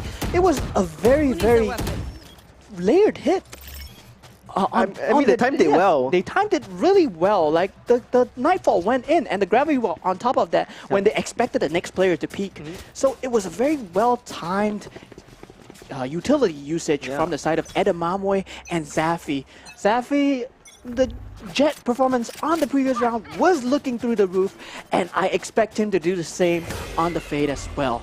Yeah, I mean, I really love once you're definitely kind of read out the gravity pulse. I mean, the gravity well coming through, and that combos very well. It combos very well with you not knowing where the star is, and the haunt. it's a clean round, of course, because Zoom Boom Pow are on lesson weaponry. They only have pistols, and the judges and Buckies were on the side of A. They weren't on B.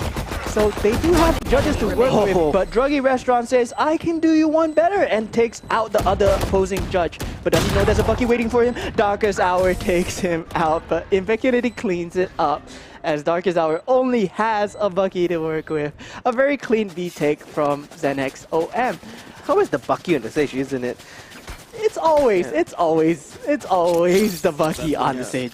And I really like what Druggy Restaurant is doing with the race and what I expect him to do, which is just blast pack right the side, clear the back of side, get as much information for a team, and maybe most probably try to get one entry kill with that. And we do have a buy round coming in from both sides with Decapitate.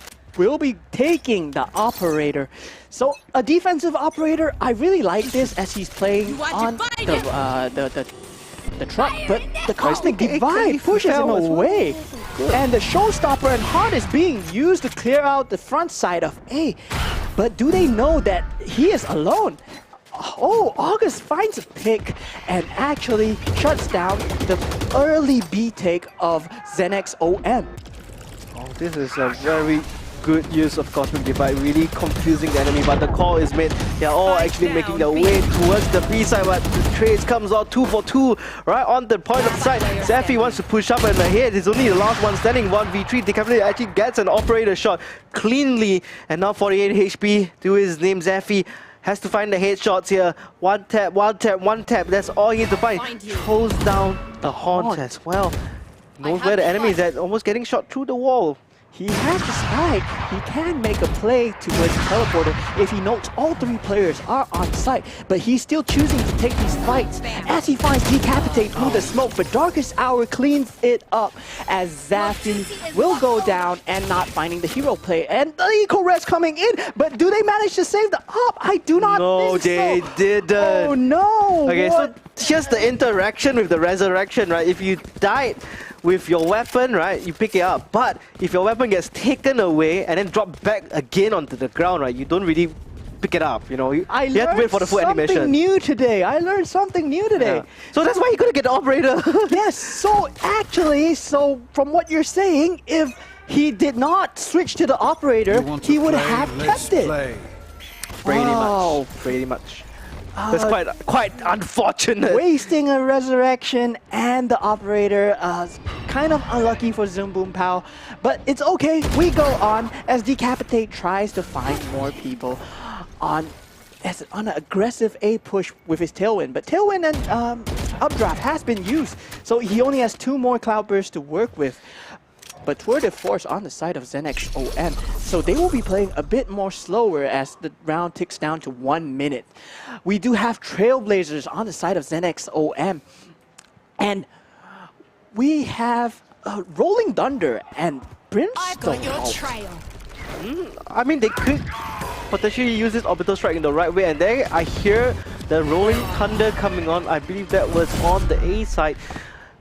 But I don't think connected. They assumed that it was an A side attack, but turns out, hey, surprise, surprise, everyone's all on B. But GN on side is trying his best. He does find the first kill, finds the second, but gets traded out by August. Is there for the refrag, however. Spike. Oh, what the fault line. The spike is lost on B, with GN managing to find the 2 players that were trying to make the fake play. The full play. Impeccunity actually catches out August in that. There's only 12 seconds left on the timer here. Guiding Light flashes left. No one. They know where Impeccunity is. Switches to the knife. Cuts right out in the open as well.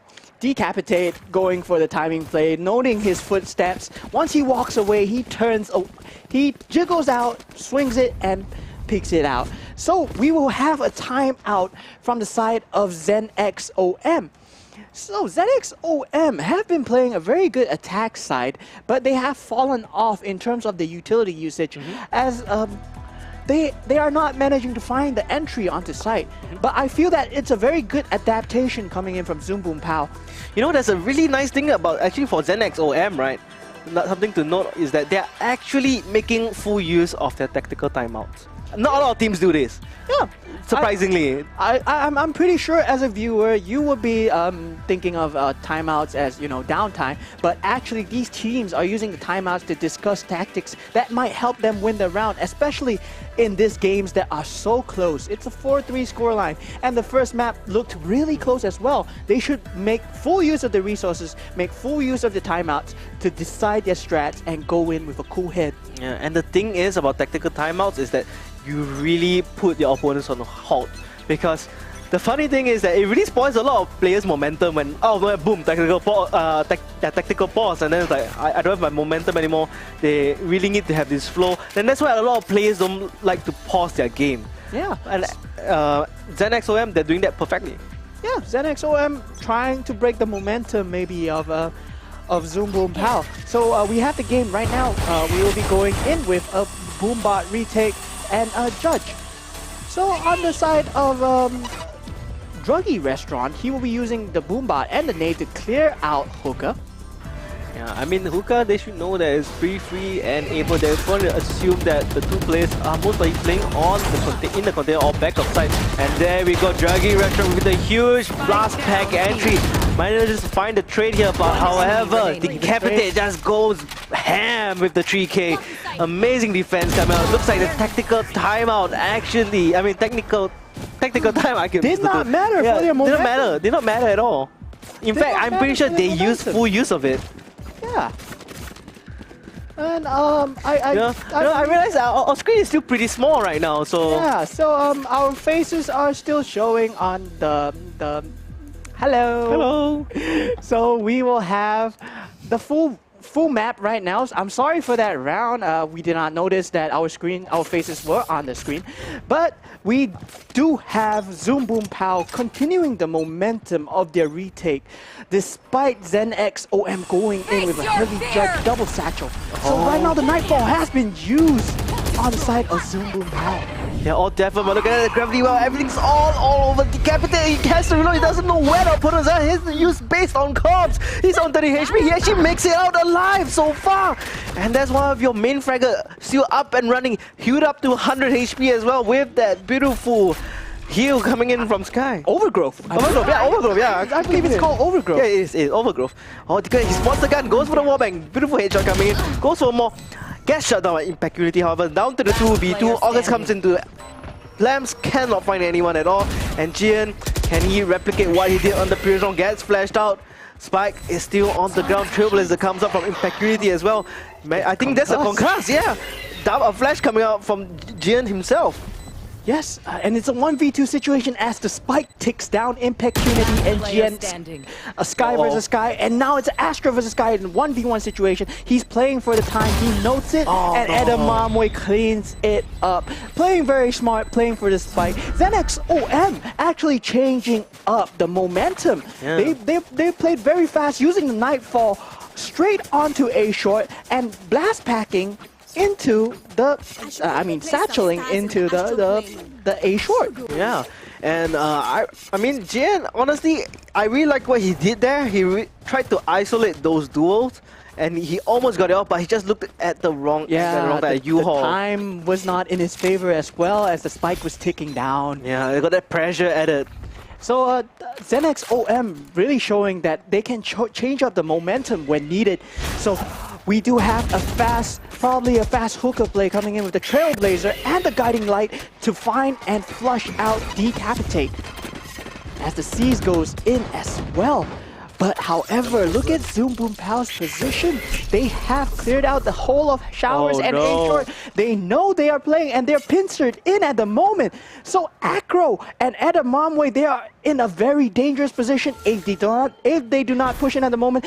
Barrier Orb used to offset the trademark. Decapitate. Oh, perfect! Trailblazer! Oh my goodness, that was an example of a perfect team play there. Oh, the moment I saw that Trailblazer come out, I'm like, it's gonna concuss one, right? But no, it concusses 3! Then Decapitate follows up with the 3K in the end.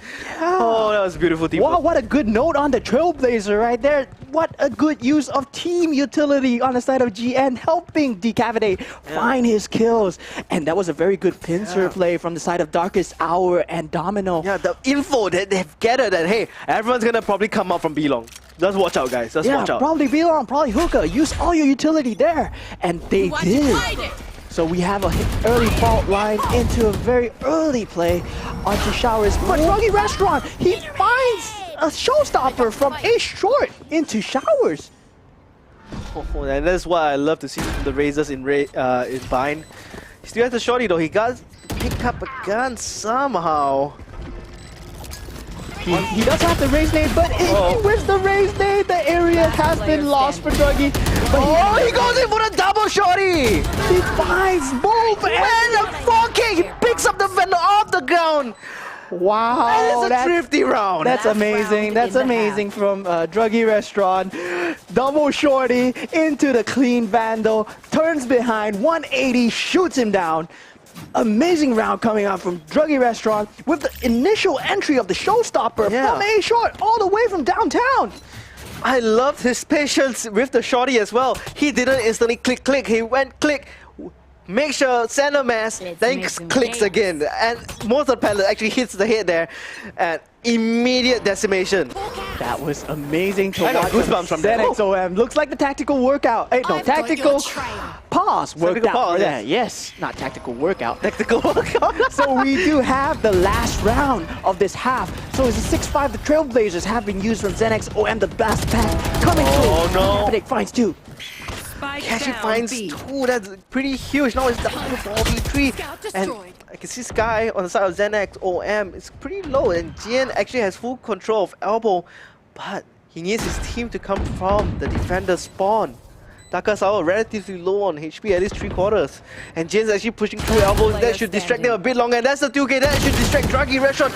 No, it doesn't even distract him. Full mental fortitude, but Darkest Hour finds his shots, lands it, gets the res off, and there we go. 6-6. We got a tie. 6-6 scoreline for Zoom Boom Pow versus ZX OM. I don't know what this means, but I do favor ZX OM on the defense side, as they have the Fade and the Raze and the Astra to work with. And of course, you can't count out the trademark and the teleports that Chamber brings in. But on the side of Zoom Boom Pow, they have the heavier flash. They have 2 guiding lights and 2 more flashes from Breach to work with as well. And the Aftershock, the fault line that comes through. We will see a lot of combo utility from Zoom Boom Pow. And will they be able to find these players on ZX OM? We will find out in 12 more seconds as we go for the pistol round. Yeah, I mean, ZX OM, their time is up on the attacking side. You know, you have to make full use of those blast packs as Raze entering onto from hookah onto side. And right now, it's gonna see how he plays aggressively as Raze on the defending side. And there goes the Horde. Might be able to catch out. Does know there's at least 1 player on the other side. Yeah, and an aggressive play coming in from Zoom Boom Pow, and they fall off. They retreat away. Oh, they're actually making the full rotation. Oh yes, Zoom Boom Pow might be rotating towards A Short. Oh, Anamawi kind of blinded, but all that smoke in the ground. Pretty good smoke coming from August, coming from Shower. Now there's the ice wall coming up. Tries to knife away. He doesn't really know that there's someone coming in from the back. Jin actually gets walked back out to Anamawi. That's not good. Oh, August has his August couldn't really find Acro. Yeah, it could not note that Acro was over there. He was worried about the 8-headed fault line flash, 4-man flash, 1-man fault line. Jian comes in, comes from the pick, Decapitate as well from the flank from U-Haul. Just an immediate wraparound. What an amazing hold from the side of Zoom Boom Pow, using the fault line and their flash to perfection. As soon as ZX OM are going in for the entry, they have lined up the fault line, they have lined up the guiding light, they fault line, they pop the flash, and then they go for the peak. They're not playing in some rat positions or whatever. They are ready to fight ZX OM head on, and every single player manages to pick the ZX OM waterfall that was coming in. 4 men coming through on the barrier orb. Yeah, the barrier orb, yeah. I mean, they all went in at the same time, but it's just too much utility being used Yeah, against them. Zumbu Pal using their utility very well on their attack side, and they will be on an offense bonus round as Decapitate Tailwinds in with a Cloud Burst on a Ghost, and Darkest Hour finds one. Yeah, I mean, this is your race replacement here, right? Yes, it's a raise replacement. So, Acro gets a clean shot onto Decapitate, but I believe that Zumbu Pal do have this round on lock as they have control of sight, they have barrier orbed the whole of elbow, and they have smoked out CT as well. Do they manage to enter the site though? That was so close. The fault line was perfect, giving enough time for Jin to survive. But Domino actually, I mean, he gets flanked from the side there by the Jet, but was that enough? That's not enough because the superior weaponry coming from Zumbu Pal will clean up this second round. I like how Zumbu Pal played that defense situation when they post-planted the spike, because after the spike is planted, despite them having the superior weaponry, they did not go hungry for more kills. They kept GN onto Tube, and they kept the rest of the players towards the hookah and the B-long site, playing for the spike, playing it very safe, playing for the rounds, and I do like to see good fundamentals from the side of Zumbu Pal. Yeah, patience is key here, and Zumbu Pal seems to be very promising on the attack side so far. Yes, we do have the full buy round from ZenX OM. Do note that if they lose this round, they lose the entire series, so they will be going home in this best of 3 elimination. We have a heavy stack of A short players from Zumbu Pal. The Trailblazer is used and their position might be noted, but they are still leaning towards the side. However, we have a very heavy stack as well from the side of ZenX OM with 3 players and a trademark watching the side of A short. That's right, they're trying to push up slowly, finds the trademark as well, they know where it Gets is. taken down, Team Flash onto Zen Acro. and another guiding light coming through, but there's a lot of utility spam coming here. Fault line does catch out Acro, and that's why Bridge is so useful in this. Really catches out. Either you use the fault line from U-Haul or you fault line U-Haul. This is one or the other, and it really clears out the A side, the left side of the A side. I like how ZenX OM do not send over any players, as no players have entered the site. They do note that it could be a teleport play because this is Bind after 30 all. seconds left. And there might be players in hookah despite the fact that they do have a lot of speed control. Acro finds the Jet tailwinding in, and it's all falling down for Zumbu Pal as they are only left with 15 seconds. But however, this is a bonus round, and ZenX OM will keep all their superior rifles going towards an 8-7 scoreline as we head towards the buy round of Zumbu Pal. Yeah, and there is of course the Tour de Force online. If he decides to go for a sniper, but you know, you don't want to just throw a random rifle onto the ground at this point of time. So, I mean, then again, you want the team to just make full use of your weapons. Yes, and I do like the way ZenX OM is holding their utility for their contact. So the moment they feel the contact coming in, they will expand their utility without hesitation. And look at this Seize and Nade coming in, expecting a very fast A short push. But however, Zumbu Pal read that perfectly. They play behind first before. As I was, as I was praising ZenX OM for keeping their utility, they're using it quite a lot right now. They're using it instantly. So Zumbu Pal is going in with the fault line, the dash, and the cloud burst. They're walled off at the moment. Druggy Restaurant, will he be able to find and disjoint this attack coming in? Although Spike will get Plunder Sage, taking some heavy damage. Armor all gone, gonna get healed up by the overgrowth, but Decapitate. We have the Spectre going insanely ham. He does have the U-Haul control, might be able to find Druggy Restaurant at the point of time. He does have the Vandal, so Vandal for the Spectre, but Jian is there for the refrag. Darkest Hour might be able to go for more here. Gets his hit, blown right off by Zafy. Down to the 3v2, 2 on the defender side. They are slowly creeping up onto the spike. They should know that most of the players are at shot, and that's a beautiful shot coming from Impact Unity. But look at the teamwork in fault line into the follow-up headshot from Jian.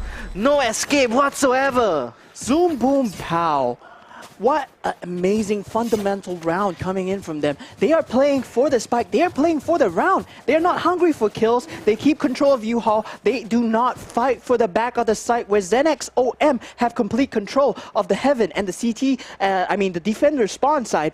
But they go for the U-Haul control, the A-short control. Yeah. So they keep control of the areas that they already have, and they play for the spike that already has been planted. That's right.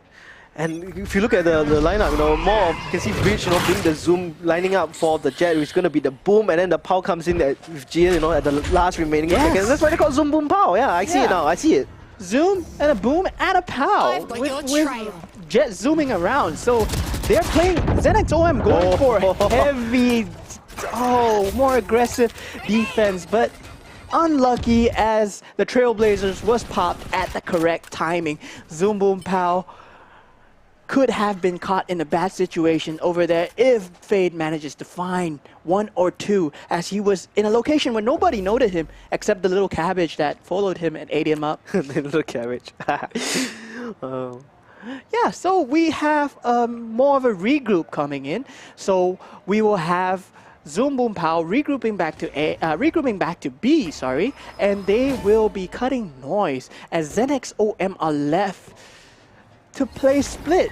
They are left to play 2v2, 2-on-2 on each side. Concuss in the flash. That's so unfortunate for Druggy Restaurant. Right into the face of 4 men. The usage of utility for Zoom Boom Pow is very intentional. They have been waiting for their fault lines and guiding lights to recharge back up before they attack the site. Maybe that's why they were cutting noise. And now, the whole of CT has been mollied, so they have to wait a good 20 seconds before they can re-enter the site. I'm sorry, not 20 seconds, 10 seconds. That's a really long molly. And as you see that, look at August. It's going double headshot with the Vandal. Echo does have the one shot, one kill, wonder weapon right here. Decapitator doesn't respawn him out. And Echo is able to capitalize on that. Flicks the shot, can't reconnect. But he's kind of trapped in his own slow, so not the place you want to be in. And Zoom Boom Pow looking at a 3-round lead over ZenX OM, who have been broken into utility and who have been broken into broken economy, and they are being forced to go for a Chico round, an eco round. With a Vandal? A hero Vandal, maybe? A hero Vandal? Yes, maybe a hero Vandal coming in from the side of ZenX OM, but it looks looking kind of dire for the side of ZenX OM as Zoom Boom Pow look to cement the lead towards an 11-7. Not a 7-11. The sprays through the Nebula smoke. That's not what you want to see. And they're just going to go all ham. Then we go with the Battle Sage coming right in. And August breaks right in with the hammer.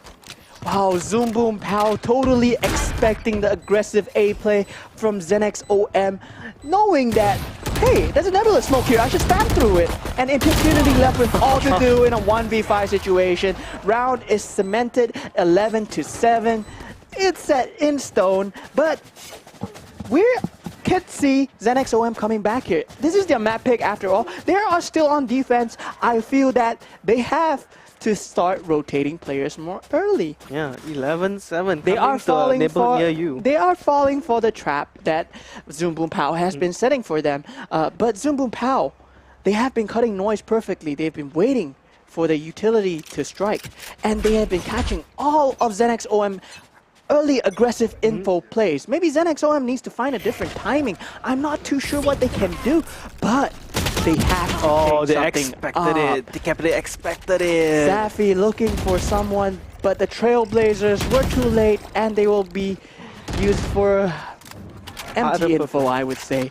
The info has been given, but still, they might be anywhere. They might have repositioned. You're not too sure where they are. So Zaffy gets taken down without using any utility. Yeah. I would like to point that out. Zoom Boom Pow, they are addressing this early aggressive picks. Yes, as Druggy Restaurant goes for an aggressive peek again, but does not manage to find Zoom Boom Pow members. No, they can't afford to lose this round. If they lose this round, they lose the whole game because the economy is going to get broken. Yeah, the economy is going to get broken. And that's the rest. That's the Orbital Strike as well. They see with the Blaze Storm. if they can commit all the ultimates, or perhaps just commit enough into one of the sides and break them through, and that they do, and they find Impeccability. Yes. Unity. Zoom Boom Pow 30 going for seconds the left. jugular right there as they made the planted. decisive situation of using the orbital strike and the blade storm. No, actually, the orbital strike alone on Hooker to take control and then clearing out the Astra. Oh no, I don't think he anticipated the ice swapping there. Yes, Acro left with altitude in a 1v5 situation. Though we're not counting out a miracle. Acro has been in this situation before. He has found more than That's one. That's one. That's not two. That's not two. And now that's match point. 1 plus 0 is 1. So Still one. it's still 1, but that was a great try coming in from the side of ZenX OM. Okay, ZenX and OM, what do they have right now? They have the Nightfall. They have the Astral Divide, the Cosmic Divide. So you technically have two skills here to cut out sound. Yes, right? but So will they go for the same aggressive defense plays, the early aggressive defense plays that ZenX OM has not been successful so far? Zumbo Pow has been shutting them down. they have to force buy up as well. I don't think they have full armor. They don't really have full utility. They have to go for the rifles here. They have to find those picks here. So for the side, they are choosing to take a heavy shower control with Fade and Impecunity playing together. the Prowler doesn't spot. Oh, but he spots the gun first, so Impeccability almost dying. Almost died. Barrel pokes out, Decapitate finding a sad timing as Impecunity finds it, and they teleport onto It's a the TP side. play, but they're going right to Druggy Druggy Restaurant. The Restaurant. judge in the hookah finds one. Maybe the fight to find the collateral, finds the triple here, and there we go, a flawless round coming from ZenX OM. This is the round they need. They won on the round they needed the most, and now they should be able to snowball from this. Yes, they're showing signs of life over here as Druggy Restaurant was holding with a judge onto Hookah, and they expected the teleport play as Zaffy followed them into the teleport. He wanted to hunt for more. That was an amazing play on the side of ZenX OM, who got really lucky, I feel. That's honestly very lucky. Miss Prowler on the shower side. The gun barrel finding an unfortunate timing, and Impecunity finding the kill onto Decapitate. Man, that's just so unfortunate, man.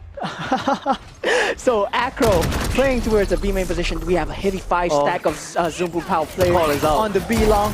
They are going for the jugular, but Showstopper unfortunately misses. Druggy Restaurant still has more utility to work with, the Boomba and the nade being thrown, expecting a heavy push. Yeah, that's a pretty good bait. They've been using all the utility on the B long as well as hookah, and guess what? Hey, I'm actually not pushing here. Yeah, Zoom Boom Pow. the double big. Oh no, Trades, no? August Not in their finds favor. 2, finds 2. Wow, if we're left with a 4v3 situation, and I would really favor it on the side of Zumbu Pow if they choose to attack either side over here as 4, because there's only 1 on each side, 1 on each side plus 1 on B. So 2 and 1. Oh yeah, that looks like they're gonna decide for the B attack here. They may be able to spot out one player. Activity does spot out one, but Decapitate finds a perfect timing. There we go, the fault line combo with the dash coming in from Decapitate. Goes for a Blade Storm, wants to clean it up. Zaffy last one and goes for the updraft. Might updraft yet again just to get this little cheeky Blade Storm kill. Sees Zaffy gonna actually turn tail and run. He doesn't want to throw the game, not yet. No. Zoom Boom Pow! Oh, I'm gonna push it over. I respect this. I respect them playing for the spike. And Zoom Boom Pow Attackers win. takes the best of 3. Very good showing by ZenXOM, but Zoom Boom Pow, I feel that they have the better utility timings, and they managed to use the utility perfectly. They managed to bait out utility as well from the side of ZenXOM.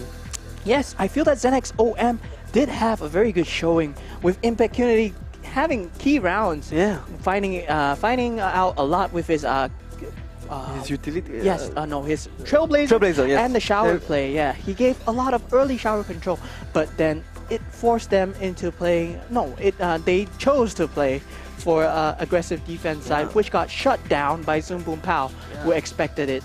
I mean, there's also that insane hookah play coming from Druggy Restaurant, getting that beautiful 3K. was not anticipating the collateral. Maybe an additional shot I was expecting to get that 3K, but no, one shot for the price of 2. Yeah, why not? And on the attack side, Druggy Restaurant with a very good entry, usage, the blast pack very good entries. usage of blast packs, and yeah, going in with his boombot and nade to clear out the default angles as well. But Zafi, I expected a bit more from him, but he did pretty well despite being on an initiator role. Because his initiator roles, this is my first time seeing him on initiator, seeing him on a newer agent, Fade, and not maybe fully bringing out the essence of Fade this time, but I believe that he has much more room to grow as Fade is a newer agent, and of course, Zoom Boom Pow, they did have a lot of cemented strats. They had a lot of very good awareness in watching for the early attacks, early aggression of ZenXOM. Yeah, and that was, of course, the semi-finals. So congratulations to Zoom Boom Pow for making it all the way to the grand finals. Yes, they will be playing whoever wins. What was the name again? All Good FNS versus Gong Tao. Yeah, and ZenXOM, they will be making their way to the bronze match. All right, so actually, speaking of All Good FNS and Gong Tao's, we will actually be streaming Game 2.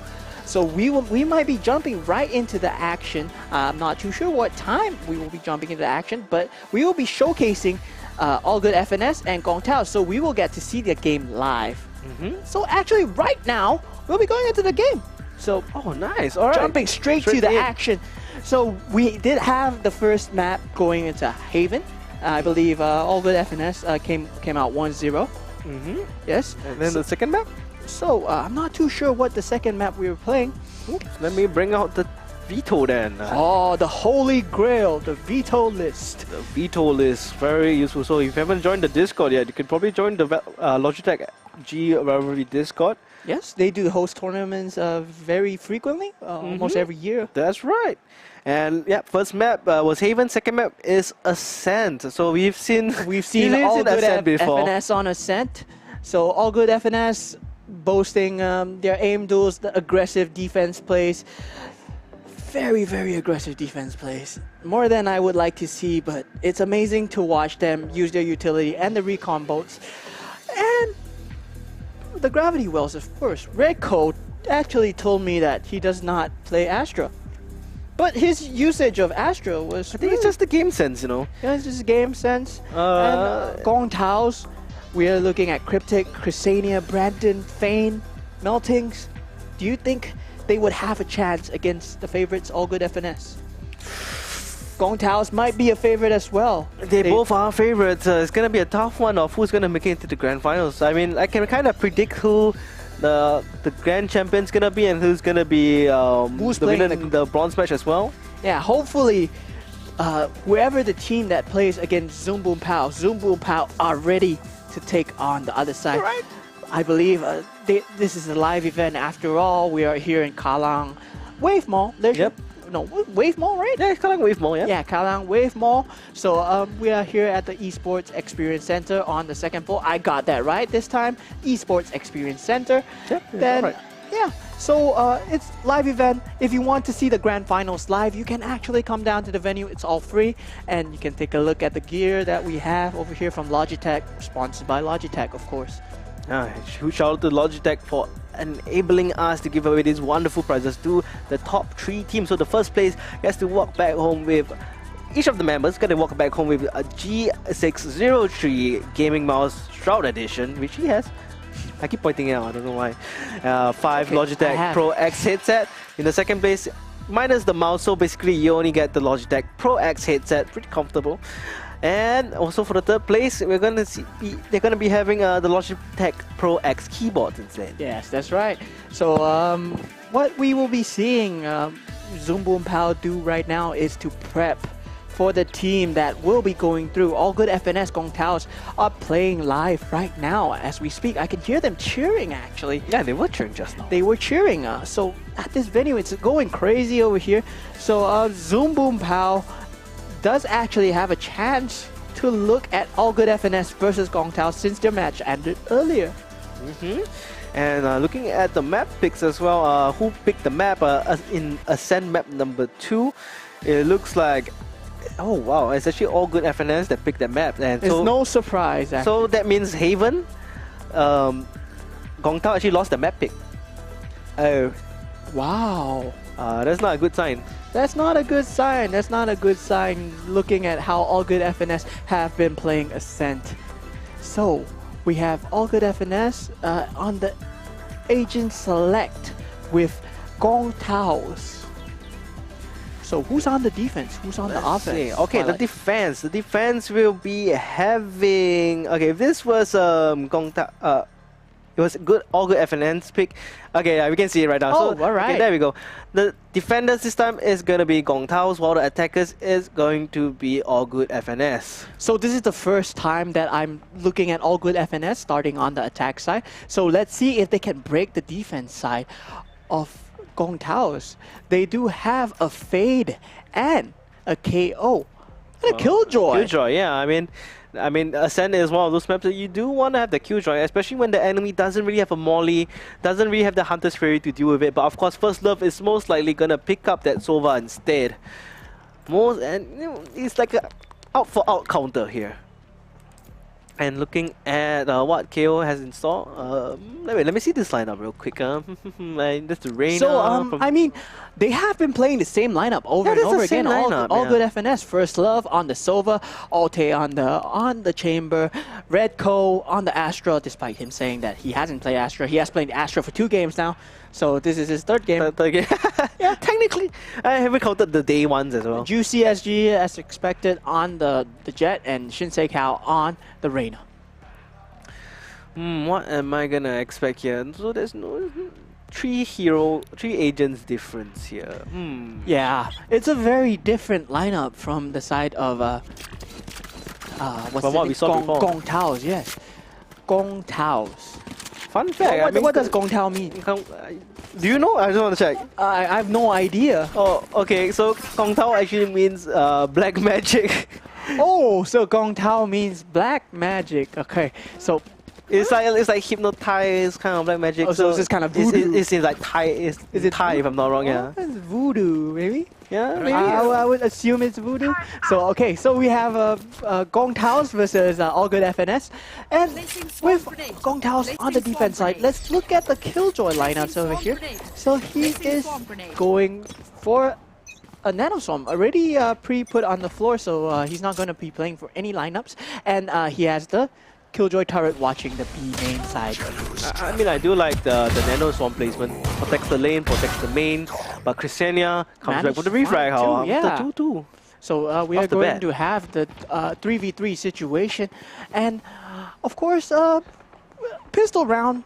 Christiania actually finds one more, and All Good FNS finally being put to the test versus Gong Tao's as One Bane. enemy remaining. Oh, yeah, this is what I meant by the Nano Swarm position. Yes. It covers the main, covers the alley. You have almost nowhere to run other than either back into the main or even to locks. But that by the time you've taken like severe damage. They have noted Alte's position, and Cryptic actually finds him through the smoke.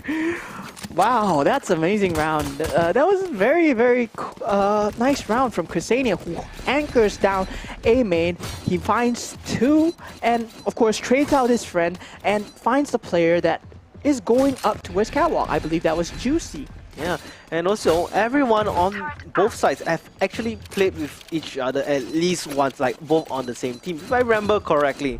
Other than maybe Shinsei Kao? Yeah, he has been playing the First Love. So we are looking at... everyone has played with each other on the same team. We are looking at a very once. familiar for the players, I guess. Yeah. So we do have a recon dart that clears out the heavy, the A main aggression, and they will take A main control from the side of All Good FNS. But what do they do off of this A main control, as Gong Tao's will choose to play default and they are not biting? Do they know that All Good FNS are actually stacked up, waiting to attack and probably waiting for utility? But Meltings already has a fragment prepared, overlooking, and he shoots it at perfect timing, and the paranoia goes through with the C's. as Chrysania finds enemy 2 remaining. and finds 1 more, he Spike finds down 3. A. It's so good. And finally, Alte, left with all to do, gets cleaned up. Yeah, I mean, this is of course the, what do you call it, a bonus round. So Yeah, bonus round. you can't really count all good FNS out just yet. You can't count all good FNS out because it's a bonus round, pistol round. Usually bonus round goes to the team that gets it. Yeah. So we will have a buy round from the side of all good FNS. So we will have rifles Placing sentry. versus Light armor though. Spectres. Cryptic actually has the economy to go for a Vandal and still able to buy next round. So let's see what that brings to the table as Girlfang goes in for a very early Killjoy Nano Swarm, and Alte finds 1 in the form of Chrysanian. I like that they're using this aggression with the lesser buy as well, and they are able to at least get 1 pick. They know that they can't replay too safe. They can't really let all good FNNs drop and just plummet right into the side. So they're playing aggressive, you know, they're doing it smart. Yes, and Brandon Energy. Oh, okay. Finds 2, that's good enough, and Meltings will not be able to find Juicy, who has a Vandal. And will we see the retake coming in early on the side of the enemy Jet? Oh, he's left alone. Do they note his position that he might be flanked? Juicy SG does expect his position of Cryptic. It's a Jet v Jet battle at the moment, so we have through the smoke as well. getting shot through the smoke. It's quite unfortunate. Too much cloud burst isn't the best. You know, I mean, you can try to dodge a shot in the smoke, but hey, when you're up against some players like this, they're gonna somehow tag you through it. But it was a very good round from the side of Gong Tao's, given that it was a bonus round. Yeah. And they managed to take away 3 rifles from the side of All Good FNS, leaving only Juicy SG and First Love to fend for themselves. Reiko is deciding whether to go for the utility or for the rifle. It seems to be going for the rifle instead. Yeah, it wasn't First Love, it was Alte that survived. My bad. Anyway, Shinsei Kao goes for early Leer and early peek into mid control. So we have more of a peek into what All Good FNS does on the attack side. They play for a heavy mid control, which I really like, but the controllers having, wow, that's a very nice one-way smoke from the side of Gong Tao's. And Cryptic is playing around in the smoke at Catwalk at the moment. They're playing a game of catch, a very dangerous game of catch, as Chrysania finds 1 in the form of Shinsei Kao. Oh, perfect angle, he does get 1. You see him put the escape? Yes, he is. And we're left in a 4v3 situation, ladies and gentlemen. And the plat will go through on the side of All Good FNS, but Alte is left in a 1v3 situation. He finds 1, finds a second, will he find a third? Oh, so close. No, Brandon cleans it up. Wow, that nearly came down to a nail biter as Alte finds 2 instantly. That was just a bit too close for comfort, and some friendly banter going on because they know one another, of course. And Gong Tao seem to be pretty promising so far in this map of the sand, and All Good FNS, they're probably trying to decide to clean up their act a bit better and then try to refine it. Find some way to push in aggressively rather than letting Gong Tao find the peaks that they're trying to find. So. Yes, and I believe that the players that coming in from All Good FNS were really good at the start. They managed to find the mid control, they managed to take up Cat, they managed to use the Nebula to take the whole of the Cat area, but they couldn't clear Garden because Cryptic was playing in the smoke. He was playing hide and seek like a bad boy, and he finds 1 more in the form of First Love in mid as well, and Tailwind's away, playing it safe. So All Good FNS, despite it being the eco round they left in a 4v5 situation, but yeah, Juicy does have the knives. And Shinsei Kao finds 1 in A main. Do they go for the A main play though? We see players rotating towards A, both teams having a solid read on each other, as Meltings and Cryptic will be taking first contact. Oh no, Meltings actually denies the Blade Storm, and that is what they All Good FNS also still have Tour de Force. They're just going back and forth. They open up the side entry here from short.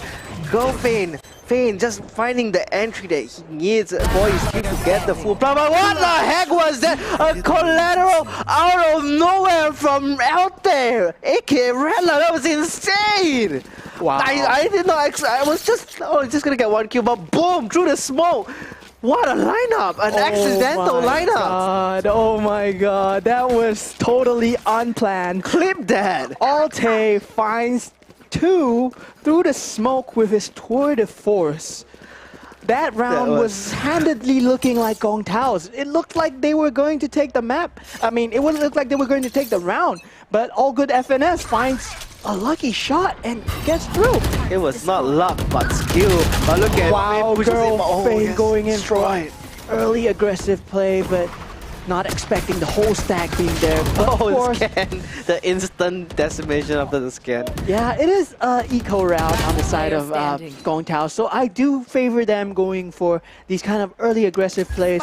And All Good FNS having the stack over there was just unlucky, but Chrysanian does find 1 in the form of Alte, taking away some form of economy for All Good FNS. But it looks like on both sides, the economy will be back to a bye-bye round.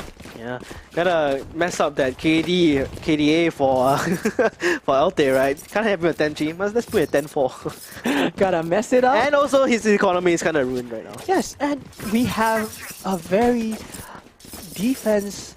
Why, you know, First Love could buy actually for Alte, right? No, we have a very good defense from Gong Tao's actually, putting it at 3-3. But right now on your buy round, let's see what All Good FNS do. And they are going for the B main take, but Cryptic finds the lurking Alte on A main as Shinsei Kao finds a trade and finds a second on to B side, opening it. And Chrysania having an animation glitch as he teleports in and finds 1 but gets traded out by Shinsei Kao. So the whole B side is theirs for the taking. Currently for All Good FNS as Gong Tao's look for the retake with Mounting. Finds 1. 1 enemy remaining. Oh, the suppression, the Cryptic dashes right in, but however, First Love from the back of side in boats finds a double for his team.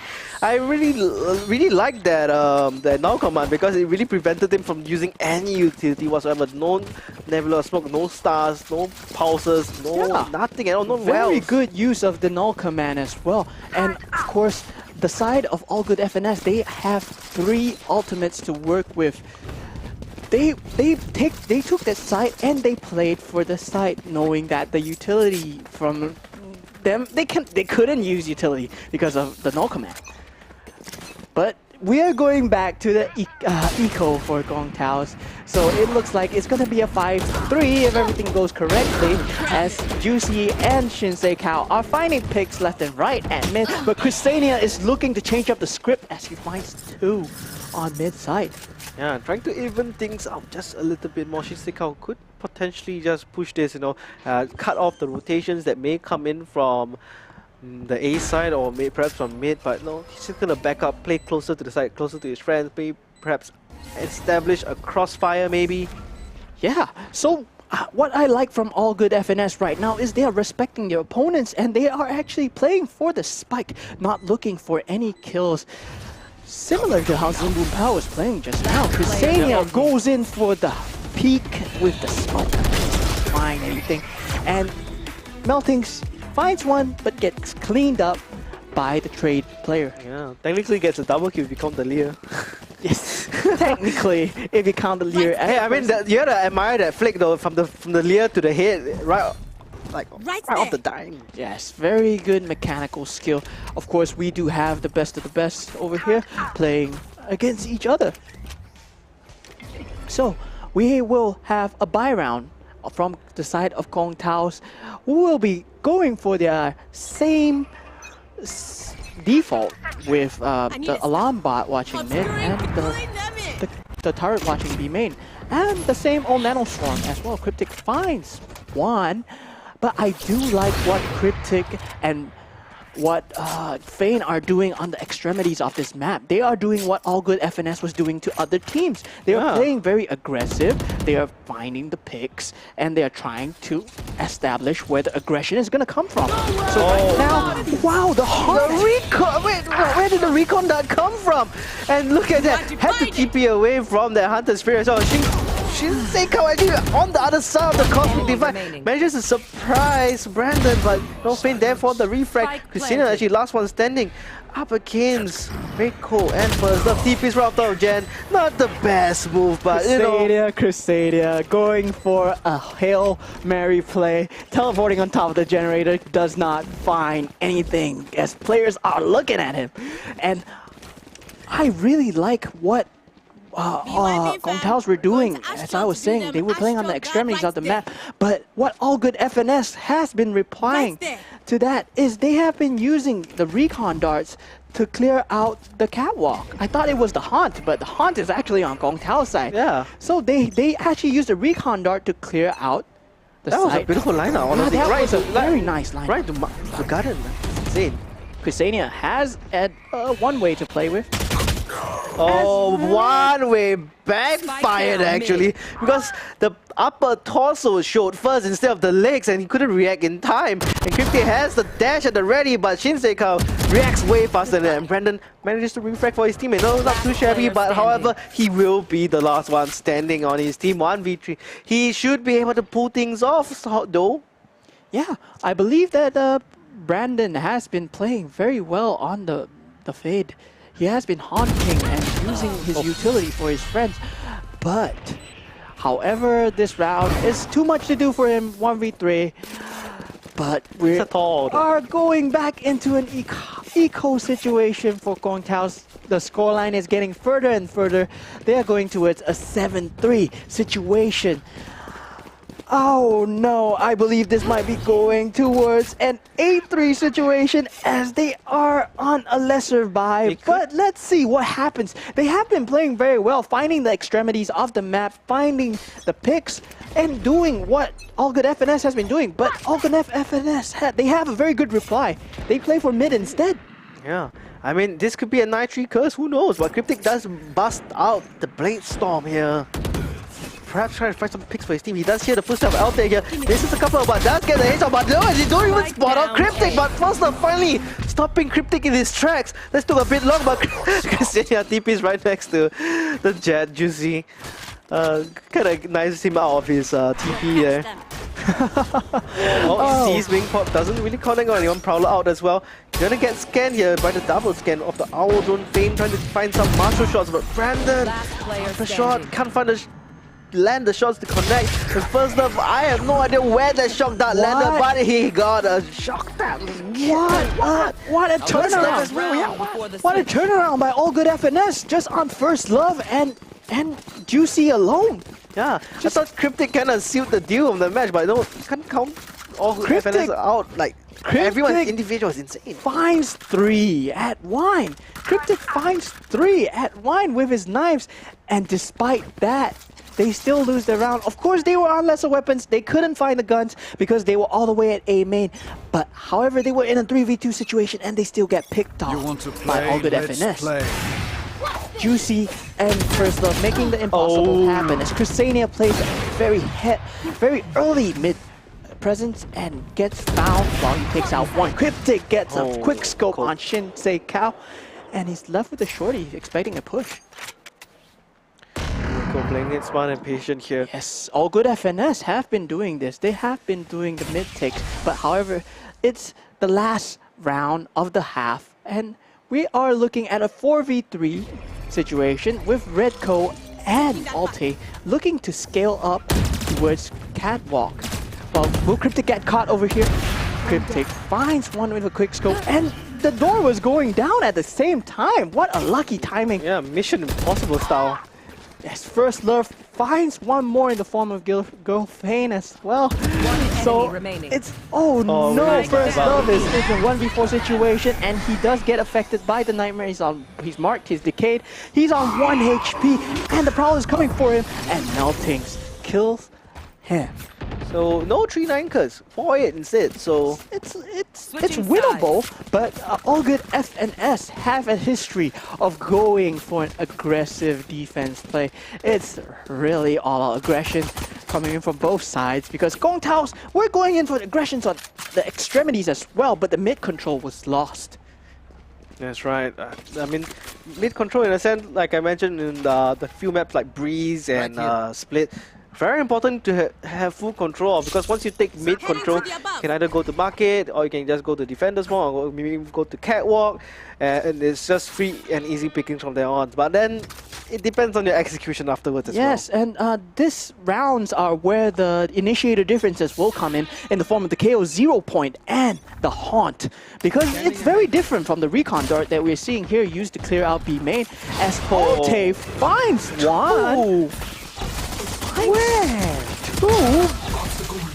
From what? From all the way back there? Oh, what an angle! Wait, hang on, that's an insane angle now that I look at it. Where did he shoot them from?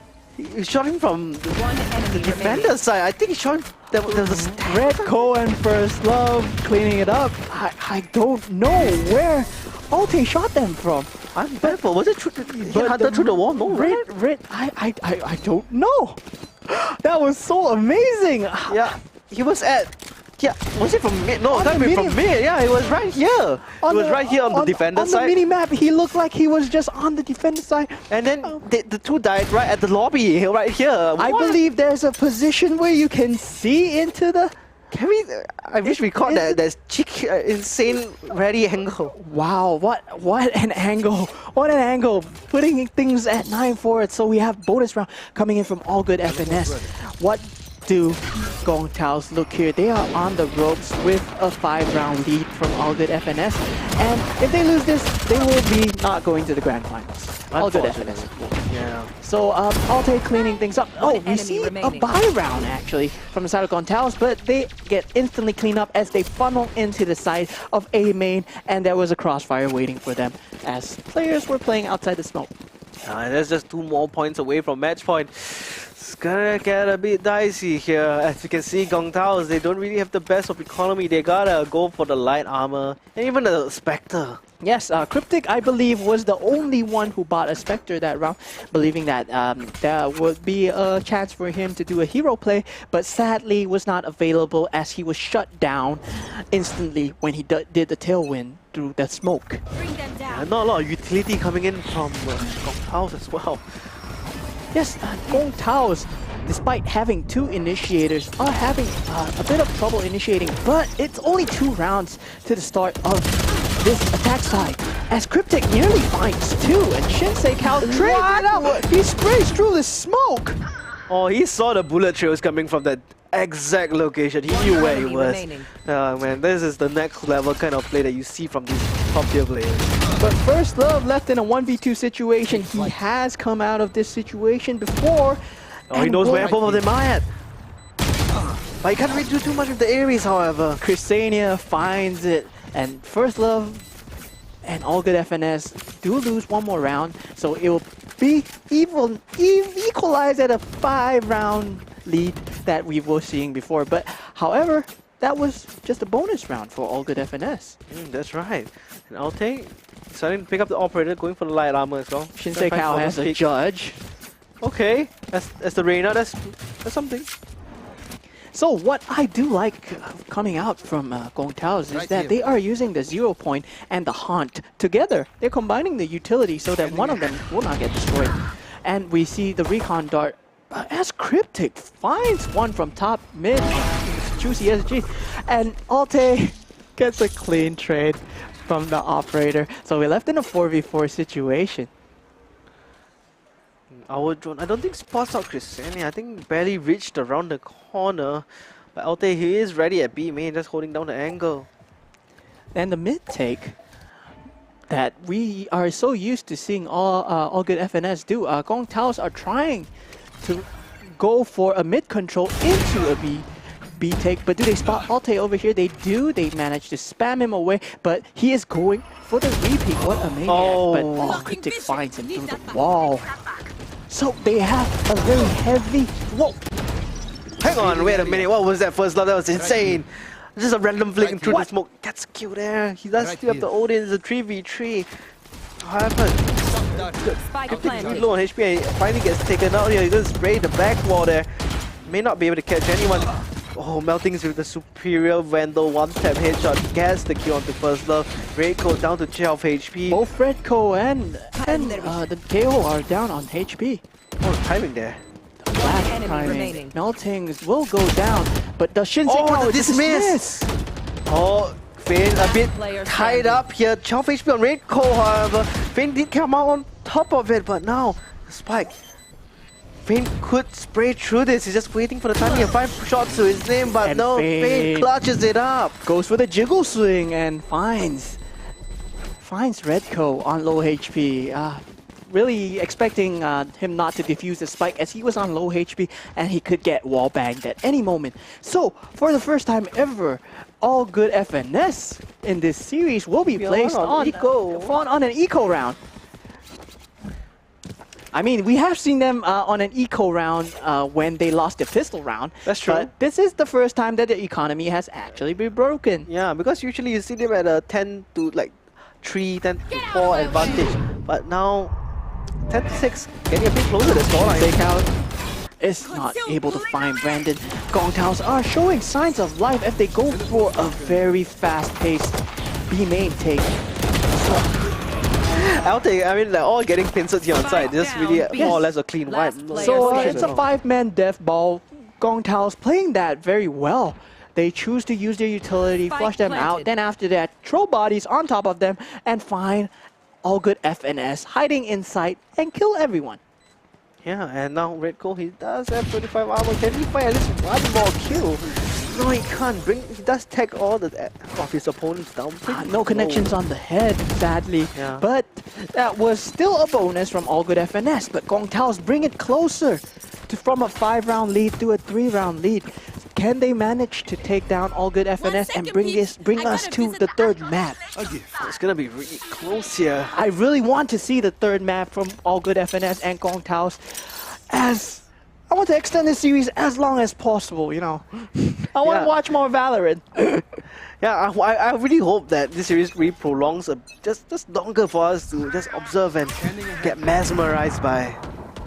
Yeah, the good plays coming in from both sides of the team. And the recon dart, of course, from all good FNS have always been used on B main. So they have, First Love has always been using the recon dart on B main. And usually someone would push along with it, but for this time, there's nobody pushing. And they actually push Catwalk instead, but get caught out by Cryptic, who is expecting the peak, but Alte shuts down too as he's watching with a tour de force towards the tile side. Oh man, 24 is just doing so much work here. He already has 2 kills, still has 2 more bullets, maybe bringing this to maybe a 3v1, who knows. But sensing the middle is a bit empty and quiet, he must have given this information to his team. But look at Gongtao's Chrysania's position. Oh, they're so He ready. has the whole of A and he knows that it's clear. So the teammates are running in, the recon dart goes in. Oh my Brandon God. gets Spike shot down A. as Redco was There's a spike as well! Oh 30 no, that's seconds left. spike and the door is broken, so they do Last not player have any standing. way to retrieve the spike without Oh Alte my goodness. staring down at them. Whoa, what a position that Chrysania had. But sadly for them, Redco was in another position as well. He was playing in the smoke, and Brandon unfortunately walked in the smoke and gets picked off by Redco. That works. Yeah, that's quite unfortunate. He was the spike carrier at the same time. Yes, I believe that he did not know that he had the spike at the moment, so he lost the Tends to spike. happen. Yeah, Tends to happen when you Tends get to lost in the happen. sauce. Teleport's ready. you know, but it's really looking much better on the side of Gongtaos as they play on the offense side. And we see a very heavy, aggressive play from Shinsei Kao gets shut down by Brandon, actually. So, Gongtao's still not down for the count.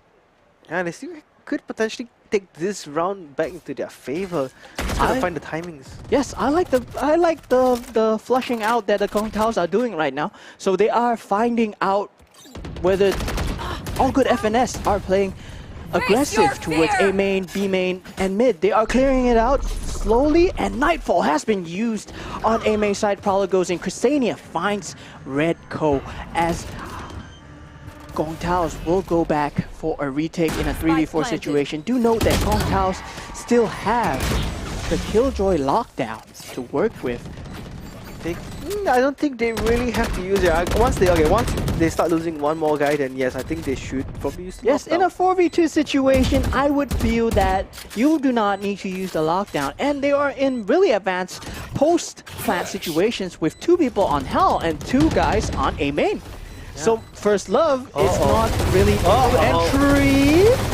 Was expecting Just that, caught honestly. me off short there. As I was gonna say, he cannot enter into the heaven side, but he managed to find spam onto the guy that was in Hell. look at But the this. time is running down. Alte with an and- exit frag maybe? And Fane finds Alte instead with a wide swing, expecting no. the position. And First Love gets taken down by Spike. He loses his Odin. That's pretty heavy economy damage there. Yes. So we do see a 3-round lead from All Good FNS. Gong Tao's looking to bring us into the 3rd map of the series. Will we see the 3rd map? I really hope so, because these 2 teams are playing out of their minds right now, especially with the back and forth in trying to find the aggressive defensive plays and taking control and dominating each side of the map and really trying to control each side of the map at each time. It looks like different areas of the map are being controlled by different teams at each time. Yeah.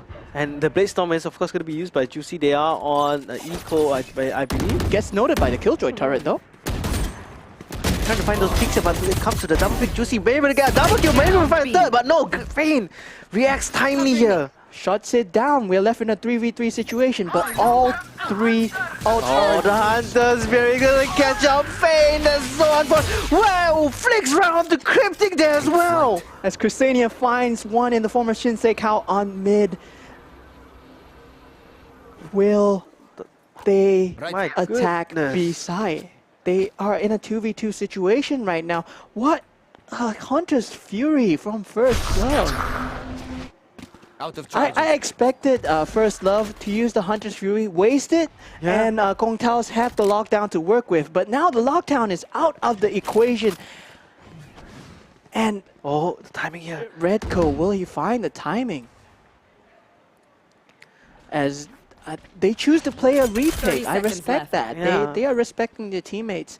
Spike They're respecting planted. teammates on the opposite team.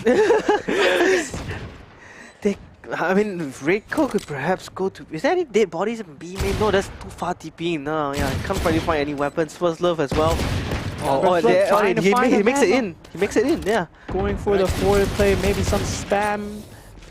First Love. And they do use their utility. The Omen smoke goes onto lane. Oh, that's the first Red tap. Bull takes out First Love. Chrysania! Chrysania! He anchors the site down. He takes down both of them. Very good trades coming in from both sides. Really, Yeah, it was snappy down reactions. to the wire, down to the wire. We're seeing so many clutch situations. We're going to a 9-11 scoreline. Yeah, I mean, Chrysania just so snappy with that aim.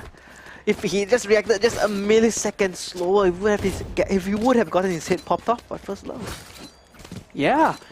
Despite the crazy Hunter's Fury that we saw from First Love, shutting down and forcing them into a 3v2 situation, All Good FNS were on lower weaponry, so they did get shut down.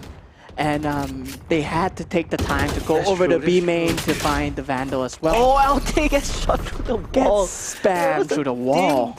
Yeah, he's at 11 HP right now. That's not where you want to be, Chrysania. Yeah, look at that. The random spam actually gets a random headshot. Little Yes. does he know, he actually landed one of that shot.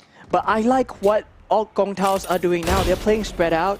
They are expecting All Good FNS to push, which they have been doing. They read this play really well. But since they are not pushing, they will.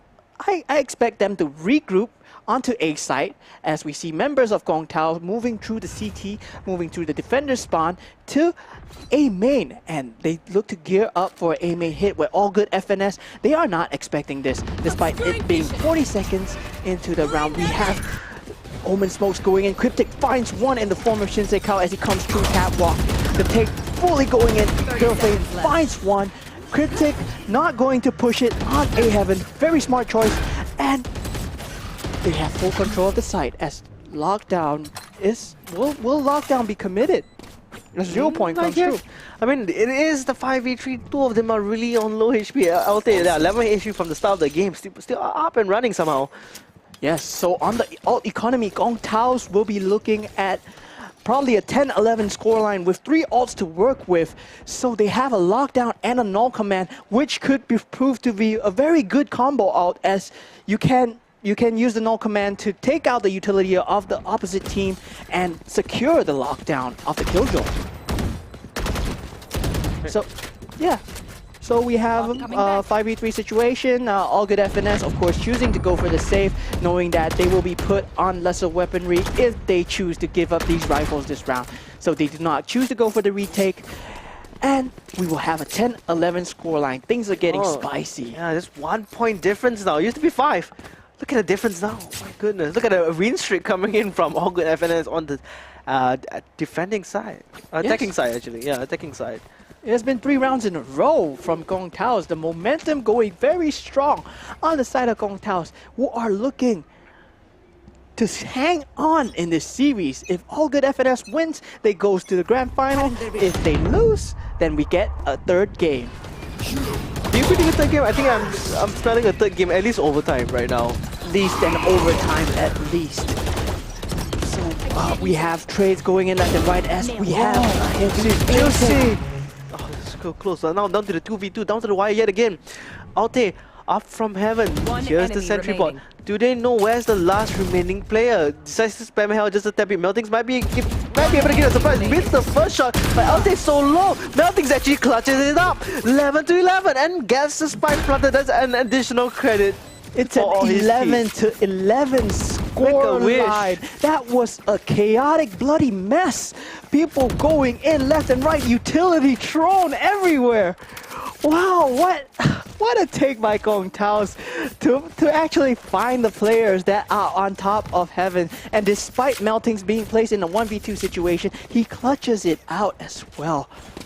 Yeah, I mean, look at the buy coming in from All Good FNS. Unless they can find a way to clutch this up, it's pretty difficult. They still have 1 more round to work with. All Good FNS being put in a very bad situation. As Gong Taos, it feels like they have figured All Good FNS out. But right now, they are going for a 5-man death ball towards the side. Oh, look at this lineup. Look at this lineup. Oh, there's a lineup going in. Kobe. Yeah, that's going right to hell. Oh, that's a very nice lineup towards hell, but it's not gonna find anyone as All Good FNS are looking to wrap around and play for the A main position. First Love using the drone to draw out some utility from the players of Gong Taos as trades are going in from the side of A main. Brandon managed to shut down the A main push, and 2 players are on the opposite side of the map, and they will not be able to find anything.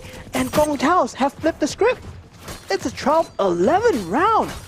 We could be seeing a game number 3, as you mentioned, unless All Good FNS, they somehow bring this rifle round back into their favor, and that's definitely OT. Wow, it's really amazing to see Gong Taos come back and clutch it out. Oh, but they have the Empress, they have the Cosmic Divide, they could do something onto the B side, but there is now command to deny so much utility from coming in. Where's KO at right now? Let's see. KO and Killjoy still has their ult. They did not have to use it the last round. The null command comes through with the recon dart getting destroyed. The haunt to clear out the early angles. Juicy SG managed to find one in the form Crusade. Oh, the aggression flank. The aggression coming in from All Good FNS actually catches so many. First Love at the back of side. Here's where Melting is at, but Cryptic is there alongside. Clean up the side, and the last guy remaining, Melting is getting to come out. It's gonna be an OT unless he can go for this 1v3 clutch. Melting's left with all to do. Oh, the instant flick from Jin Sekao. No. We are going into overtime. 1v3 situation for Meltings. Too much to do. Gong Taos did not manage to bring us to game 3, so we will be looking at a swapping sides for the teams. So we will have All Good FNS on the attack now. Team with 2 wins in a row wins, and that's how overtime works here in Valorant. Yeah, everyone gets half. 5k credits, everyone gets up to half of their ultimate skill points. That's gonna be... That was an amazing round from Gong Tao's, choosing to save their ultis for the buy rounds, having the null command and the Killjoy lockdown to work with, which didn't come out. But of course, it's because they managed to find the trades as well. So Brandon will have the early Prowler to go for it, and he's going for an early aggressive off angle. Okay. Goes for jump picks, could get messed up here. Okay, it's a trade. Okay, it's a trade. It's not too bad. Takes out Alte, but Brandon would be bigger in form of utility Yeah, because it's a fade. as he has the info utility. But they do have another initiator to work with as Chrysanian anchoring the site finds two Redco, cleans out Chrysanian, but Melting takes out Redco and Shinsei takes out Melting. So even trades coming out, but we're left with a 1v2 situation with the early trades going on. Shinsei 1v2. That tech cryptic there. 8 shots. And the magazine going for the reload, no? Going for the reload. Oh no, it's gonna swap out his guns. That's pretty smart. Can't really see the pop-up on our screen, but he's gonna push out Randan. No, there's an alarm bot there. Vulnerable now. He's gonna walk the double pick here, and that's not what you want to do. The round goes to Gong Tao's, and Gong Tao's have been performing splendidly. They actually pulled off the crazy comeback on their attack side. So if they continue to play like how they have and how they have continued to red all good FNS, I believe that Gong Tao's would be able to bring us to a map 3. I mean, if they play this well, yeah, map's just gonna come out. Yes, easily. but we do have, of course, a buy round from the side of all good FNS. They will have the Odins and the operators to work with as they go for a heavy mid control. Juicy SG manages to find 2, shuts down the mid play that was being set up by Gong Tao. Things look really dire as we go for the second overtime in a 5v2 situation. Do you think it's gonna be a second overtime? Yes, that's good. Probably most likely gonna be a second overtime. But how about Juicy's 31 HP? He really expanded a lot of his health when the early aggression gets shot through the smoke. Both of them. Oh, 30 HP for Fane. How 1 is HP for Juicy still alive? Oh, he's not anymore. First love back of side gets fragment one side, but the recombo is gonna attack Meltings. Gonna get trying to wallbang him, and there we go. There's the Odin kill. Fane last one standing, 30 HP. Might be able to get a headshot here on Fane, but on Rvlry, but the backstab coming from First Love, and that is gonna bring into the second overtime. That wasn't too bad if it was a normal round, but it was an overtime round. Despite it being a 2v5 situation, there were only 2 players left on site. They managed to take out 3, and Juicy living on so low HP right there. He was a thorn in the side of Gong Tao's. He cleaned out 2 members of the mid-take on Tile's side. They were looking at what they can do towards the mid-take, but Juicy, expecting it, goes for an early take. So do we see any early aggression from the side of Gong Tao's as Cryptic goes for an early pick but gets shut down by Alte?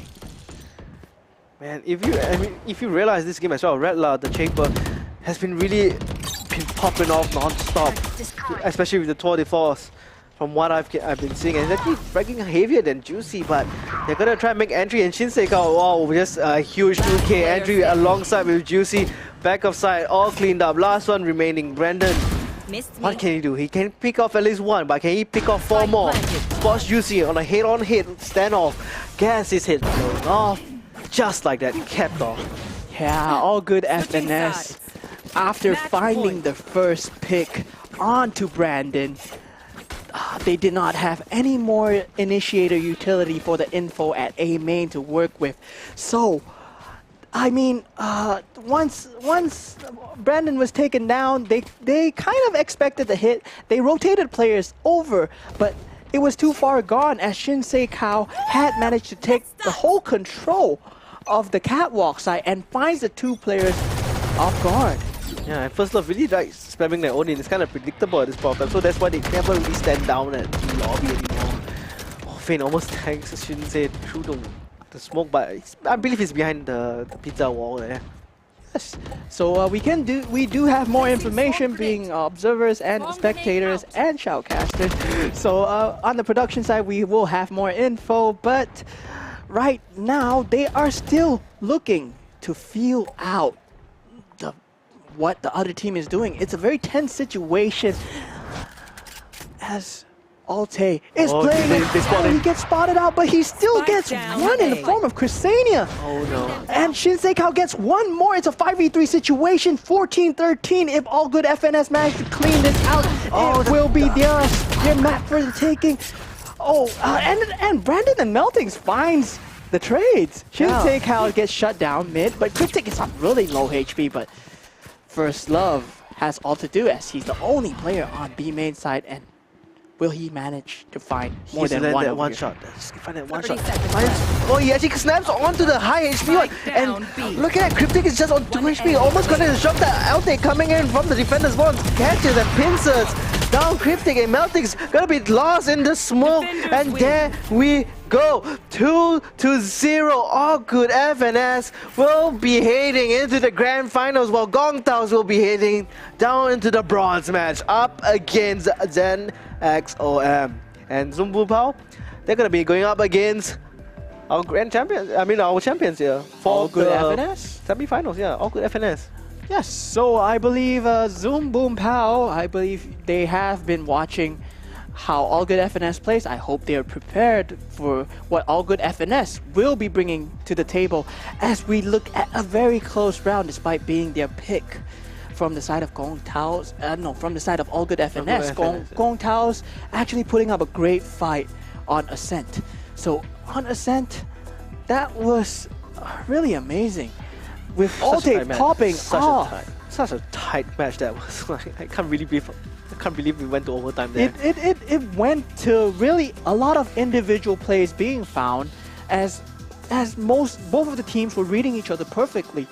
They knew where the other team would be and where the other teams like to play as well.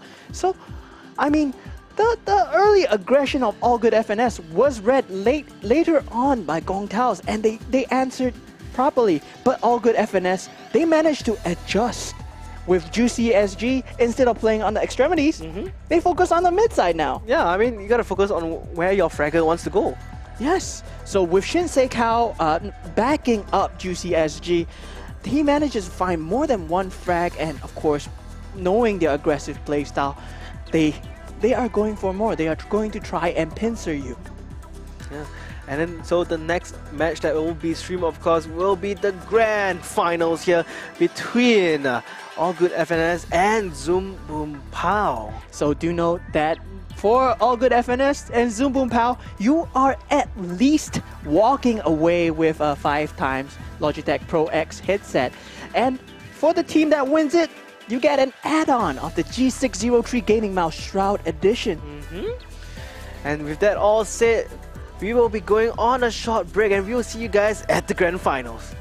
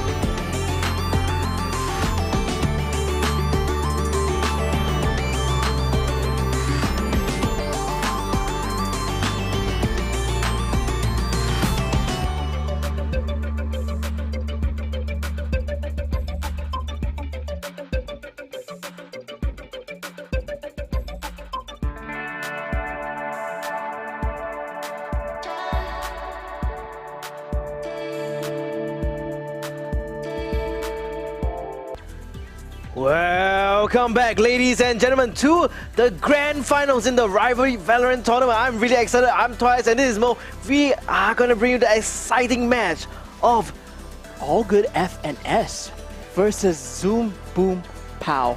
That's right. A series that we've seen those two teams have been delivering throughout the entire day. All Good FNS taking out Gong Taos in a nail-biter of a match, going into overtime on Ascent on their map pick, 15-13 scoreline, and taking Haven on a 13-9 scoreline. Yeah, and I think that was the first overtime we've seen today as well. Yeah, it's the first overtime we've seen. Yeah, this is a very good point. With, of course, Zoom Boom Pow taking away Zen X FM. ZX OM, yes, FM. ZX OM, who will be playing the bronze match. So for those that are not familiar with how the tournament goes, there will be a first, second, and third. So for the top 4 seeds, there will be 2 of them going for grand finals, 2 of them will be playing for the 3rd position, and those 2 are the teams that lost at the semi-finals. And it will be a best of 1. We will also like to give a huge shout out to game.gg. Please do follow their Instagram at am3.gg. I believe you can see it. Oh, it's no, like right it's here. Yes, It's right there, yeah. It's here. You see that? You can follow this gam3.gg on Instagram to have more updates on when these tournaments are going on, or if you want to know more about the community that they provide. And maybe even exclusive deals. Yes, that's right. So, what do you expect to see out of this match of All Good FNS and Zoom Boom Pow? I really expect, I'm hoping that even though All Good FNS, they do look very mechanically more gifted than the players of Zoom Boom Pow. Of course, they have been, they are more experienced players. They have more LAN experience. They do have, went for overseas events. They have played for majors as well. But the players of Zoom Boom Pow are nothing to scoff at. They have made their name Quite a huge impact, yeah. yeah, in this quite a tournament. huge impact at the tournament. The shots coming out from Decapitate, the support provided by August and Darkest Hour. They have been going ham. Domino and GN, of course, they are not to be missed as well. With GN coming in with a very late lurk on his Sova plays, and Domino with his KO plays also doing very well as well. And I'm just trying to check out for the veto. It looks like the veto is not out just yet. They're probably still deciding. So give them some time before we give you the match. So, All Good FNS versus Zoom Boom Pow. Will it be a best of 3 or best of... This is going to be a best of 3, so we're going to be seeing potentially 3 maps. Yes, so potentially 3 maps. Hopefully, it will not be much of a blowout, and we hope to see a very close game from these 2 teams. What map do you reckon will appear? I really hope Zoom Boom Pow bans out Ascent and we get a Fracture so that we can throw things into the Twilight Zone. Good pun, and I was thinking like, are you trying to do this for Custicus or something? No, because I've seen too much Ascent out of All Good FNS. I've seen how they play. And I believe Zoom Boom Pow, if they do not have a read or they do not have a emergency strategy against All Good FNS, despite seeing them play the whole day, then I expect them to ban out the map so that they can bring it to another map. I'm kind of hoping to see And I like Fracture too. Icebox today. Icebox? Yes. Yeah, we haven't seen it. Icebox. And one more map, Haven, yeah. Haven. It wasn't played on stream, but it was played off stream. It was played off stream where All Good FNS versus Gong Taos. On Gong Taos map pick, All Good FNS took it 13-9. We did not watch the match as we were tuning in to Zoom Boom Pow versus ZXOM. Yeah, it did happen in game number 1, so quite unfortunate that we didn't catch it at all. Yes, and reiterating the prizes that the teams will be going home with. So the winner of these grand finals will be going home with our sponsored Logitech G603 Gaming Mouse Shroud Edition. So 1 for each player. There'll be 5 mice and there'll be 5 gaming headsets as well with the Logitech Pro X headset. And for the second team, they will have only 5 of the headset without the mice.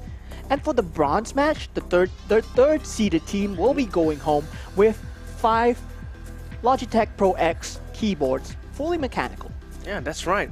I'm kind of excited to see who's gonna walk away with these wonderful prizes coming in from Logitech. Things are getting very heated over here because we are going to have the culmination of day 1 and day 2. Over 40 teams registered for the event, but 40 teams played because of some issues, and 40 teams only played on day 1. And we are brought to day 8, and now we're left with only 4. 2 which are playing for grand finals, 2 are playing for the bronze match. Yeah, and they've come such a long way. Imagine playing from day 1 to day 2. I can't even sit down and play for like more than 5 hours. You can? I'm getting the boomer fatigue from playing video games and from playing too much. But I do like my fair share of Valorant. I watch my Valorant in my free time as well. Of course, right? I mean, that's what we do when we are tired, right? When we're tired of playing, we watch the game that we're tired of playing. That's the funny part, right? And of course, we at the caster's desk, we like to come up with our own analysis of the game.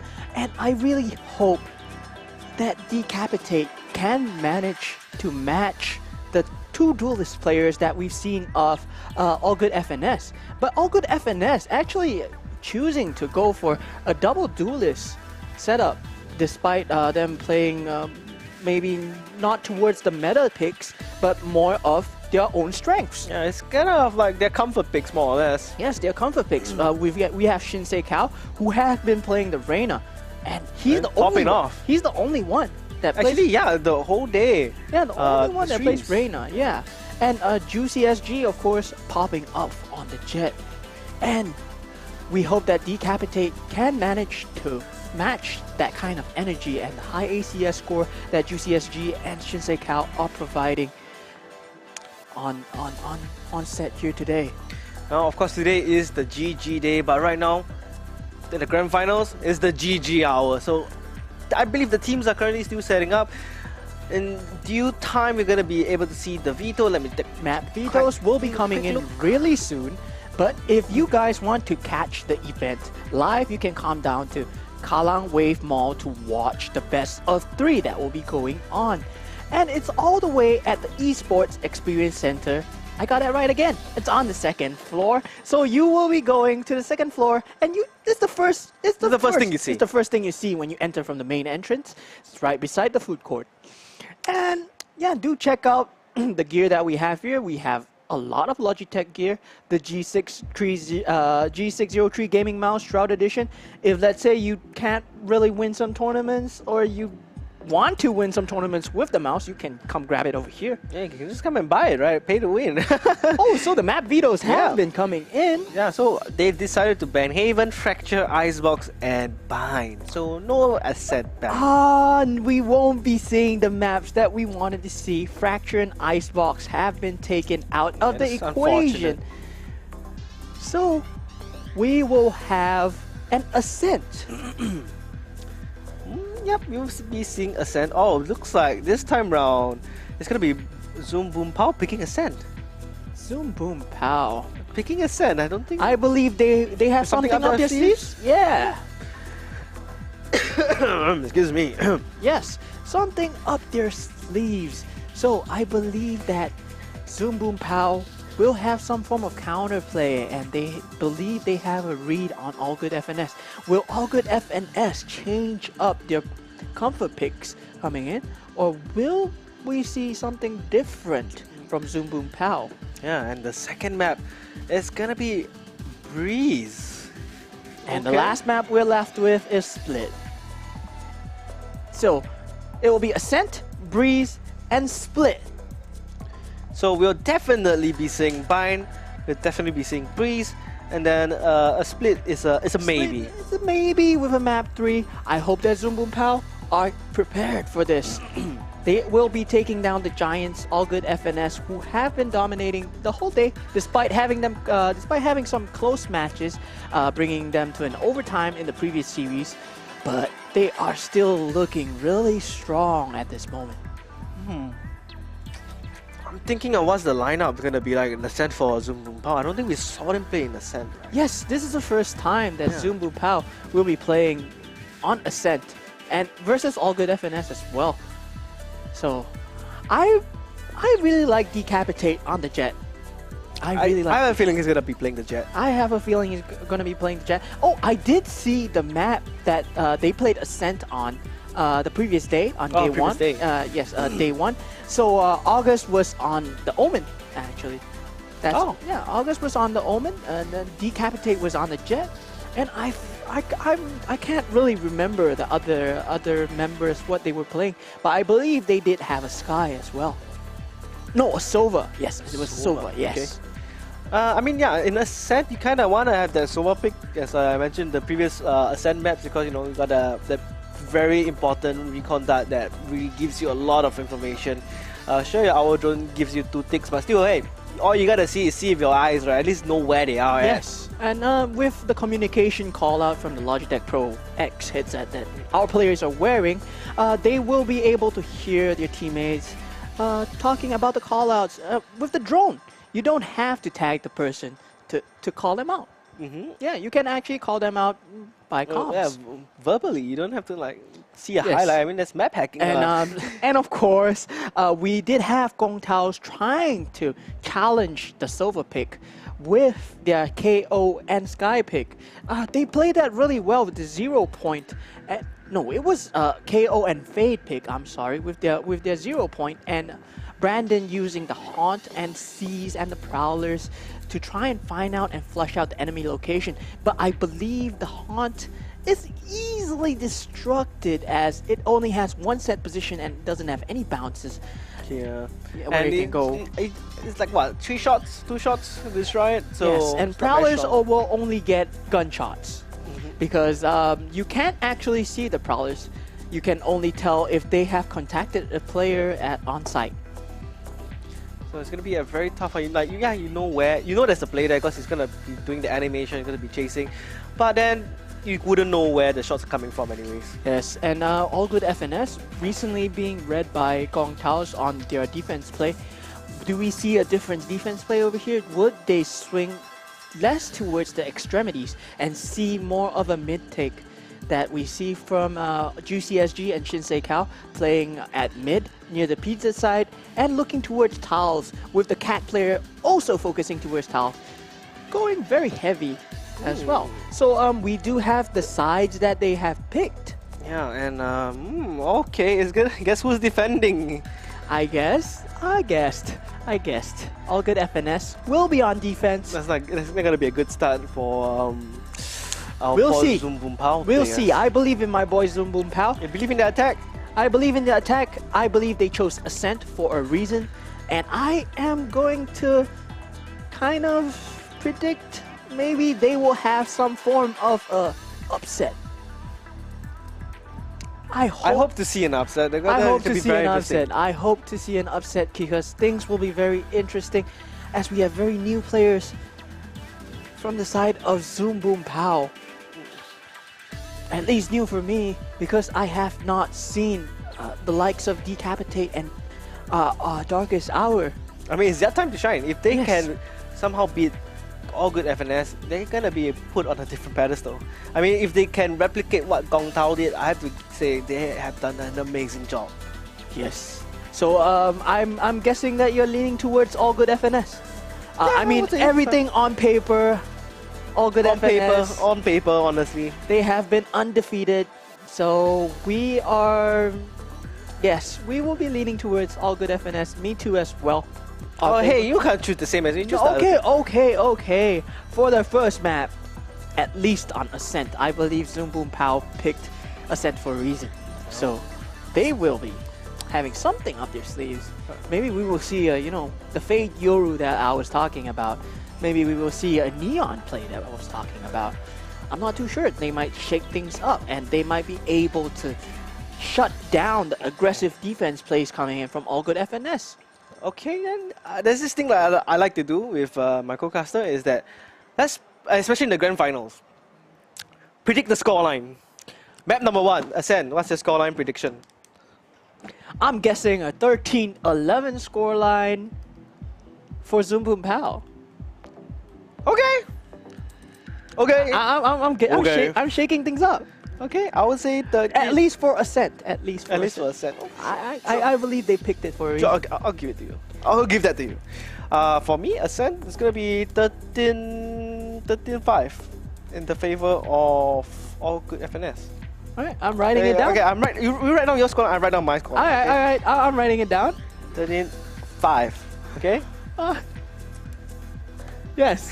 Predictions from the observer? Prediction 13-7. Okay, Towards all good FNS. Yes, so that's the from our observer's observer will be okay, that's okay. leaning towards all good FNS. I'm the only one who makes the crazy picks, I guess. I used to be the one that do the crazy picks, okay? So it's only fair if I do It's my time. It's your time. It's my time to do this.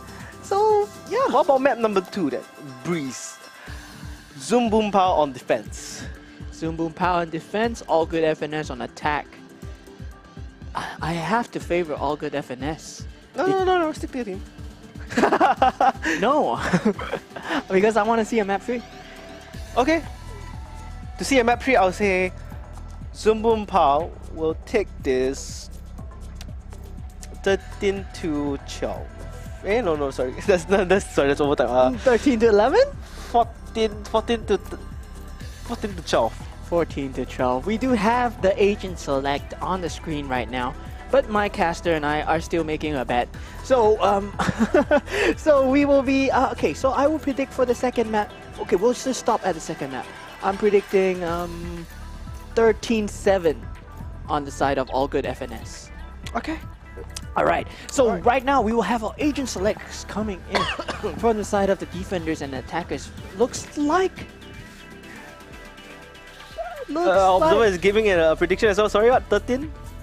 13-5. 13-5. In favor of? All good FNS. All good FNS. Okay. So all good FNS looking to change things up maybe, but we do have Decapitate going on the Jet as per predicted. Yep. Oh, okay, I see the Omen coming from Rvlry, aka Alte. Yes, First Love will be on The Sova. the Silver as changes here yet. Alte actually not playing the Chamber. They are playing the Omen. They are shaking things up. They feel like they have been read. Probably, and a change up will be good because a different agent would mean different play styles and a shake up as well as the So they're swapping the Wow. so they're swapping the Sentinel and Controller player here. Alte was playing the Sentinel and Rico was playing the Controller. So now they're going to swap roles here. yes, they are swapping the pros This week. Oh my god, what a switch up! What a switch up! I mean, then again, it's down to their aim as well, ultimately, right? Yes, of course. I mean, I've seen Reiko play. I believe I've seen Reiko playing the Killjoy before, so he does pretty well on the Killjoy as well.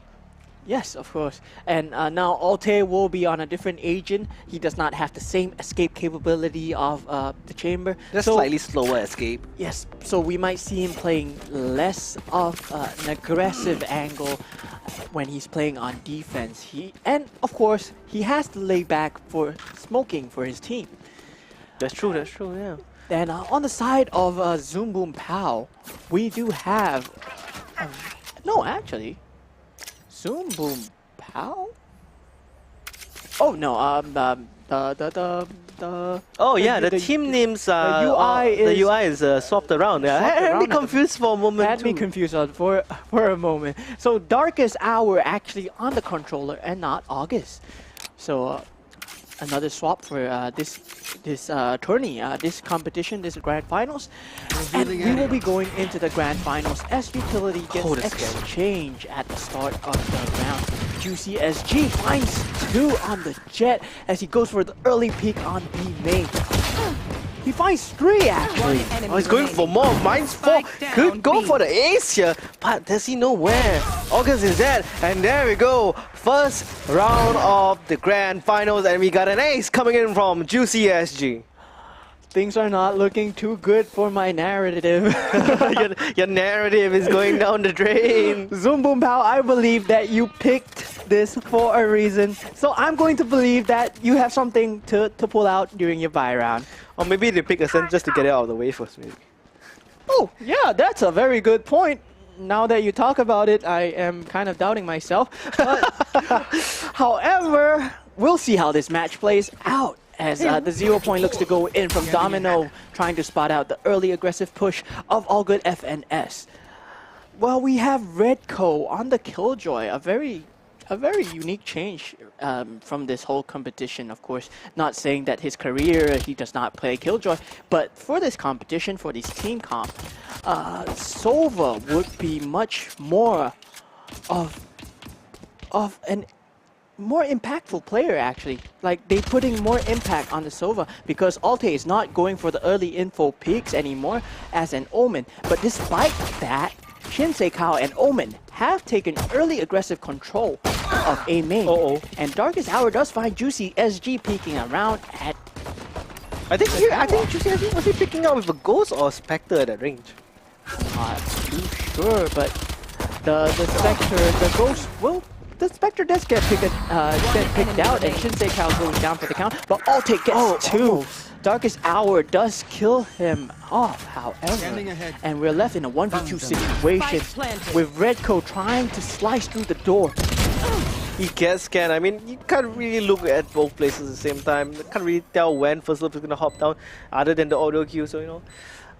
Bonus round, I mean, I would favor it still towards Zoom Boom Pow because they did come in with weaker weaponry and they managed to take down 3 of the players of All Good FNS. So how do All Good FNS play here? Do they continue bonusing? Looks like they will be buying. Yeah, if I'm not actually no. They're pivoting. Oh, guys, all right. I mean, I saw Juicy not buying anything. He was just using the Ghost, so I guess extra credit. They might have the economy to continue on to a buy on the next round as well. If he does get more frags, he will have the Blade Storm available as well. Yeah, I mean, getting 5 kills in the first round is a major addition to your credits. If I'm wrong, it's about 1k additional credit, so definitely be able to pick up the Vandal here. Yes, and Alte, Shinsei Kao, they are going for the early info peaks. And Decapitate actually spots the body of Shinsei Kao, who will be retreating back to A main. Do they spot out that Zoom Boom Pow will be rotating towards the mid play again? Oh, Alte actually smokes off where the ultimate orb is at, and Juicy SG just get some good info here of where the Decapitate was at, so they can kind of predict that they're most likely going to hit an A. You can see the paranoia getting prepped up by Alte here.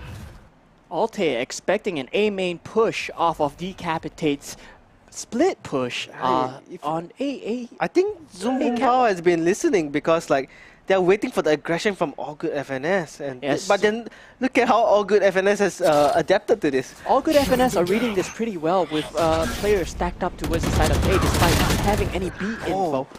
And the trades are coming through. It's a 2-for-2 trade, and boom, Zoom Boom Pow left with one person. August, does he manage to clear this out? Is he left in a 1v2 situation? Sight is his for the taking. August, will he aggress up heaven here?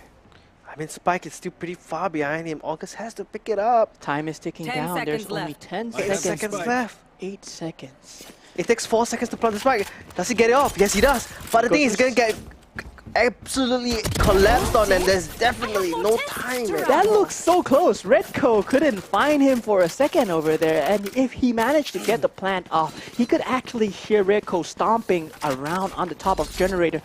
But sadly, the time was not to his advantage. So we do see the buy round not going towards the way of Zoom Boom Pow, as All Good FNS look to further their lead of 2-0 into a 3-0 lead. Yeah, I mean, of course, you would like to get the Spike off because, you know, that's an additional 300 credits. 300 credits. So we will have an eco round from the side of Zoom Boom Pow. I do like how the utility is being used to clear out the mid and the aggressive plays that might be coming in. Wow, what? From All Good FNS, but Yeah, That wow. was one of the finest moments for Darkest Hour there. Despite His brightest being hour. leered, he managed to get a clean shot, and he gets one more. Redco going down. This eco is going the way of Zoom Boom Power as they're in the 3v3, Spike 2v3 down. situation. Scratch that, and they find Juicy SG updrafting on top of tiles. They do have weapons to work with now. Oh, but they still have to do with out there as well as First Love here. Yes. Oh, they're going for a pop flash. But out there is at the ready. Gets one, gets a second though. Real fast and quick. Thank you for your A very, very heads-up play from Alte, smoking off the tiles, knowing that they are going to get the weapons, but I'm not going to give them the control of the mid area as he expected them to peek. The B main area, of course, being watched by his teammate.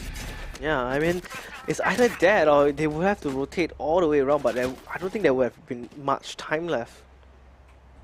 Yes, and I really like how Zoom Boom Pow are trying to adapt towards all good FNS, but You want to play? the Let's adaptations play. on the adaptations as all good FNS are playing a different game at the moment, and GN knows, he knows that the aggressive peak is coming out. He's just holding for it from Shinsei Kao and finds one. Darkest Hour goes in, finds one more, but First Love anchors the site down. Paranoia does not find it. Oh, the shock dart bringing him down to 8 HP is just so low. Yeah, enemy remaining. through the wall as well. But again, manages to trade out the First Love, and the First Love is down for the count. There is tour de force, but look at the reaction timing coming from Juicy SG. He does have the Pika's advantage. He does not have the Pika's advantage, but he still gets it, however.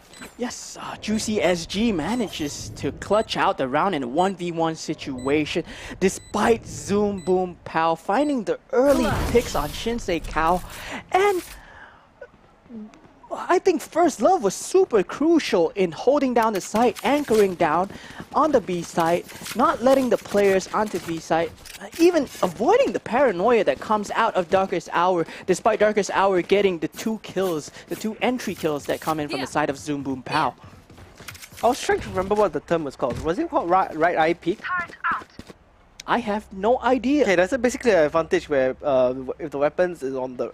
I mean, like the character model is holding a weapon on the right side, so whoever is going to turn around, I forgot, was it the left or right? Basically, they can see, they will get their gun seen first, yeah.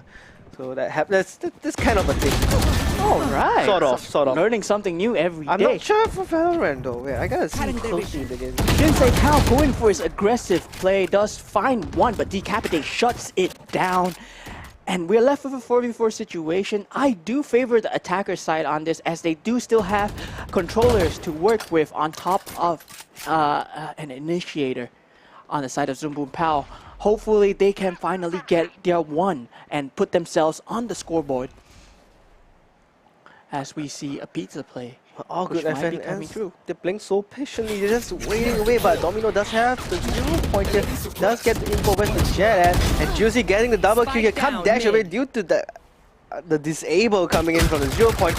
Domino walks with his back turn, Alte manages to pick him out there at the same time. That's not what he wants. Decapitate left with all to do in a 1v3 situation. He does have the spike though, and the players of All Good FNS are not watching the B site, but he is spotted out by Alte. He takes the duel and he finds it. So he is left in a 1v2 situation, gets spotted out by the Owl drone, and there is going to be follow-up utility. Shock dart, yeah, it does connect, but not enough. Shock dart doesn't connect fully. There's only 10 seconds left. 10 Captain seconds has to do left. something. He doesn't have any more tailwinds here. 7 seconds left. He needs at least 4 to plant. And there we go. Redco coming in from the defender spawn. Will take him out. That's a 6-0 scoreline so far. All Good FNS really reading that very well.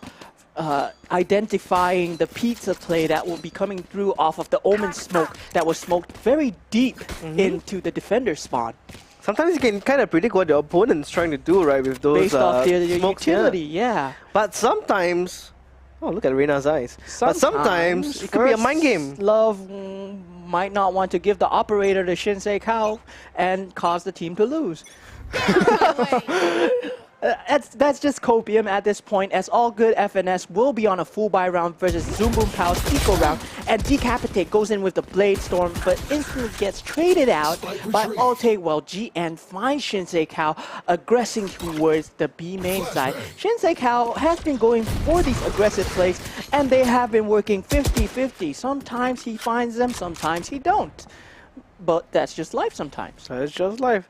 Zoom Boom Pow, they do have from the shadows. Never mind. They do have long command and the Hunter's Fury up and running. And Juicy just down, wins attacker spawn. okay into the attacker spawn. No issue whatsoever. 75 HP to his team. Maybe able to catch out the last player. Oops, sorry. Observer view kind of deceives your eyes sometimes. Tailwind into spawn without any info of where GN might be. So he could have been peeking into two players, but he still goes for it anyway. Maybe he had the information that GN was playing towards the B main side. Maybe he had a sound cue that GN or the team comms to him that, oh, there's only one player here. So Juicy SG, having the superior weapons dashed onto the unsuspecting Darkest Hour, who gets caught with the spike in spawn. Yeah, that's not what you would like to see at all. And Juicy just making all these upfront plays, just making so much space for his team in general. And they're kind of equivalent it out right now, more or less. We do see a heavy take coming in from the side of Zoom Boom Pow. They are identifying the aggression and shutting it down. And a Hunter's Fury as well. Yeah, they're bringing in the armor-piercing ammo now because they're just breaking into sight. No issue at all, but out there, still back of sight, causing some issues for this entry. Perfect paranoia, but they only managed to take down at least one, and Captain is actually kind of going ham from Locks, and that will be the first round won by Zoom Boom Pow. Zoom Boom Pow. Hopefully they have gained some momentum from this round as they put themselves on the scoreboard. We are finally looking at a game that looks like Grand Finals 7-1. Let's go, let's go. Let's go, Zoom Boom Pow. You can do this. Yeah, that's still, the comeback is still not over yet. It's not over till the fat lady sings. Do we have the fat lady singing later? I'm the fat lady singing later. All right, I'll be expecting you to sing, Mr. Twilight. Sure, all right. All right. So we do have the heavy B main take that Zoom Boom Pow have been doing as well. And they have taken control of lane, and they have noted out Shinsei Kao's position and market. And they continue to shut down First Love at backside. August takes down Juicy SG. Shinsei Kao goes to the trade, gets Darkest Hour. And Trade's coming in left and right, 3v2 situation. TSM and TX Red Coat takes out G, and Alte shuts it down with a 3K. Spike being planted, but Alte does more than he needs to. He's showing up. The individual plays going out from Alte as he cleans out Zoom Boom Pow's momentum that was coming in from the side of B main. What a turnaround. What a crazy turnaround. That was pure mechanical skill by Alte, identifying the push and going in at the correct timings where his teammates were fighting. Yeah, I mean, just taking full advantage of the chaos, and then after that, just isolating those duos, just all in his favor. Yes, in the face of chaos, you see all the game sense that these players have kick in and managing to clutch out the round for Zoom Boom Pow, making it back to a 7-lead scoreline of all good FNS, as Darkest Hours actually manages to find Shinsei Kao pushing out of B main. The aggressive plays being addressed. I do like this out of Zoom Boom Pow. They have been addressing this really well. Alte also has from the shadows, could possibly use it for some info play. Decapitate all the way at top mid, hiding by the boxes.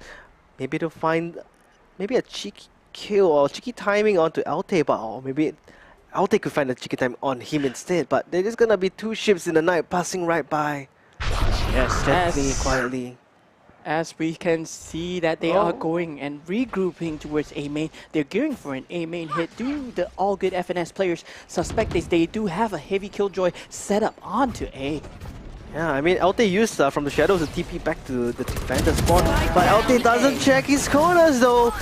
But however, Juicy is able to pop off with those Blade Storm, getting caught off by the Hunter's Fury, and more kills coming in from Juicy. That's another double. 9-1. Maybe we can hope for the 9-3 curse scoreline, maybe. I'm on top. I'm on a lot of copium at the moment, as I'm still hoping for my. Sorry, what was the prediction again? 13-11 scoreline in the favor of Zumbu. That is pure gibberish, but it still has a chance to go through. I am on a lot of copium right now.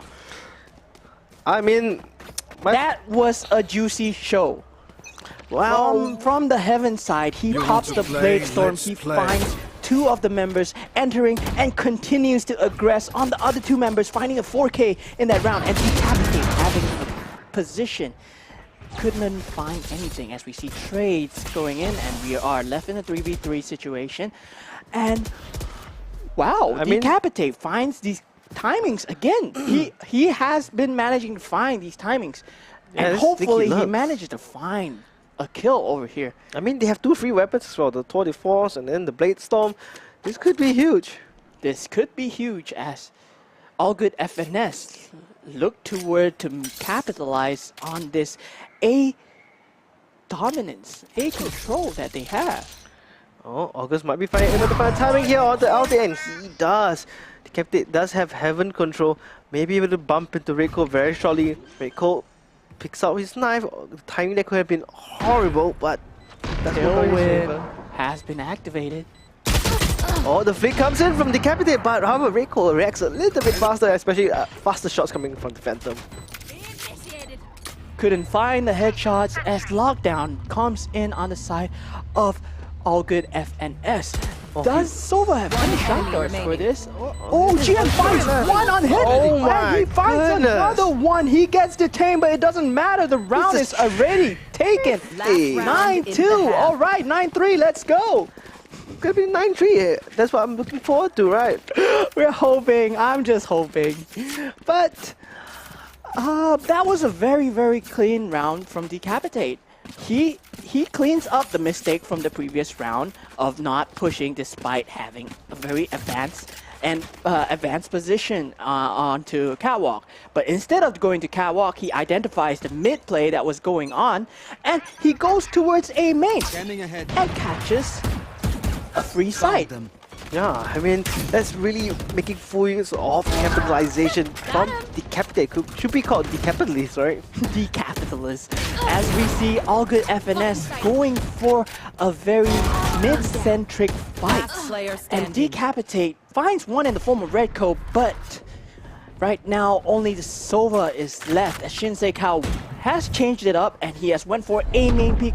The Lear finds out the position of GN, who cleans it up and leaving GN on a 1v2 after a 1v3. I mean, GN has been popping off quite a fair bit. He does have the Hunter's Fury. This is, I mean, the last round, so he has to commit this. So Sova does manage to get very nice timing if he can run through the tiles. Oh, he does get spotted out by First Love though, who will be falling behind his utility and playing towards the B main side. But does he suspect Alte coming in from behind him, wrapping as he jumps out and gets shot down by Alte? The round goes to all good FNS as he wasn't aware of where Alte was playing. He actually pushed towards mid, towards the spawn. The attack side is spawn actually. I mean, he just did a big wrap around like a taco wrap, I guess. Yeah, but that's the end of the half, and we have a 10-2 scoreline. So we will see how Zoom Boom Pow plays it on the defense side. I mean, all good FNS, I wouldn't doubt their attack side, but their lineups look different. But the duelists, despite that, being the same.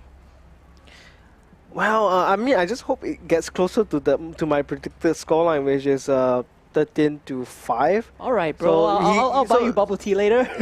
I mean, like, it has to be accurate, right? I mean, right now it's 10-2. So Zoom Boom Pow on the defending side maybe able to do something a bit extra, but Juicy, oh, look at direct shock. That's not what Shinsei Kao is just running it down. GN finds his head and Alte gets shut down as well. Darkest Spike Hour down, finds B. one more in the form of First Love. It's a 4v2 situation. It's a retake. They do have the sight. How do Zoom Boom Pow play this? Alright, Darkest Hour is just one shot away. He tried to go for the double peek here, but now Reiko is gonna get pinched here, but he takes out one part of the claw, and what just happened? So he takes one part of the claw away, and then it decides to become a sandwich. Like I keep saying this, but it became a sandwich more or less for. It was a 2v4 situation. FNS. What was that? I'm just at loss of words right now for Reiko. That was an amazing play from All Good FNS to go for the aggressive angles. Yeah, I mean, he survived a double pick. He took the double pick into a single pick, and then a single pick into a zero pick, and then he just pushes out, finds another one, and then Juicy comes from the flank from lane. The timing where Juicy could have helped Redco out was so amazing. He came at the correct time after the spike was planted. I expected Zoom Boom Pow to go in hot and heavy. But now, on the eco round of Zoom Boom Pow, they're only left with Classics, and we're going to be looking at match point if All Good FNS takes it. But they're left in a 5v3 situation. August finds one GN left with nothing to do. Alte takes him down as August is gonna get flushed out with the Lear and a running Spectre from Shinsei Kao. We're looking at match point 12-2. My scoreline looks really off, but my scoreline looks. How about yours? What do you guess? 13-5. 13-5. I mean, you're closer, so I guess you win. I think of those, what, 13-6 was it? 13-7. 13-7. I mean, we still have. We still gave them the chance. The game is still going on. Yeah. It's still not written in stone. It's still not set in stone. The fat lady stopped singing. This is like more like opera, I'm sorry. So it's kind of cringe. So, Zoom Boom Pow go for an A main hit, and All Good FNS totally unparalleled. I mean, they are parallel in terms of push as Zoom Boom Pow takes the A main control. But however, they do find the players creeping out and the trade's coming in Juicy. Find down as well. Oh, it's a 1v3. Juicy has done this before. Can he do it again? No, he can't. And there we go. Look at that. 13-3. I mean, 12-3. 12-3. I'm sorry. Actually, All Good FNS was the one that was pushing A main, and Zoom Boom Pow was the one that was pushing mid. And they did get a very good wraparound and find All Good FNS over-aggressing after they took control of A main. I mean, that was the bonus, so yeah, that was the bonus. That was the bonus after all, but GN looks like he is not able to afford a rifle. He might want to pick up that rifle there. He has been getting a lot of those huge impact kills, and a Guardian comes out. is going to buy him a Guardian. Yes, Darkest Hour performing really well on this map, actually. Finding the key frags that are needed to win the round, but however, they are just this close in terms of closing it out. And there comes a very heavy B hit. Lane has been taken by Shinsei Kao. GN gets taken down. GN gets taken down. That's the side anchor gone. And the plant for the spike. It's carrying on. They may be able to find August here. They will find a trade for him, however. In the end, Decapitate finding another one of his own. They're trying to find all the possible ways in. They do know that Alte, or at least they are probably the Omen down by B main. Darkest Hour finds Reiko. Free surprise at lane. Domino trying to find First Love at the back of side. Just waiting for Alte. Decapitate knows about it. And they will find another frag. What a round! Another round! Zoom Boom Pow! That was amazing. We're moving towards your scoreline at least. All right, yeah. We are breaking the economy of All Good FNS. I was so worried when Shinsei Kao ran it down lane, cleared out GN on the backside, totally had the full B control. But Zoom Boom Pow somehow managed to scratch themselves out of a 2v4 situation with Decapitate working the B main. Okay, honestly, I think it was kind of predictable. That's why Decapitate played a little bit further back from the dark cover, he could tell probably the Omen was gonna come up from B main. So not just let me wait for you to come out of it. And Victor, well, Juicy, immediate shutdown. But first up, retaliates back with a shock dart. Beautiful shock darts coming in. I believe he was tagged by the Blaze Storm. Olgun is in a bad situation. Will he find more?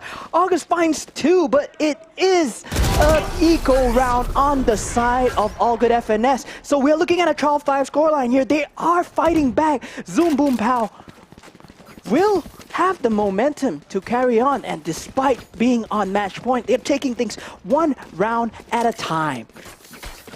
Well, they do have the superior. I mean, they both have guns again, so back to the standard gun round. Who is going to be the more superior fighters here? They do have the lockdown, the Hunter's Rear, as well as the Empress on the side of All Good FNS. On the side of Zoom Boom Pow, they have the Null Command, they have the Blade Storm, Tour de Force, and as well as the from the Shadow. So they do have sort of an out advantage here, and Decapitated gets punished for his over-aggression. Domino a bit up front as well, has to fall back, throws the fragment down. Leah getting popped off, throws the 0 point as well.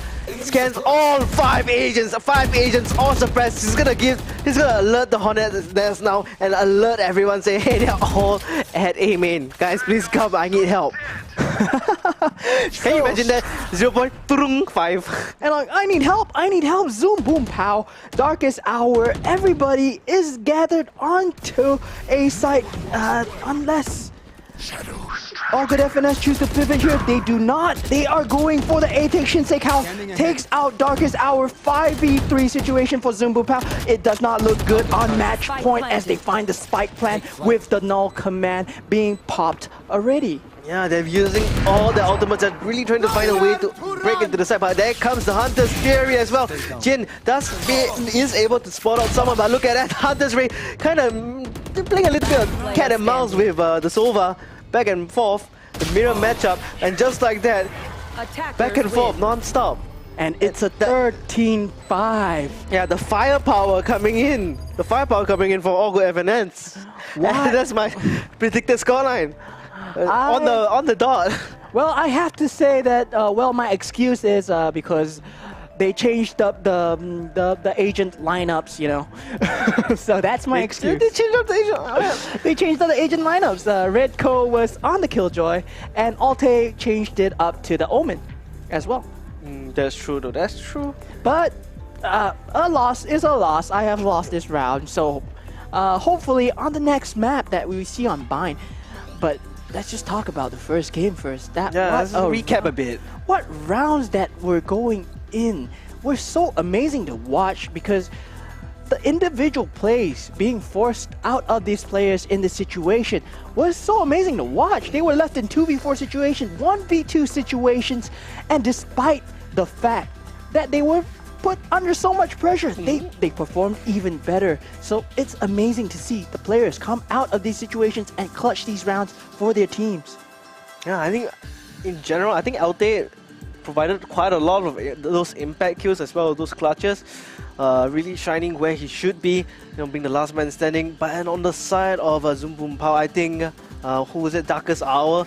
Yes, Darkest Hour. Sudden pop-off, man. Darkest Hour. Usually he's decapitated, but this time he's showing up. Decapitate managed to find map control in spaces that he shouldn't have. Yeah, he's always been that very sneaky lurker as the Jet, finding space for his team.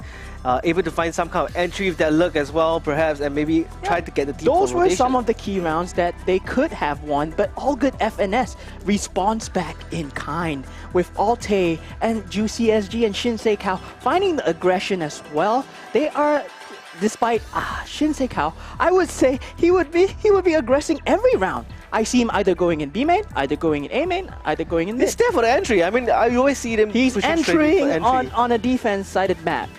Yeah. No, he's entering when he's on the defense side. Yeah, so why not? He's running it down on the Reyna.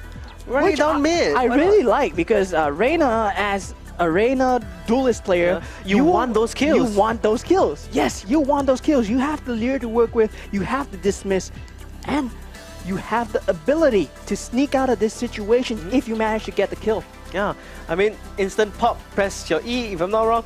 Was it the Q? It's the E. Yeah, it's the E. Okay, E, yeah. immediately It back depends away. on what you key bind. Yeah, the key bindings. So yeah, dismiss right off the first kill. See where the rest of the teams are at. If you see there's no one there, you could probably slowly push up. If not, dismiss away. Consider peeking again. See if it's safe enough. Maybe if it's one more person, then sure, pick again. Get the kill. If you're hurt, devour, back off, play safe. Yes, exactly. So, wow, what a recap. The first game going in, despite it being a 13-5 scoreline, Zoom Boom Pow did manage to put All Good FNS on the ropes in certain rounds. They actually managed to bring out the best out of them, I feel. Yeah, I mean, they did pretty well. Alte had a crazy round where he cleared up all three with a 3K in a 2v4 situation.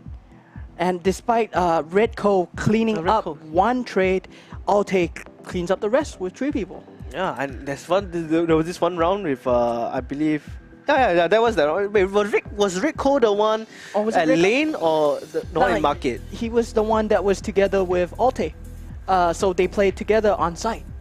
Oh, yeah, that's a different scenario. Okay, Yeah. that's it. Yeah, then there was this one situation where Redco was playing in the marketplace. He actually got double picked on. He managed to pick off one of the double pickers.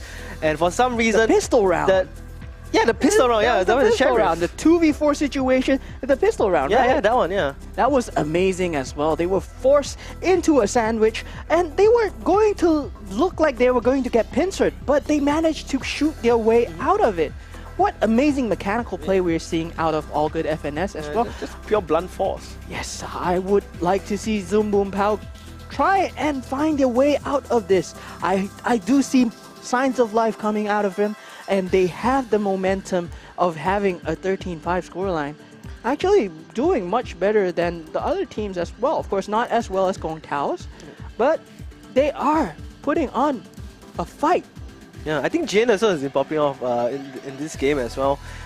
He was playing the The Sova. Oh yeah, okay. I remember him on Sky popping off. But yeah, this time as a Sova, I think he did really well as well. He really gave the information to his team to push up, especially alongside with Domino. Yeah. And August, I think, putting on his best Alte impression. Trying to be the honorable. Yes, no, he was the chamber, so he was putting on his best Alte impression from the previous games. Mixed up the yeah, so the chamber, he held on his teleport till the last second. He did not teleport away at all. He took a paranoia, he took a leer, and then he fought them head on. So All Good FNS were thinking, oh, we got this guy cleared out, we paranoid this place, we leered this place. There's no one there, there's no one shooting this. But he does not teleport away, and then he just finds All Good FNS coming in, and those was one of the key rounds that they won as well. But of course, that was kind of an eco round from the side of All Good FNS. That's true. So we're coming into the next map in this best of 3 series, Breeze. You're gonna be having Zoom Boom Pow on the defense. What was your predicted scoreline again? 13-7 on the side of All Good FNS. So mine was 12-14. So Zoom Boom Pow is gonna be the one that is getting that 14. 14. Wow. 14, yeah. So I kind of forced you to do it. If I want to make a second prediction, I would have said 13. Looking at the first game, what do you feel? On Breeze, 13-6 honestly. Yes, and Breeze is much more of an open map, so I'm not too sure if All Good FNS's aggression can be tamed on the side of Zoom Boom Pow, because it's a very big map, it's a very open map, and the way that All Good FNS establishes map control, takes over enemy territories, I can't see Zoom Boom Pow in a situation where they are able to reclaim that territory. I mean, unless they have Decapitate really lurking and roaming around the map, finding just like little nooks and crannies in the armor plates here and there, should be able to sneak past everyone else and maybe just come from a surprise flank. Yeah, maybe because it's a bigger map as well, there's more maps area to control, then they can retake it slowly. Yeah, that's a very good point. Yeah, so we will be going into Breeze on the second game, and the third game will be split, right? Yep, that's right. If we do have a third game. Yeah. Wait, why are you saying if we have a third game? We are gonna have a third game. Copium. So, I believe that all good FNS do look very good coming out of Ascent. They changed their lineups, they look good. Zoom Boom Pow, not to be scoffed at. They look really good as well. G and Decapitate. I think all good FNS were playing respectful towards Zoom Boom Pow. They actually held off of their angles. They did not go for a lot of aggressive peaks on the defense side, as you would see from Zoom Boom Pow, but only on when they had the 12-3 scoreline, I believe, is when you see all good FNS start playing a bit more loose, but it got instantly shut down by Zoom Boom Pow. So I believe that there are signs of life coming from Zoom Boom Pow at the moment. I mean, they have pretty fast reactions as well coming on the side of Zoom Boom Pow. So I believe the players are still getting ready. So I just bear us for just a little bit longer. Just listen to our ramblings a bit. You know, our analysis, as we call it. You know, we call rambling analysis nowadays of the two teams. Hey, don't scoff at our jobs. We do a pretty good job of casting as well. But right now we will be going towards Breeze. So for the Breeze agent select, Viper. Both sides. Viper, right now. Prove me wrong. They're not proving me wrong. I can't prove you wrong because Viper is a very crucial pick here. It's a very crucial pick because there's a very long sight line. The sights are very big.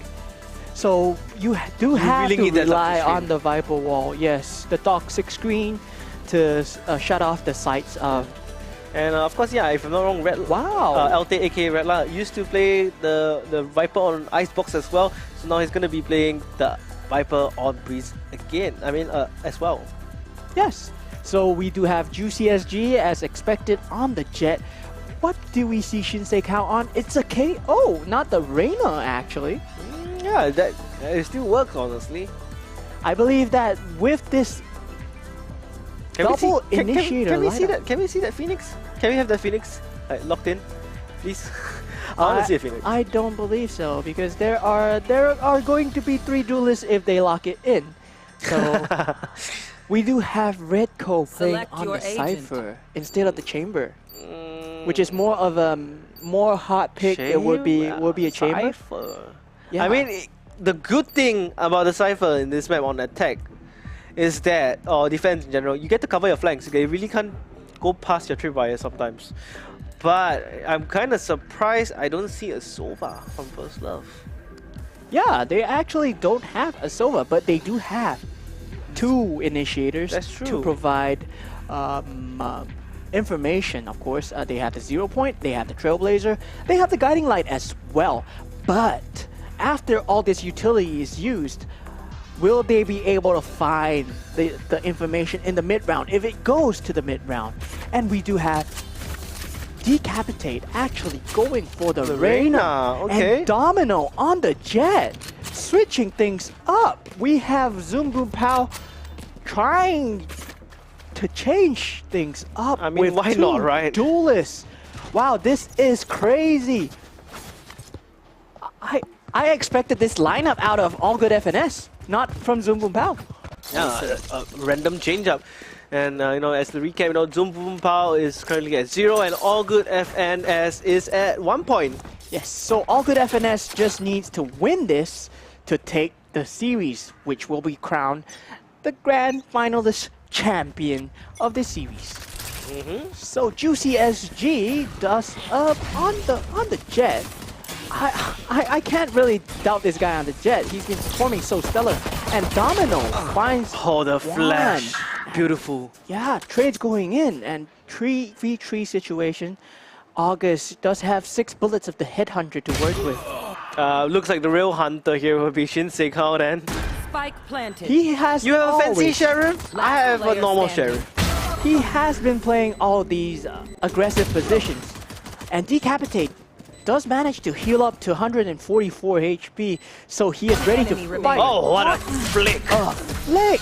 Oh, the heal not coming in strong enough. And Alte cleans it up on the side of All Good FNS. So it's a 1-0 scoreline. We will have the pistol round going towards All Good FNS, and the bonus round will be following through. We have Juicy SG. Sorry, Juicy. Josie. I nearly call you Josie. Juicy SG will be buying the Vandal. Yeah, I mean, he does like that one-shot potential, of course. He has pretty cracked aim. Yes, indeed he has pretty cracked aim. That's what we're seeing. But Domino finds the first frag onto Redco on the Ghost that round. And I feel that Zoom Boom Pow, with this kind of lineup, they have to be more fluid. They have to play more rotate heavy as August finds one. Decapitate cleans it up, but First Love retaliates back in kind. 2 of his own kill. Jian kind of getting caught off by Reiko from the flank, and that's the lurking Cypher. So the fun thing about Cypher is that you get to lurk at him quite a fair bit on the attacking side, and he does actually pretty well. He provides info for his team with his spy cam as well, and August can only do so much with the classic. Left with too much to do, but Redco, who picks up the Vandal, he manages to find the August. Yeah, of course. August Headhunter, he gets 2 actually, but of course it was an eco round on the side of Zoom Boom Pow, so they are going to be forced into a weird situation where they are going to buy actually, so they're not going to continue to bonus, but I'm not too sure of the economy status next round. But we do have All Good FNS leading towards, with 4 players leading towards B, and Redco will be lurking up the Hall's position. Shinsei Kao will be using his flashes as the Viper wall. Viper walls are actually like so close to each other. It's actually everywhere right now on the B side, so it's gonna be a bit intense. Gonna be a huge a very interesting Viper wall from Zoom Boom Pow, splitting up half the site, Decapitate, and Domino on the jet. Darkest Hour finds Juicy G and finds Alte. Shinsei Kao cleans up Darkest Hour as we are in a 4v2 situation, and August and Domino will be able to take this round. And that is the bonus round into the favor of Zoom Boom Pow. It wasn't actually a bonus. Was it? I mean, okay, it wasn't really one. But All Good FNS, that economy is going to be There in were 4 shambles. rivals on the side of All Good FNS, so their economy is going to be looking pretty wonky at this moment. But we have full rifles on the side of Zoom Boom Pow, so things do look good for Zoom Boom Pow.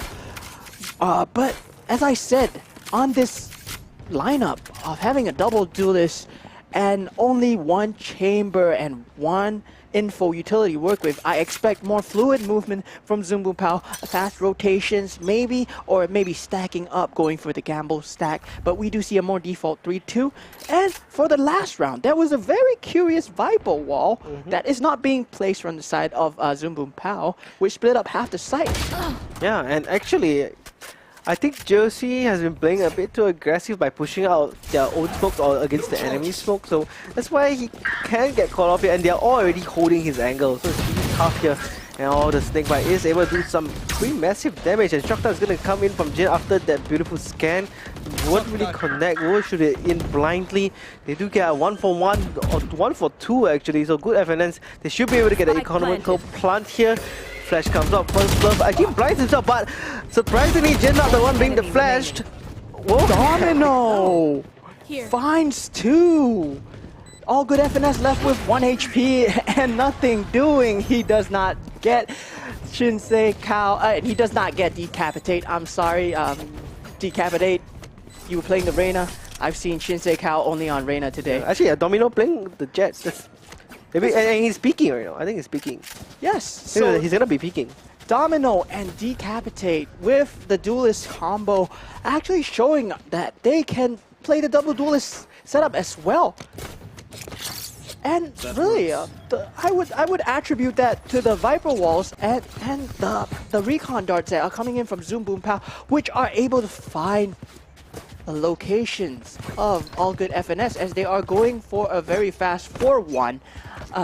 As we have seen from the past 3 rounds, they will always put 4 people onto the B elbow side over here and 1 person either on the mid side or on the hall side as we see the Trailblazers. Not gonna be much use to broccoli. Cauliflower. I mean, they're just seekers as well. So my friend calls them broccoli. So yeah, All Good FNS, they actually managed to find multiple frags at mid as Zoom Boom Pow wants to go for the mid aggression. They want to clean up for their fallen players, but Decapitate will be left in a 1v3 situation. He is on the perfect agent that can do this, and there are 2 players. Oh, the timing, however, the Empress saving him actually as he manages to find a weird little timing onto Alte. Oh, that's the Cypher. Onto Shinsei Kao, I mean. Yes, as he wants to go for the defuse. He's left in a 1v2 situation, tapping onto the spike as he will be staring down into 2 players.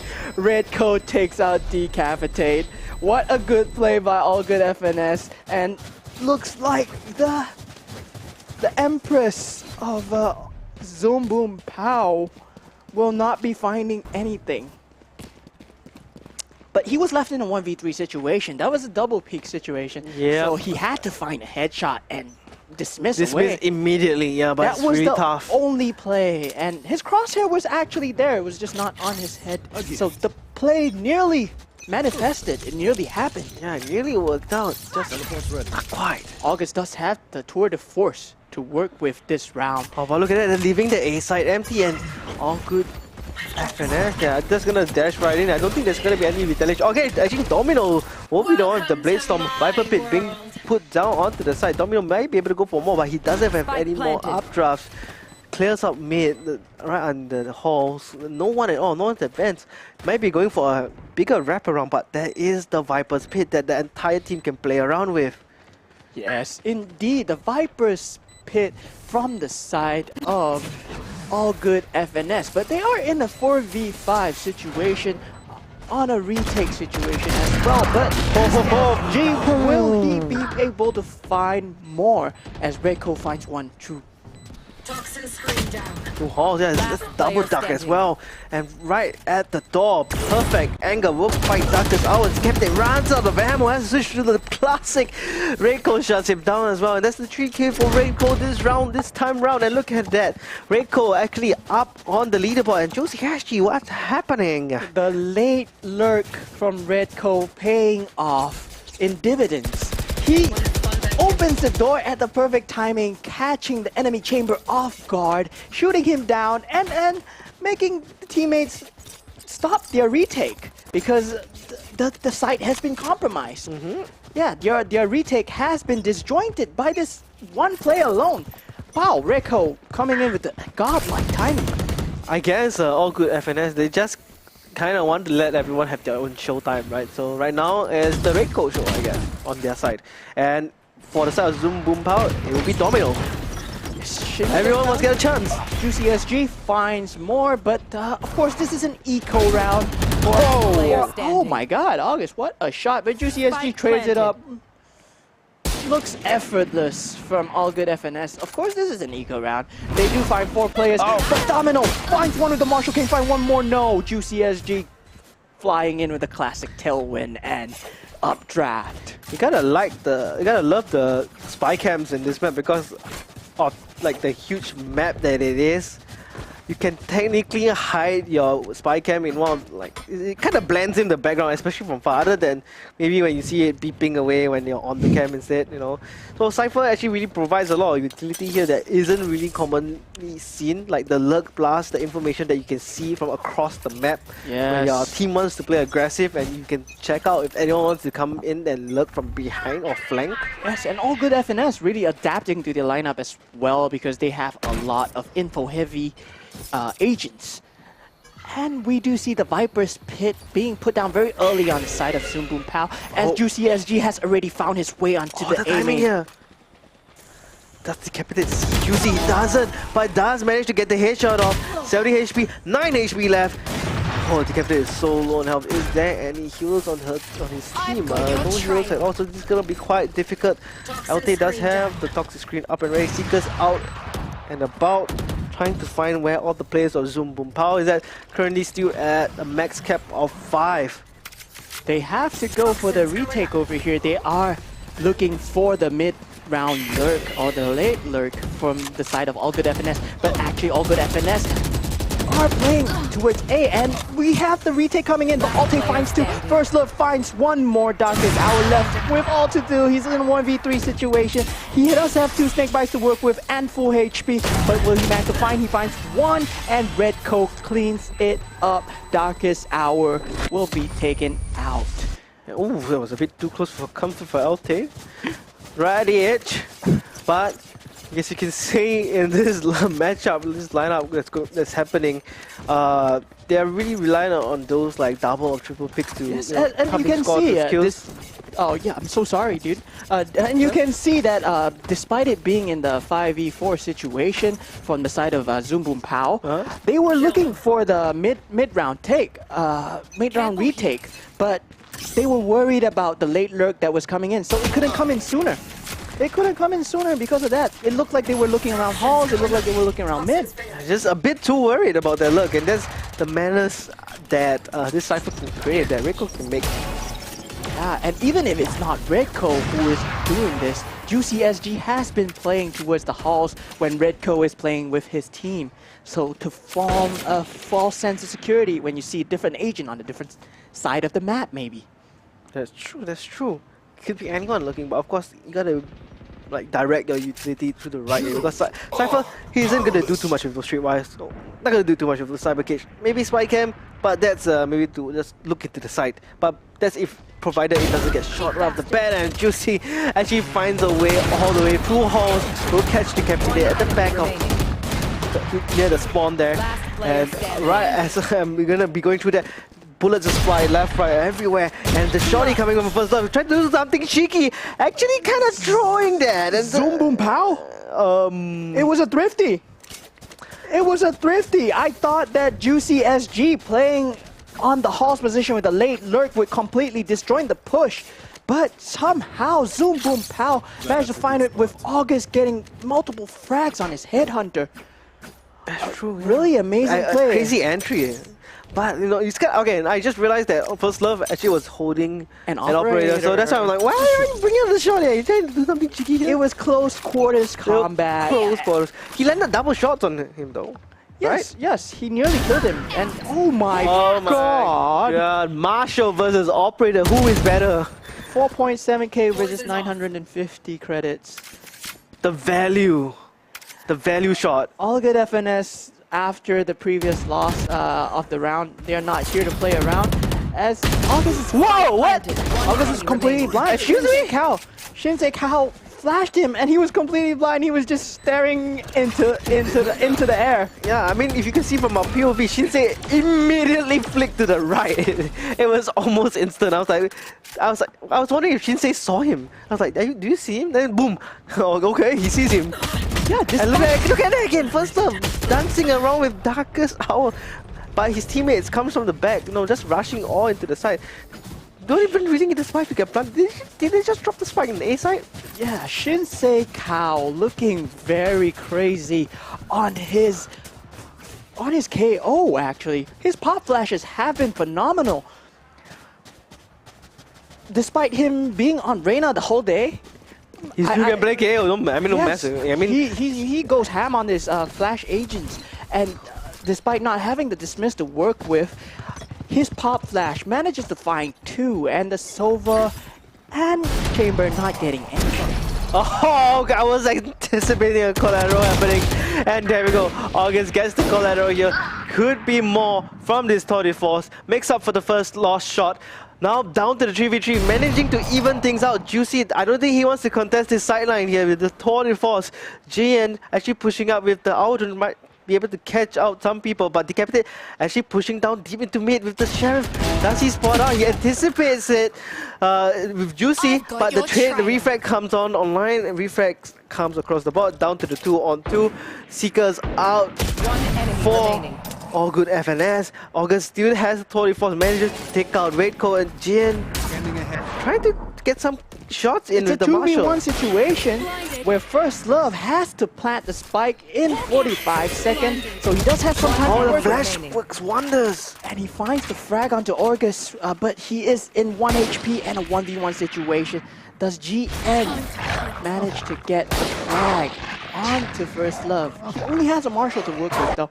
The Trailblazer does clear out mid doors, so he does not expect GN, who has the Hunter Fury. Oh, he doesn't know. He doesn't know where he's planting. He doesn't know where he's planting. Hunter's Fury wasted. It's alright, it's alright. He's a Marshall. He has a Marshall. Does he know First Love is low? Does he know? He doesn't have health. He has his flash up. He knows the footstep. He hears it. Goes for a headshot. Actually gets the kill here. Clutch coming in from First Love. GN. Oh, that was Ice in his veins. That was so close. That was so close, GN. That was so close. First Love on 23 HP, pulling off a clutch in a 1v2 situation. The first guiding light finds the head of August. And then he was put down to 23 HP, but he stays calm, uses the Trailblazer to clear out mid doors. Yeah, I love the bait coming in from him as well from First Love because he knew that Hunter's Fury is up and online. He wants to fake the plant, at least just to force it out the first one, and perfectly jukes the second one. He didn't even get to fire the second because he doesn't even know where he went. And we have a very heavy heavy B take from the side of All Good FNS. They do have the Viper's Pit up, and they have the Cypher ulti up, but we have the Bladestorm on the side of Zoom Boom Pow, who are choosing to retake the site. And one player in the form of Shinsei Kao gets taken down in a 4v5 situation. Rachel looking at that wonderful spy cam. He just gets to find a body to use Neuro Theft. It's been a while since I said Neuro Theft because I rarely see Cypher get picked anymore. Yes, Neuro Theft. Oh, Domino does have to play some dashes right in to Alte. But Alte finally gets shut down. Viper Pit finally down. 3v2. There's still the Cypher, there's still the Juicy Jet. But where is the Rickers going from the pincer left and right? He doesn't know where to look, Jian. It's a 9-3 scoreline. He was left with a 1v2 situation. The spike was ticking down. The Viper's Pit eventually brought down, but too much time was taken to retake the site, and All Good FNS playing for the spike, playing split angles, one on site, one on mid windows, totally finessing. Absolutely stout upon. 9-3 scoreline. What do we see out of Zumbu Pow's defense? Do we see a more aggressive take because of the fact that they have two duelists? Or do we see a more laid-back approach as they are on the back foot? Well, they have to play with the Viper Wall for sure to allow their duelists to at least make entry to the side. And Alte and Shinsei just looking at one another. Gonna get some presence detected. GN suppressed, and G2 are suppressed, and Domino actually makes entry, finds Shinsei Kao, pushes in, trying to find LT, but look at the frenzy, managing to take down Domino. That's one of your main duelists down.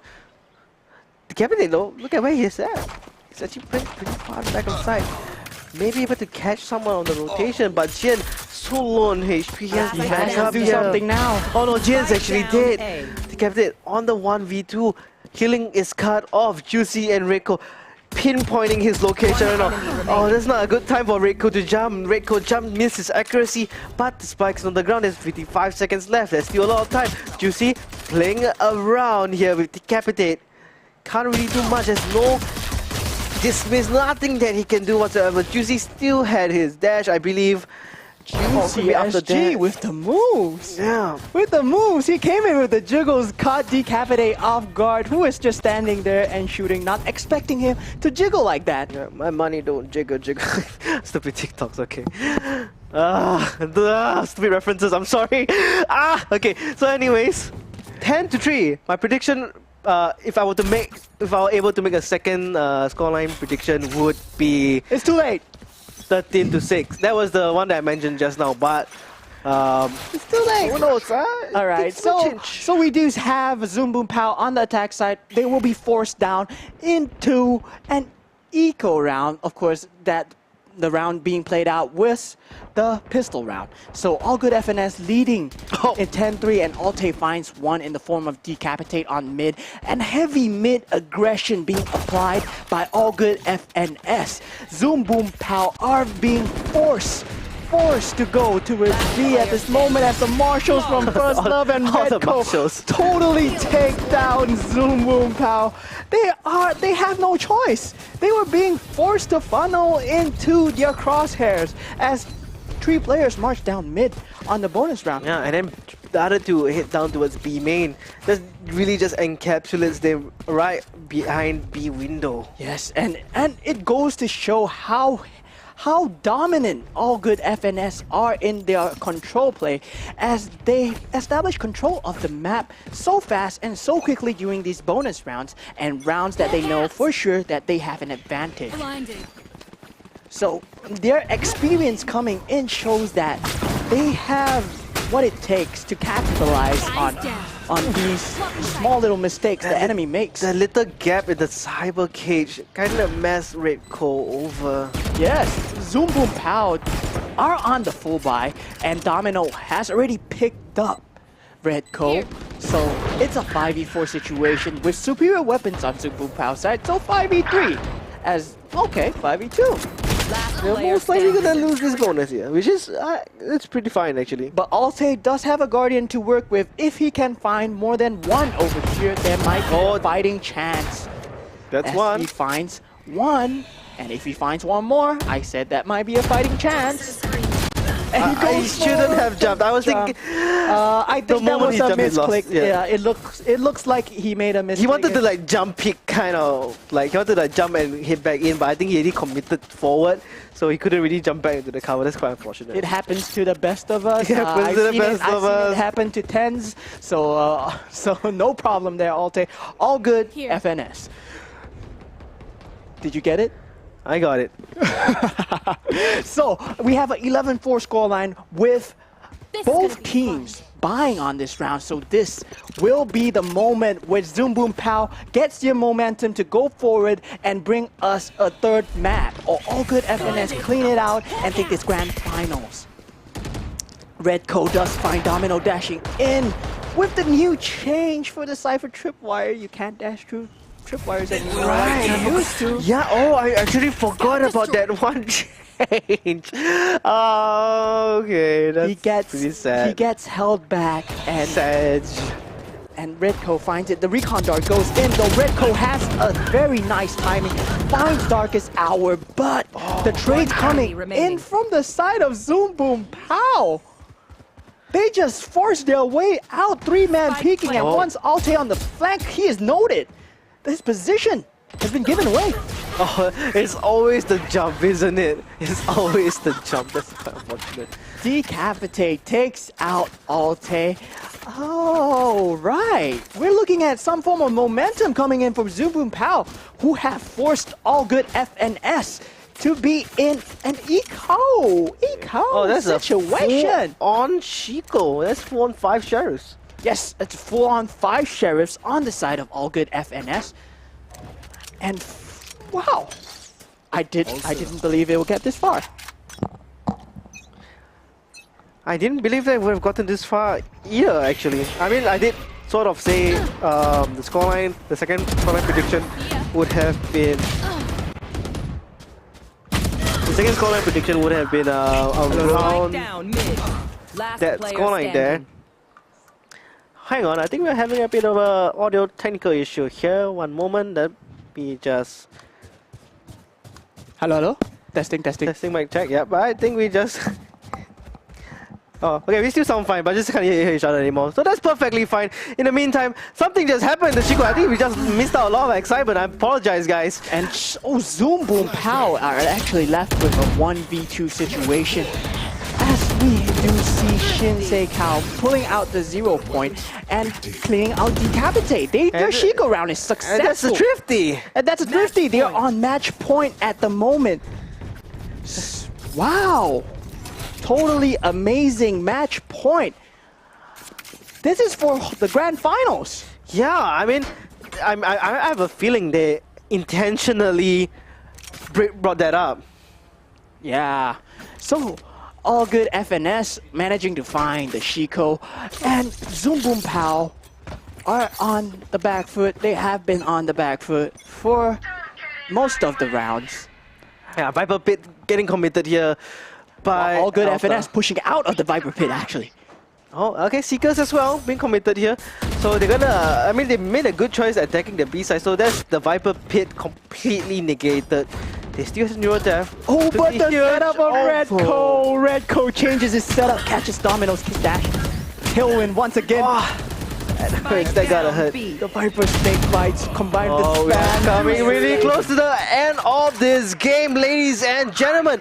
Decapitate, last one standing 4v1. They know exactly where he is at. And look at Juicy going for the star point. Comes in with the play style. Up, just ready, go for the right click. Does not connect, but in the end, the last kill will go into the favor of All Good FNS. Congratulations to All Good FNS. You are the grand champions of the Rvlry Valorant tournament today. Yes, congratulations on your G603 Gaming Mouse Shroud Edition and the Logitech Pro X headset. And also a very good fight put up by Zoom Boom Pow. Yeah. And they'll be walking away with at least 5 Logitech Pro X headsets. So, still, nevertheless, congratulations to the top 2 here. I'm not too sure what's happening in the bronze match. I think we should have our results out on the challenge, so you can find out more from there unless we find out somehow. And I want to give a huge shout out to the 40 teams that participated in the yesterday's game and today's games. Today and yesterday was definitely one heck of a match. Amazing as well. Amazing live games, amazing live event over here, and we will have. Oh, actually, Gong Tao won. Gong Tao won. Oh. So Gong Tao will be taking home 5 Logitech Pro X keyboards. I just flung my pen onto the floor. I'm sorry, guys. It's Things are okay. going Ignore that. crazy over here. Ignore that. It's fine. It's So, totally fine. I believe that All Good FNS gave a very, very good, clean defense side with Redco's cipher wires changing, their setup changing every time he was found. So the dashes of Domino, despite him being playing on the jet on the first time, was found each time. His tailwind entry was shut down. I mean, that's the key thing about being a good Cypher player, right? It's always changing up your tripwires, especially when you're up against pro. Sometimes you know that, example is Domino, like, oh, he's gonna put the same tripwire in the same place 2, 3, 4 times. But instead of 2, 3, 4 times, he just does it once. And then by the time Domino, like, I'm gonna go and enter perhaps from the tunnel.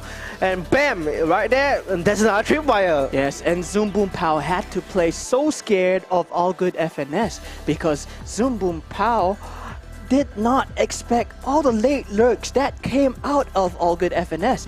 Redco had a lot of late lurks coming in, opening the shutters on the side of a halt. Alright, yes, that round. Yes, and Juicy SG also would fill in to flank, would fill in to lurk when Redco wasn't lurking as well. So the Zoom Boom Pow couldn't do their retake as they wish. They had this fear of them despite not knowing what's on the other side, that what All Good FNS have prepared for them. I'm still trying to remember a couple of plays. Actually, I do remember, I believe from Decapitate, from Reina. He did manage to clutch up a couple of rounds, didn't he? Yes, stellar play by Decapitate. Actually, all players of Zoom Boom Pow actually. Domino really showed up with his jet on the first defense. Oh yes, round. Domino. Like, we On the wouldn't expect pistols. Domino to. Yes, do that Darkest well. Hour really came up with his smoke plays on the first map, which was Ascent. Ascent, yeah. Yes, then of course Breeze, he had the Viper plays as well. It was really good. With his really unique Viper walls that came in on the fly to retake and re-enter the site. But All Good FNS being the better team, being the ones that will be taking home the trophy today. Yeah. That's it. I mean, that's about it for today. So I want to give a huge shout out to our sponsors yet again, to our folks at Logitech. And let's not forget to follow game.gg at Instagram. That's right, it's a GAM.gg. The Instagram link is right there actually. Just follow that at game.gg for us on the Instagrams. You can check us out on our socials as well. I am Twilight Sparks with a double S, and this is Potong Man. Potong Man, but you can call me Mo. You can call him Mo. So Without further ado, I also give a huge shout out to our production staff. They've been here all day. They've been doing hard work since yesterday. We've been here from day 2 only. And a huge shout out also to Doomsday as well as Egan for casting on day 1 as well. So my name is Twice and this is Mo. Actually, I keep forgetting, but do you have anything else to say? I'll let you have the second last word. Do I have anything else to say other than my scorelines were bad and I was hoping for Zoom Boom Pow to win? Okay, that's it. I predicted absolutely correct. So my name is Twice and this has been Mo. Thank you so much for today. We'll see you guys next time.